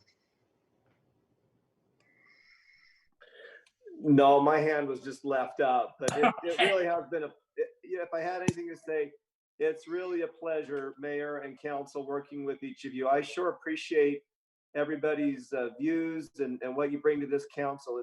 This was the last few meetings have been particularly satisfying, at least from my standpoint. Thank you. Good, nice comment. Thank you very much. All right, nothing else. I'll entertain a motion to adjourn. I got one quick question for Roger. If we're considering the community center opening up sometime in May, potentially, are we thinking the same thing for our council meetings? Or is that to be determined? Yeah, it's to be determined, including all of our other services. So what I've asked the staff to do, the department heads, to kind of prepare some thoughts with respect to how they will, what we're going to refer to as soft open. And we would expect that there's going to be still some fairly strong restrictions up through and including May. Now, I don't know that, I'm just guessing, but we're going to suspect that there's still going to be some strong restrictions. What I mean by strong restrictions is we may be able to allow it to do certain things, but for instance, the capacity at the community center might very well be 8 people in the weight room because of the 10-foot recommended distances. And so we don't know yet, but we are preparing all the departments to do whatever they think their next escalation can be to go up, and certainly council will be part of that. I did have just a quick thing on top of that. Just wanted to add from the community a great sense of appreciation for our actions of keeping our community as functionally open as possible. I have met people in the pickleball courts and in the streets, and all of them have said they insanely appreciate that we were considerate of the epidemic at hand, that our city did everything that it could to stay open. And I credit that heavily very much to you, Roger, and Mayor Nelson. Thank you so much for your decisions and your adjustments, because it made a huge impact on our citizens. And I just wanted to pass that compliment along. You did a fabulous job, and thank you so much. You're welcome. Thank you. Even though we made CBS News or whatever it was nationally, it was still a good job. You had to say that. That in mind, I will entertain a motion to adjourn. So made. Second, Mayor. All in favor? Aye. Aye. Have a great evening, all of you.